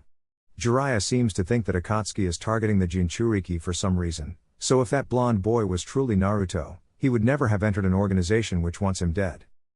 It leaves no other option than Kunomori simply being someone who looks somewhat similar. Shikamaru only saw this as further evidence to a claim he had already made when Ino first spoke of the blonde member of Akatsuki. Besides, we all know Naruto. He would never have done the things which this Kunomori did. Nor would he have stayed away from Konoha for this long. I'm sorry, Ino, but it isn't him. Shika Ino wanted to protest, to scream, to scratch his eyes out for that cold analysis of his, until she saw the grimace on his face. He tried to remain calm and analytical, but his emotions. I know. I'm sorry for being such an idiot. Ino, we know you didn't. You're not an idiot, Choji tried too, but couldn't find the right words. So Kuno Mori and this Kakuzu, they battled and won against both the leader of the Kiri rebels and the Mizukage himself? How immensely strong is that organization?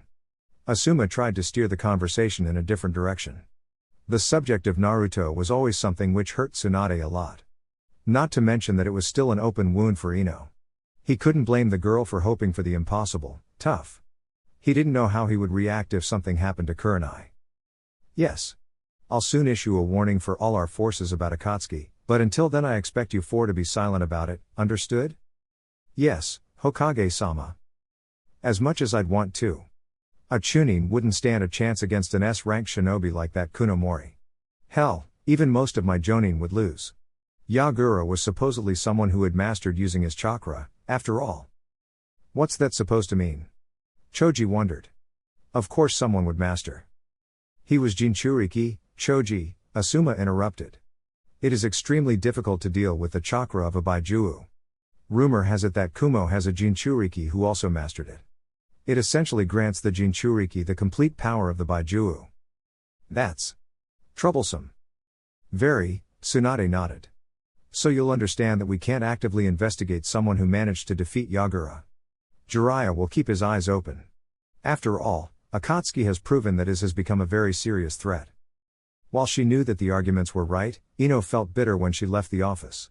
She wanted to hurry home, seek the solitude of her room, and let her emotions run free. She bit her lip at the very thought of it, but managed to control herself. Not now. Only when no one saw her. Not even her parents. They had worried enough about her, Ino thought. Not to mention that Naruto's death had affected them too, considering how Naruto essentially lived next door, and had lived with the family for the first 10 years, until he stubbornly declared that he was big enough to live on independently, like a grown-up. Ino felt, in spite of it all, a smile on her face when she thought about how her mother had secretly provided him with food after his first attempts at cooking had failed miserably. Village hidden by rain. No shit, Naruto grumbled, making splash with each step. It was pouring, and the entire region seemed to be filled with either water or mud. A dreary and depressing country, Naruto concluded, drenched in water and sorrow. Still, there were some plants. Not much, but in his current state he felt it all. Ever since the battle against Yagura he had noticed how much sharper his senses had become when it came to the floor around him. I'd rather figure out why and how I got that extra chakra, though. That burning sensation on the forehead aside, it was pretty pleasant to feel how the energy of nature can be my energy. With long strides Naruto followed the path. Lakes were everywhere, leaving little room for normal people to travel over. Bridges connected the muddy areas which rose above the water level. Naruto had passed through an abandoned village before. Or what had been the remains of the village. War had torn through this nation, and had left deep wounds. The only thing that did not seem to come in a shortage was cemeteries. It was odd to travel alone. Zetsu had popped up a few times during these past 2 days, until he got too close to Amigakure, but without Kakuzu grumbling about something it was rather quiet. Naruto almost felt free. Almost. It annoyed him that he had been left with no choice but to enter another dangerous area. Pain, the leader of Akatsuki, also governed Amigakure.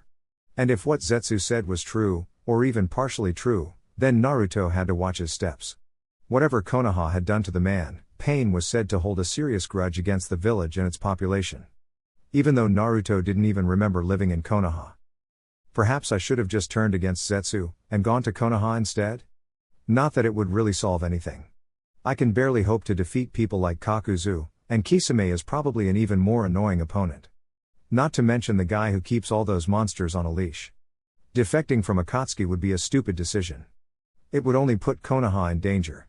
Besides, whether I go there or not, I can't even remember living there, so what does it matter to me? Hell, for all I know Konoha might just as well treat me like a traitor.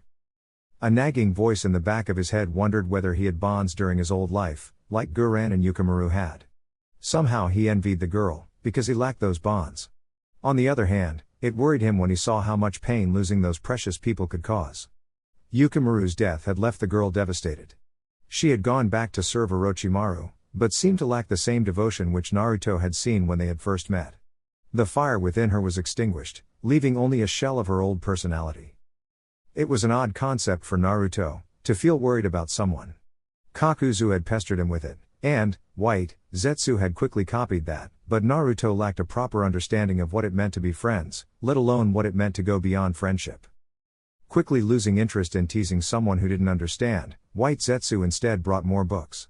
Romance seemed pleasant enough in those books, proving that White Zetsu for once was actually helpful rather than annoying, but it seemed to Naruto like he was completely different from the people who were in those books. Especially those Uchiha books. Zetsu said that those were the most interesting, but Naruto felt more confused by them than anything else. He couldn't imagine himself to be close enough to anyone to do those sorts of things. Then again, he lacked anyone who he would call a friend. In fact, Guren was the first person of his own age whom he had formed a bond with, no matter how fragile the bond was. She had saved him, he had saved her, and they held a certain respect for each other's strength. That was about it. But sad as it was, that was the closest thing he had to a friend. She at least didn't see him as a tool, like Zetsu and Kakuzu did. But unlike the stories from the books, Naruto knew nothing about Guren. Nor could he say he felt any of the arousal which those books described. So that pretty much ruled her out. Fording Trough a shallow river, the bridge had been broken, Naruto felt rather annoyed that he was told to minimize the usage of his chakra. Crossing the water by simply walking over it would have been much easier. But he wasn't willing to ignore Kakuzu's advice either. The man may be a sadistic asshole, but he did have an enormous amount of experience. Naruto had been beaten often enough to know that Kakuzu knew what he was doing as a shinobi. The man always seemed to know his next move. An hour later Naruto finally reached a path which seemed to be used more often.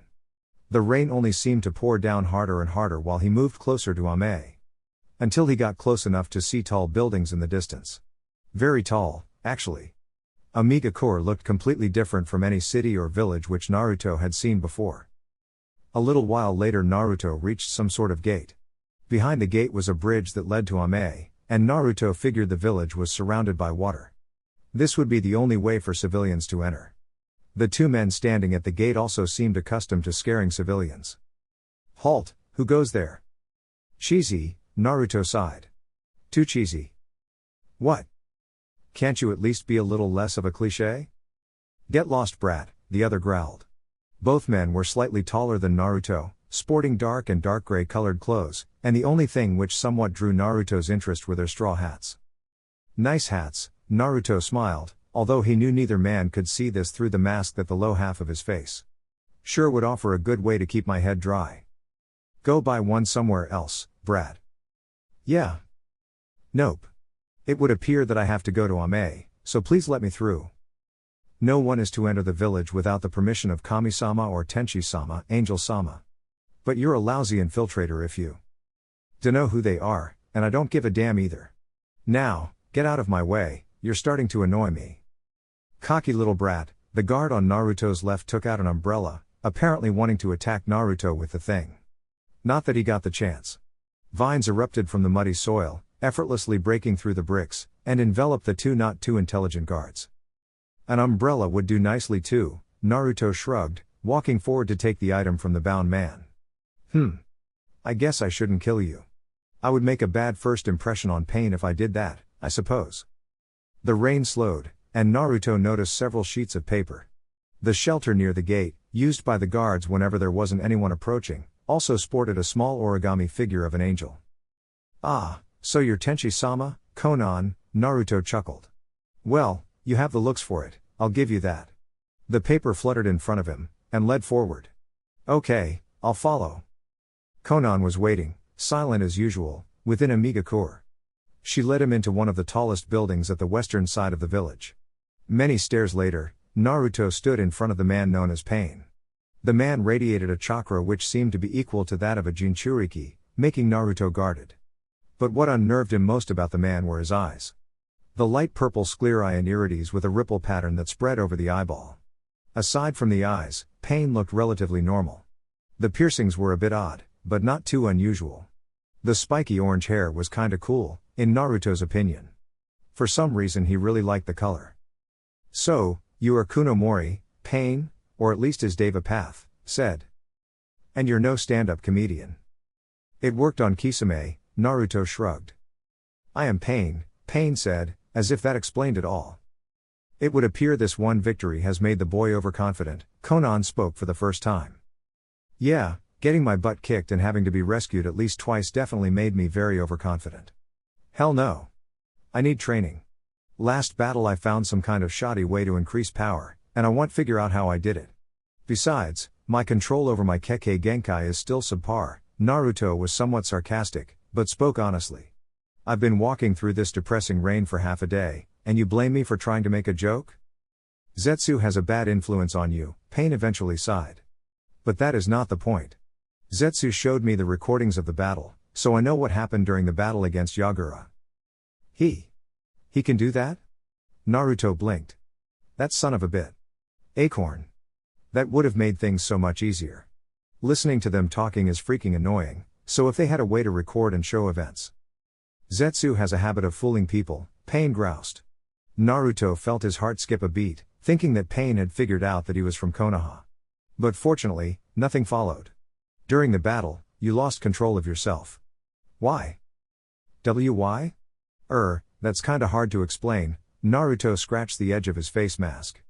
The drying fabric was rather itchy. Trias, Konan wasn't exactly what Naruto would describe as a cheerful person. In fact, as much as he despised Hidan, the immortal idiot was easier to have around than the stoic and cold woman. Naruto just couldn't gauge her personality. It was almost as if she was already dead on the inside. Fine. Mokuton is a Kekkei Genkai which allows me to manipulate trees, but also pretty much all the other vegetation. But other than using them for battle I can sense them. As if they're somehow connected to my body. Which makes this place rather annoying for me. The blonde gestured around, to nothing in particular, as the industrialized surrounding and the high metal towers made it nearly impossible for him to sense the nature around him. Anyway, everything is driven by energy. All living beings somehow contain some chakra, even when they aren't born with the ability to manipulate chakra. But whether it's humans, animals, or plants, all things contain a certain energy. Pain nodded. His Rinnegan had already shown him this to some degree, although he was aware that normal shinobi were blind to this. Through my connection to nature, I'm rather susceptible to being controlled by it, rather than being the one who controls. Controlled by nature?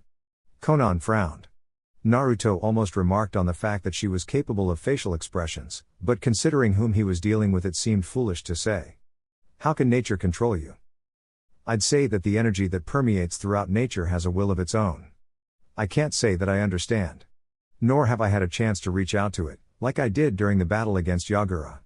I suppose that during the fight I was pressured to the point that I tried to use energy that wasn't my own, subconsciously tapping into the natural energy that is everywhere. It felt like I tapped into the energy of all of nature. I mean, a tree doesn't really make distinctions like we do. To nature, life and death aren't beginnings or endings. The fundamental rules are completely different, making it hard to understand from our human point of view. Is that why you got that symbol on your head? Naruto wondered how Pain managed to not make that sound like a question. Symbol? In Zetsu's recordings we saw how you had a red dot on your forehead, with a red circle around it, Konan clarified. I had? Naruto blinked. I suppose that was due to that burning sensation. Explains why Guren was looking at me like that, he mused. So this natural energy, how do you use it? Beats me, Naruto blurted out. Well, I know roughly what it was, and what happened, but it is hard to understand. And even harder to repeat. It is due to my Kekkei Genkai that I could do it once, but repeating it. Well, that's why I agreed that I need more training. I mean, I know how to regain control now, but how to tap into that energy. It is a source of power that is simply too enormous to control or understand. I had to find a way to somehow accept that I couldn't control it, so that I could retain my sanity. If that even makes any sense. It doesn't, Pain said monotonously. That is why you will train. Here in Omega Core you can train without interruptions. Your abilities will become important in our pursuit of capturing all the Jinchuriki. Right. Any chance I get to learn why Akatsuki is doing it? Konan looked at Pain, who seemed to be wondering whether to tell Naruto or not. Naruto could barely read the man's expressions, but Konan had known Pain far longer than he had. Too many people have died on these grounds, Pain referred to Omega Core. Their pain was what caused me to grow up. Even an ignorant and foolish child can grow up into a man once he knows pain. One's words and one's thoughts will change accordingly. Within that endless life of pain, I continued to grow and ceased to be a man. Yes. The man became a god. A god, Naruto said, unsure whether or not he finally found someone who surpassed Hidan in terms of lunacy. Things that I could not see when I was still a man are clear to me as a god. And since I am a god, I can do things that would be impossible for any human. To put it simply, this is evolution. I suppose that you want to use the Baijuu to inflict so much pain to everyone that more people evolve? No. I shall put an end to this pitiful world where men do nothing but fight. I will bring justice. That is the duty of a god. Pain's ripple-patterned eyes stared at Naruto. The man was completely serious, deadly calm, and there was not a single sign that he was mentally unbalanced. Other than the fact that he called himself a god, of course. I intend to use the Baijuu to create a new jutsu, one so powerful that it will lay waste to an entire country in one blow. It will be a weapon of unprecedented power and magnitude. Killing everyone would be a solution, I suppose. Naruto frowned. I have to admit that it doesn't make me all too happy about working for you, though. Many people shall die. And then the surviving masses shall live in terror. People, countries, the world. They shall all know pain. Their fear shall act as a deterrent, and the conflict will end. One might say that this is the path to stability, and that the world is growing up. Pain will force the world to mature the same way it forced me. Pain narrowed his eyes. The hand of God is necessary to guide the world, to set it on the path to maturity. I am a god who believes in the principle of peace, but this world is still a child. So you're telling someone who has spent years as a bounty hunter about your plan? Naruto felt some disbelief. Was this man truly trying to bring peace to the world? Kakuzu spoke of a great war. I guess he wasn't too far from the point. If the war escalates to such a level that everyone begins to hate it, perhaps there can be peace. But I doubt it'll make people abandon their grudges. Mankind can hate all it wants, as long as it doesn't act. Pain seemed to understand Naruto's jab. But why Akatsuki? If you're a god, like you claim, why not do it all yourself? Amigakure needs to be protected from the larger nations that have waged their wars on our ground. Akatsuki speeds up the realization of our goals. Especially with regard to the sealing process, which would take far longer if not for the other members. So his power isn't limitless. Good. For a moment I wondered if he truly was a god. Naruto looked at Konan, whose impassive posture didn't indicate one opinion or the other, and then looked at Pain. I can't say I understand humans. I see nature for what it is. If anything, I'd say that mankind is disconnected from the laws of nature. The old send the young to die, rather than foster the next generation like any responsible animal would do. A fox would only eat as much as it needs, yet men hoard wealth and power, leaving the majority of their kind impoverished. Your plan may end war, but will it change the world? People can never understand each other. The world of shinobi is governed by hatred. A chain of hatred, as one act of hatred causes the next. That is history. How would you face this hatred in order to build peace? I created Akatsuki in order to break that chain of hatred. The fear of pain will put an end to war, it will lead the world to stability and peace. In peace, mankind may change its habits. In peace, mankind may remove the inequality. For without strive one cannot exert power. Without power, one cannot hoard wealth. Naruto frowned, but nodded. He couldn't find a single opening in Pain's line of reasoning. The world was a dark and dirty place. Perhaps plunging the world into such darkness that people would collectively seek refuge in the light was a valid path. No sacrifice, no victory. Victory and defeat are irrelevant, what I want is peace. Still. Such a forced peace. It might last a generation. Or two. Perhaps even a bit longer. But eventually people will forget. And then the wars will begin anew, Naruto pondered. I see. I suppose peace is a better cause to commit to than war. Not that I can claim to know what either truly is. I'm too inexperienced. But I can't find a lie in your words. You aren't deceiving me, like all the others. Naruto began to smirk, because despite not lying, it was clear that Pain wasn't telling him everything. But you still view me as a tool. God or no, I'll warn you that this tool has its thorns. Very well, Pain did not seem to care. Konan, make sure Kunomori gets a room, as well as an attendant. We can't have him assault our guards every time he passes through Ame. Nor does he need to wander around needlessly. Pain saw his only surviving childhood friend nod and lead the young Mokuton user away. Zetsu is playing a dangerous game. While it is very faint, I did see the chakra of a Baijuu within the boy. Maybe that is why Black Zetsu reported that the boy might have absorbed some chakra of the Sanbi, rather than merely suppressing it. Unfortunately, that cannot be the case. Such chakra would not be hidden so deeply within the boy. It would not be sealed.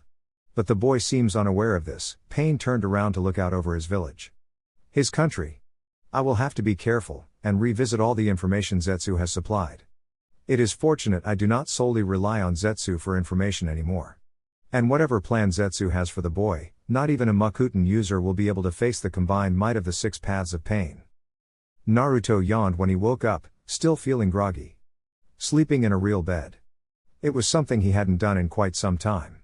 In fact, ever since Kakuzu figured out that Naruto could create buildings, they hadn't wasted a single ryo on paying for sleeping accommodations. Cheapskate. When the blonde wondered what caused him to wake up, he heard it again. Someone was knocking on the door. Damn it. Can't I ever just have a proper night of sleep? The boy grumbled, dragging himself out of bed. He slouched to the door, opening it without bothering to hide his bad mood. Only to look at a pair of wide open light green eyes, staring at him in shock. What? Naruto grunted. The shocked silence from the girl in front of him pissed him off. Why wake someone up, only to refuse saying why? Tenchi-sama. Ordered me to act as your guard and attendant. Guard? Naruto chuckled. The girl was blushing slightly, but otherwise seemed rather serious. The slender girl had purple hair in an onion-like bun style, wore a light purple neck-collared kimono jacket with a brown-orange sash around her waist and lavender pants, and her forehead protector was covered by her purple bangs. I don't think I need a guard. What I need is sleep. He wanted to close the door, but she stubbornly put out her hand to stop the door. Tenchi-sama commanded me to take you to a training field. Great. You do that. After I get some darn sleep. And why in the name of Kakuzu's hairy armpits are you blushing like that? It's not like I'm. Oh, right, I am. Damn. I forgot. In Naruto's defense, it was early. And it was also true that he had lost a set of clothes during the battle against Yagura, while his only set of spares was still sprawled out through the room in order to get it dry. Even his underpants had ended up getting soaked by the endless rain of Amigakure. Too groggy to think about it, Naruto had just barged to the door. With people like Zetsu or Kakuzu around, Naruto never really needed to bother. But this girl, apparently, had different opinions regarding decency. I will wait outside, Kunomori-san. The girl did have a lot of restraint, Naruto had to grant her that. Despite her blush and obvious discomfort, her voice now remained nearly emotionless. Nearly. Is she trying to copy Conan? Did the Ice Queen send her icy princess at me, to keep me on a tight leash? Perhaps I shouldn't have tried to lighten the mood yesterday. She probably hates my gut now, sending her strictest subordinate at me in order to bore me to death. Damn, and now I'm too wide awake to get back to sleep again. Might as well go with the princess. Naruto grabbed his dark blue pants, the cover for his face, put on his sandals, and looked around for his teal-colored Akatsuki ring. After he had everything, he put on his, still not dry, Akatsuki cloak, and walked out of his room. The girl had been waiting for him, patient and dutiful, but Naruto felt somewhat amused when he saw a look of relief in her eyes. Him not being dressed seemed to have embarrassed the girl quite a bit, although Naruto wasn't sure what would be so strange about it. He wrote it off as another thing about human interaction which he had yet to understand. When the girl got past her relief at his more decent state, she gasped and fell to her knees. I apologize for my rudeness, Kunomori-sama. Eh? What the hell are you doing? I was not aware that you were like Tenchi-sama and Kami-sama. She looked at the ground. My actions bring shame to my. Shut it, Naruto grumbled. And cut it out with the sama stuff. We're about the same age, right? The girl looked up, seemingly confused. Damn it, stand up straight, he barked. We can't talk properly if you keep kneeling like that. What's your name anyway? Ajisai, Kunomori-sama. Naruto's brow twitched. Just call me Kunomori. I should not address you as such, it is unbefitting of my. Do you need orders to stop saying it? Naruto grumbled. Just Kunomori, nothing more. As you command. I don't. Didn't. Yet. Arg. Just treat me like I'm an equal. All this submissive shit is freaking me out. Naruto pulled his own hair. Waking up early and then this, The limits of his patience were quite low. If Conan appointed you to look after me, do you know a place where I can get some spare clothes? One of those nifty straw hats would be nice, considering the crappy weather out here. Does it ever not rain here? I will show you our stockrooms. Ajisai inclined her head. Do you want me to show you the way to the training grounds afterwards, Kuno Mori-san? San? She paused and corrected herself when she saw his glare. Just Kuno Mori will do, and yes to both. Oh, and Ajisai? Yes? It is me who should apologize. For my temper, I mean. Ajisai didn't say a word, but the smallest of smiles crept around her lips. She led him down the tower, a building next to the building where he had met Pain. Naruto still wondered what his real name would be, as Pain just seemed to be a rather silly sobriquet. The storerooms were rather big. It contained everything a Jonin, Chunin, or Jonin of Amigakure needed. At least, the basic equipment. Naruto didn't care about tools, him being able to create practically everything with his Kekkei Genkai, but spare clothes were quite useful. While not the same dark blue, he did pick black pants, and switched his open sandals for a pair of closed boots. With all the water and mud, sandals weren't really comfortable. I apologize, but we cannot supply those robes. The older woman in charge of the magazine had a bad habit of bowing deeply every time she spoke to Naruto. While she was easily in her 50s, she had treated him as a lord at the first sight of the red clouds on his Akatsuki robe. We cannot sell the same clothes which Kami-sama and Tenchi-sama wear. It's fine. I'll take it up with Conan, Naruto grunted. Let's go, Ajisai. Yes, Kuno Mori-sama. Ajisai. My apologies. TSK. You don't even mean that, do you? Naruto stared blankly at the girl, whose slight smile made it obvious she was being cheeky. Oh well, he picked up one of the straw hats from the rack next to him. He idly wondered why the company producing the hat would call itself Luffy. Let's go to the training grounds. You don't happen to have any of those with trees, do you? We do, Ajisai blinked, a bit surprised at the request. There are training grounds in which our shinobi can practice for the conditions they face in Hai no Kuni. Perfect, Naruto smirked. This girl obviously had no idea of his abilities. Her response could be amusing. She tried hard to remain stoic, and while there was something solemn and sad about her, but she was also human. Her responses weren't as emotionless as she seemed to want them to be. For one, the fanaticism whenever she spoke of Tenchi-sama, the girl seemed to worship Conan. Days turned into weeks. Weeks blended seamlessly into the 3 months which had passed. During this entire time, Naruto had been training without pause, with Ajisai watching on in silence. While Naruto made progress, the time was less thrilling for Ajisai, who didn't really understand why Naruto spent so much time on meditation, nor could she really figure out his Mokuton Kekkei Genkai. She did spend a lot of time around him, on the other hand, as she was supposed to look after Naruto, on orders of Conan herself. A task which she executed with a nigh religious conviction, which Naruto knew was due to how the girl idolized Tenchi-sama. But occasionally she brought her teammates Fuyo or Swearin along, showing a more human side of herself which Naruto found more interesting than the stoic and solemn mask which she usually put up. But usually she was just dutifully taking care of his needs. Foods and beverages, clothes and other supplies, she usually brought it before Naruto even realized he needed something. It was an ability of her which creeped him out a little, as if she knew things about him before he did. On the other hand, having someone looking out for him like this was oddly pleasant. The training ground where he trained wasn't particularly big, only 1 or 2 square miles. It was only a small forest of feeble trees amidst a dreary country of mud and ruins, but nonetheless it was the trees that Naruto valued over the industrialized village. To the point where he made a simple cabin for himself, elevated from the ground by 2 mighty trees. True to his expectations, Ajisai had not known a thing about his abilities. Naruto had laughed at her surprise, yet failed to notice that her admiration had grown ever since. The depressing weather took a toll on him. This is why he made the cabin. Naruto had been tired of having cold and wet feet, was fed up with all the mud, so if he lived somewhere he'd do it high and dry. That was one of the few things he could agree on with the Ame population. Otherwise, Naruto didn't feel much love for the people of Ame. Short-tempered and specialized in assassination missions, it hadn't taken too long for the guards that Naruto met upon entering the village to do something foolish. The two, along with a few of their friends, made a rather grave mistake by trying to attack Naruto while he was in the center of his forest. Ajisai had tried to stop it, which was her duty as guard, but when they attempted to attack her Naruto had lost his temper. Unsurprisingly, Naruto ended up being summoned to Pain's Tower as the man hadn't been pleased by the deaths of 2 of his underlings, although the man had been even less pleased with the aggressors. The surviving, but injured, men would be facing a punishment from God himself. Something which Naruto had found rather ironic, considering they pretty much acted out of revenge, just like Pain had killed Hanzo out of revenge. But Pain wasn't someone to be trifled with, so Naruto kept his mouth shut. Neither Pain nor Konan were any less depressing than the shitty weather anyway. Meditating as usual, and overthinking what had happened in his life lately, Naruto was waiting for Ajisai to return.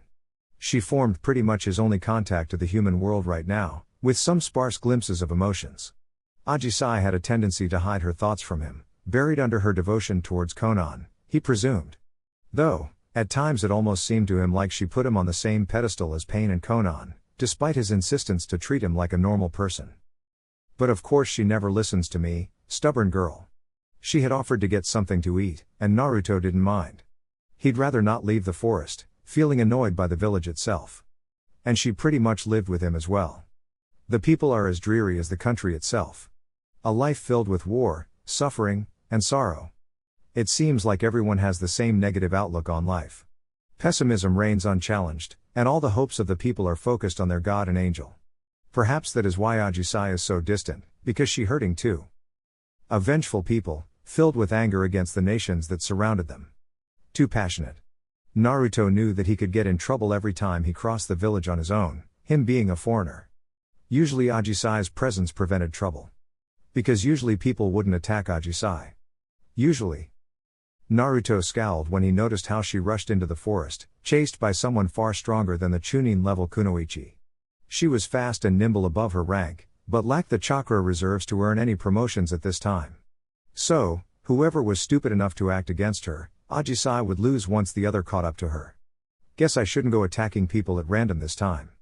I'd better go there and see what's going on. I can always decide to kill the moron if need be. Whether I attack from here or let the Jonin get close, it doesn't matter anyway. Yo, Ajisai, what's going on? Naruto greeted with a smile. Kuno. Mori. Sam, she panted.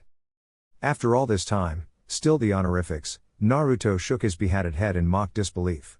His longer blonde hair always took so darn long to get dry from the rain, so he preferred wearing a hat. So who is this moron? This has nothing to do with you, foreigner, the Ame Jonin snarked. This is between me and Ajisai-chan, so get lost. He made a proposal. I refused, Ajisai admitted when Naruto looked at her.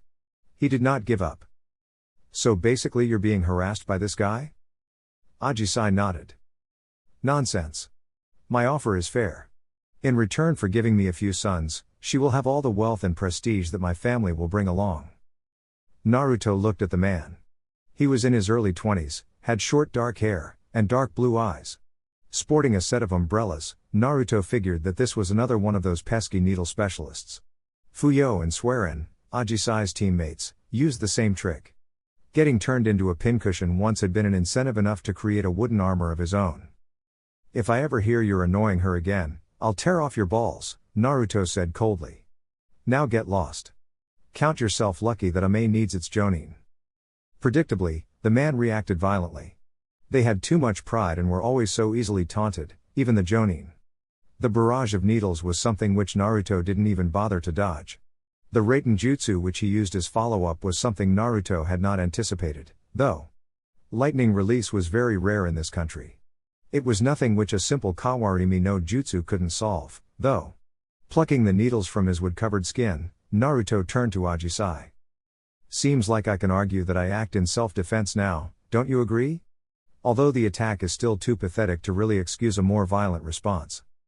Impressive, the Jonin drawled, ignoring Naruto's jab. Obviously the man was not very skilled as a censor, or he would have backed away by now. Then again, Naruto wasn't wearing his Akatsuki coat, so the Jonin couldn't see who he was messing with either. So you can even dodge that. What? What is that? Amassing chakra, Naruto went through the 5 seals which he had learned through Madara scrolls. In these past months, Naruto had gained a better understanding of the nature that surrounded him. The strict control he had held over his jutsu before had been a mistake. Living things needed to have a consciousness of their own. That required him to give the jutsu space, rather than smother it with a tight control. The wooden dragon which appeared at Naruto's feet definitely had an awareness of its own. The creature had a short trunk-like nose, and its eyes glowed with a yellow light that frozen the Jonin in his tracks. Its mouth opened, revealing long wooden teeth. Its snake-like body, as thick as the man was tall, was covered in hardened spikes, akin to scales. Faster than the Jonin could react, the wooden creature ensnared the man, wrapping around the man's body just tight enough to hear the snapping of one or two bones, but not tight enough to kill the fool. The man screamed like a little girl when the jaws of the dragon descended upon him. "Kuno Mori-sama, don't do it," Ajisai exclaimed. "Calm down," Naruto sighed. "And when will you ever learn not to call me?" "I apologize," she bowed before he even finished his sentence. "You do that every time, and despite me telling you not to, you keep treating me like I'm your superior." The blonde shook his head, feeling actually disappointed, an emotion which confused him a little. "And no, I'm not killing this moron. I'm only testing whether this little dragon can sap his chakra. And if I'm not mistaken, the dragon absorbs chakra with its mouth. Seriously, if I wanted to kill the man, I would have made a larger dragon." Although Naruto wasn't willing to say that he probably couldn't make a larger dragon, considering how little wood there was to work with in this place. There still was that annoying limitation, that strange block he felt when trying to produce more wood. He could only expand it to a set amount before he reached his limits. "Should I? Konan is already on her way. Didn't you notice the strict surveillance in this forest? Your angel doesn't trust me more than she needs to." Naruto laughed a hollow laugh. "I'll leave it to you to report to her." Thank you," Ajisai bowed. Naruto knew how honored the girl was to get another chance to speak with her great idol. Naruto rather returned to his home. There he would at least not end up getting soaked by this damned rain. He was really starting to get fed up with the rain. Not long after Naruto resumed his meditation, seeking connection to the natural energy like he had done during the battle against Yagura, Ajisai returned. "Tenshi-sama wasn't pleased with the Jonin," she spoke up. "But she was pleased you did not kill him. Amigakure needs every shinobi it has." "It does. But he was within his right to claim me," she muttered. When he looked up, he saw her sad expression. During the reign of Hanzo, his loyal Jonin were expected to find powerful partners. The aim was to produce powerful offspring. "I am of an age that I can give birth, and some say my skill has promise." According to the old laws, he was within his right. "Yet you refused, and returned here. Why?" "Because I hoped that you would protect me. Even though it is within his right, I'd rather not be claimed by someone like him." "Such faith," Naruto chuckled. "And yet you keep insulting me. From now on you'll call me Kuno Mori-kun, is that understood? Are you claiming me?" She blinked. If she was told to use that suffix, it had to imply that. "What? No, I want you to treat me like a friend," Naruto frowned. "I doubt you would want me to claim you. It sounds like a rather barbaric practice, to be honest." She remained silent, fidgeting a little, obviously uncomfortable. You don't mean to say that." Naruto looked at the girl, whose blush was starting to become rather obvious now. Even to the rather oblivious Naruto. "Ajisai, I'm probably the worst kind of guy you could find." "You're not." "I am. Listen, I don't even know who I am. It's nearly 2.5 years ago that I almost died in a battle. Someone within the organization of Akatsuki saved my life, but I can't remember who I was. All I know is what I've learned since that day. And that's bounty hunting. I'm a murderer, Ajisai. Hardly the kind of good guy that you'd find in those books you like to peek in." He pointed at the bookshelves within the cabin. While she waited during his training, she often read those books. "I can't be that sort of." "Why do you talk so badly about yourself?" "You're not." Naruto scowled slightly. How could he get her to understand that he was the sort of person she'd better stay away from? He was a tool, a piece within plans of various schemers. He couldn't drag her into that. "I can't." "Damn, what's wrong with me?" Naruto wondered. When had things changed this much? Was it Guren who had opened his eyes? Why did he suddenly care about this girl? Why had it angered him so much that she had been harassed by that idiotic Jonin? And how on earth had her attitude towards him suddenly changed so much? "Ajisai, you should know that I barely know how to interact with other. I don't even know what it is to have a friend. I'm too. You are strong, and yet you are kinder than any strong person I've ever met before you." Naruto didn't get a chance to argue any longer. She pulled down the black mask that hid the lower half of his face, leaned on her toes to overcome the slight difference in length, and kissed him. Thanking him for saving her. Silencing his doubts. Shutting off even that warning sign in the back of his mind. Not that his brains were actually still fully functional at this point. This feels wrong, Nagato. Konan? That girl. We're using her. You merely advised her to accept her feelings. A pair of Rinnegan eyes looked at the blue-haired woman. Not the eyes of his paths, but his true eyes. This was not one of the 6 paths of pain, but rather Nagato himself, the man behind the god. His body resting in a large mechanical walker, as Nagato was someone who looked surprisingly fragile and sickly. Ever since he had summoned the Geto Mazo, ever since he had linked to the demonic statue, he had looked like this. The black receivers stuck in his back were a testament of it, as if someone stabbed a number of black metal bars in him. Regardless, this was a man who held the power over all 6 paths, who had an amount of chakra at his disposal which made him, by far, the most powerful shinobi alive. And yet it seems wrong to use her feelings as a means to tie him down. Nagato frowned. Konan did not often voice any disagreement with his plans. Is it because the girl is so devoted to you? She is a young girl who is in love. Konan tried to hide it, but Nagato saw the slight scowl. She remembered her time with Yahiko, how she had loved him before they had been betrayed, that horrible day when Yahiko had died. Using her emotions as a way to bind Kunomori-san to Ame is a necessary evil. He finished the sentence. Ask yourself this, Konan. Why did Zetsu select that boy? Why was he so bent on making the boy strong? The Mokuton is a very powerful Kekkei Genkai, even by my standards. But to use her as a tool, as a spy. Her loyalty to you does not have to conflict with her love to him, if he remains loyal to our cause, Nagato remarked. His red hair fell in front of his right eye. You appointed Ajisai because you had faith in her abilities and her loyalty. You remembered her because she was one of the few who passed the Chunin exams in Sunagakur. True. But why her? You heard him. He knows he is being used as a tool, and he hates it, Konan countered. She didn't add it, knowing he would not appreciate it, but any plan that involved using the love of a teenage girl like that just seemed a lot like how Hanzo had caused Yahiko's death. After all, it was Konan's life that had been threatened, when Yahiko willingly threw himself onto Nagato's kunai. He had rather perished than let anything happen to his beloved. And now Nagato was setting up the same scenario for Kunomori and Ajisai? Had he become just like the man they despised? I highly doubt that the boy is easily manipulated, Nagato admitted. It is why I told him the truth. He could be a powerful asset to our cause.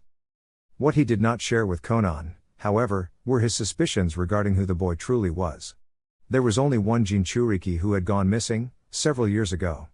A blonde boy by the name of Uzumaki Naruto, the Jinchuriki of the most powerful Baijuu of them all, the Kyuubi. Nagato suspected that the chakra he could see within the boy, hidden so deeply and suppressed to such a degree that he doubted anyone without the Rinnegan would ever notice it, was in fact that of the Kyuubi. The Kyuubi needs to be sealed last. The Geto Mazo would destabilize if it was sealed before the other 8. Keeping the Jinchuriki close seems preferable. And if he returns the girl's affection, he would be easier to manipulate in case he would prove himself stronger than I expect him to become. Keeping her as an assurance against whatever Zetsu is scheming behind my back seems the most logical solution. Nagato looked at Konan, who still held the smallest of frowns on her face. Yes, he couldn't tell her.